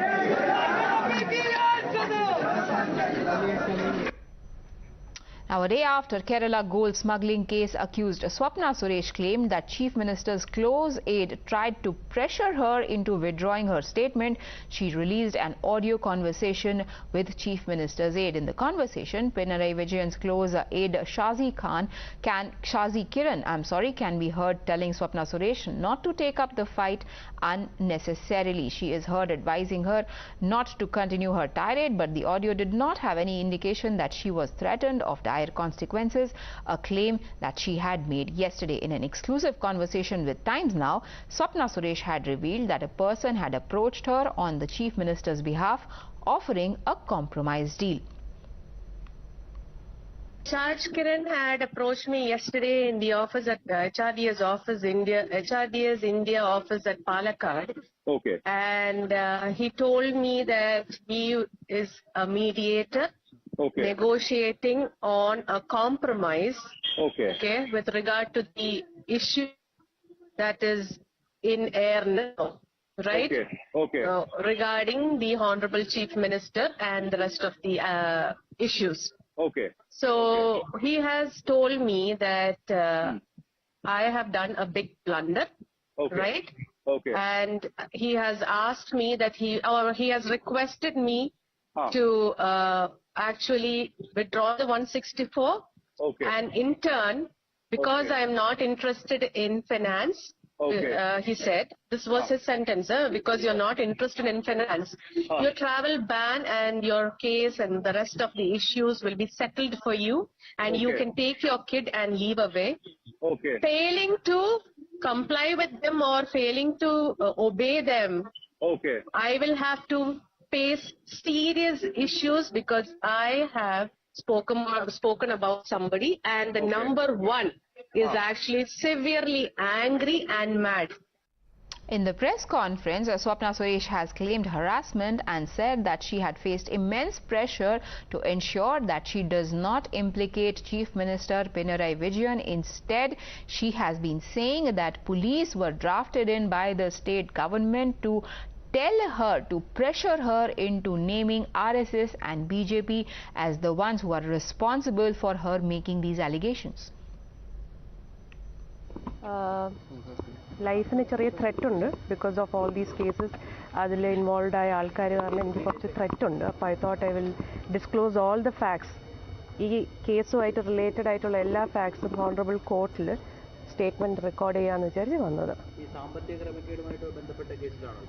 ഏതൊക്കെ കേസുണ്ടോ എല്ലാ കേസിന്റെയും എല്ലാവരുടെയും ഇൻവോൾവ്മെന്റിനെ കുറിച്ച് പറയാനാണ്. സ്റ്റേറ്റ്മെന്റ് ഇതുവരെ കംപ്ലീറ്റ് ആയിട്ടില്ല. നാളെയും കൂടി ഉണ്ട്. നാളെ ഉച്ചയ്ക്ക് 12 മണിക്ക് ഞാൻ ഇവിടെ വരും. നിങ്ങളോട് എല്ലാം ഡീറ്റെയിൽ ആയിട്ട് നാളെ സംസാരിക്കാം. അതെ, ജീവന് ഭീഷണിയുണ്ട്. അതുകൊണ്ട് മാത്രമാണ് കോടതിയിൽ അത് അറിയിച്ചിട്ട് സ്റ്റേറ്റ്മെന്റ് ഇവിടെ റെക്കോർഡ് ചെയ്യുന്നത്. പല രീതിയിലുണ്ട്. അത് ഞാൻ നാളെ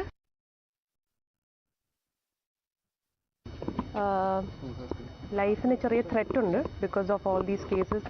അതിൽ ഇൻവോൾവ് ആയ ആൾക്കാർ കാരണം എനിക്ക് കുറച്ച് ത്രെറ്റ് ഉണ്ട്. അപ്പോൾ I thought I will disclose all the facts. ഈ കേസുമായിട്ട് റിലേറ്റഡ് ആയിട്ടുള്ള എല്ലാ ഫാക്ട്സും ഹോണറബിൾ കോർട്ടിൽ സ്റ്റേറ്റ്മെന്റ് റെക്കോർഡ് ചെയ്യാന്ന് വിചാരിച്ച് വന്നത്. ഏതൊക്കെ കേസുണ്ടോ എല്ലാ കേസിന്റെയും എല്ലാവരുടെയും ഇൻവോൾവ്മെന്റിനെ കുറിച്ച് പറയാനാണ്. സ്റ്റേറ്റ്മെന്റ് ഇതുവരെ കംപ്ലീറ്റ് ആയിട്ടില്ല. നാളെയും കൂടി ഉണ്ട്. നാളെ ഉച്ചയ്ക്ക് 12 മണിക്ക് ഞാൻ ഇവിടെ വരും. നിങ്ങളോട് എല്ലാം ഡീറ്റെയിൽ ആയിട്ട് നാളെ സംസാരിക്കാം. അതെ, ജീവന് ഭീഷണിയുണ്ട്. അതുകൊണ്ട് മാത്രമാണ് കോടതിയിൽ അത് അറിയിച്ചിട്ട് സ്റ്റേറ്റ്മെന്റ് ഇവിടെ റെക്കോർഡ് ചെയ്യുന്നത്. പല രീതിയിലുണ്ട്. അത് ഞാൻ നാളെ. Today was also the day when Rajya Sabha elections took place across 4 states. Focusing on Karnataka, it is the BJP that has had the last laugh as it has won 3 Rajya Sabha seats. That was the total figure of seats that the BJP had contested in out of total 4 that were going vacant and were up for grabs from the state. Congress has managed to win only one of the 2 seats on which it had fielded its candidates, Nirmala Sitharaman being one of the winning candidates. Well, it humbles me. It's an honor that the state has bestowed on me. I will have to continue serving the state as I did or even better in this term. Ma'am, as far as the There are, when it comes to the funds, only the opposition parties made several allegations on the Nirmala Sitharaman ji when she was the finance minister. She is a finance minister also. What were several allegations? Can you repeat some of them? They spoke about GST compensation. So what is the allegation on that? They said that they did not... That's not Nirmala Sitharaman, it is the GST Council which decides, in which every state finance minister sits, and the kind of compensation which is being distributed is distributed post the consent being given by all of them.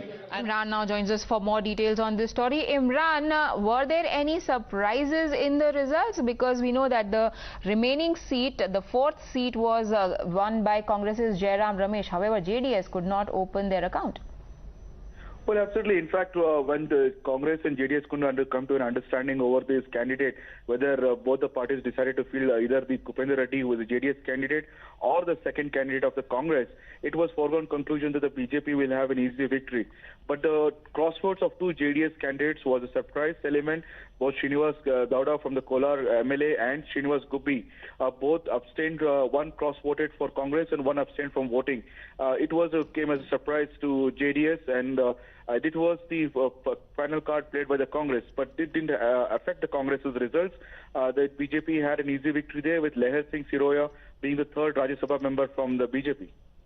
Right. Thank you, Imran, for joining us with those inputs. Now moving on to results coming out of Rajasthan, where the ruling Congress party has won 3 out of the 4 Rajya Sabha seats, overcoming the challenge that was posed by BJP-backed independent candidate Subhash Chandra. BJP got the 4th seat. Its candidate and former minister Ghanshyam Tiwari said that he had also won, polling 43 votes. Congress candidates Randeep Surjewala and Mukul Wasnik as well as Pramod Tiwari were elected to the Rajya Sabha. The announcement was made by the Chief Minister of Rajasthan, Ashok Gehlot. That's all that we could pack for you in this broadcast. Thank you for watching.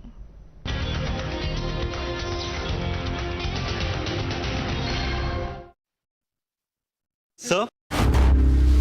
Times now. Action begins here.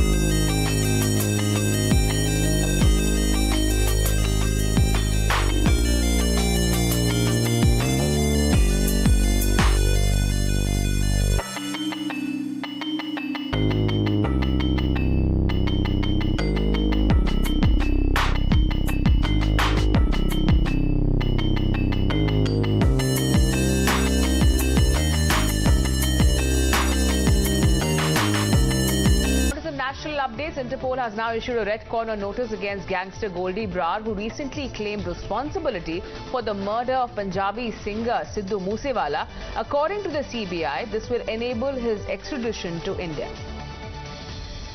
Interpol has also issued a red corner notice against gangster-turned-terrorist Harvinder Singh Rinda, who is also wanted in the Mohali terror attack, Ludhiana court complex attack and several other terror strikes in Punjab and in North India. Addressing a rally in Kolkata, BJP chief JP Nadda launched a fresh attack on Chief Minister Mamata Banerjee. Nadda says that there is no governance model in Bengal and that the state continues to witness scams and corruption under Mamata's rule. As per sources, Myanmar Foreign Minister is unlikely to attend the ASEAN Foreign Ministers meeting, which will be co-chaired by the External Affairs Minister Dr. S. Shivshankar and a Singaporean counterpart. Times now. Action begins here. क्या पूछूं आपसे कि आपका जो stay था Congress party में, ये short and sweet था कि हॉट एंड सावर था? जब जब राजनीति में कोई फैसले होते हैं मैडम जी, तब एक बात बहुत तय होती है कि लोगों के हित के लिए, जनता की सेवा के लिए ये फैसला होना चाहिए, और उसी को देखते हुए ये फैसला लिया गया था। लेकिन जहां गए, जिस कांग्रेस पार्टी पर भरोसा किया, उनके नेताओं पर जो भरोसा किया, उससे एक बात तो तय हो गई थी कि ना ये जन सेवा करना चाहते हो, ना कोई करता है उसको रोकने का काम करते हैं। जो जन सेवा करना चाहता है उसको रोक दो, हम नहीं करना चाहते तो हमारे साथ जुड़ जाओ। और ये काम हम नहीं कर सकते थे। हम आंदोलन के जरिए निकले थे, लोगों ने हम पर उम्मीद देखी थी, हम पर भरोसा किया था, और हमने कहीं ना कहीं गुजरात के भीतर एक अच्छी उम्मीद को खड़ा करने का काम किया था, जो कांग्रेस को इनडायरेक्टली डायरेक्टली 2017 में फायदा किया था और मजबूत विपक्ष की भूमिका में आई थी। लेकिन आज कहां हुआ, ना आपको मीटिंग में बुलाते हैं, आपको वर्किंग प्रेसिडेंट बना दिया, लेकिन कोई काम आपका तय ना किया। कहीं ना कहीं सिर्फ अपमान। और हमारे परिवार में और हमारे कई साथी कहते हैं कि अगर जहां सम्मान ना हो वहां अपमान नहीं होना चाहिए। तो हार्दिक जी, ये सब आपको पहले से पता नहीं था? क्योंकि 2017 आप पॉलिटिक्स में आए थे और 2019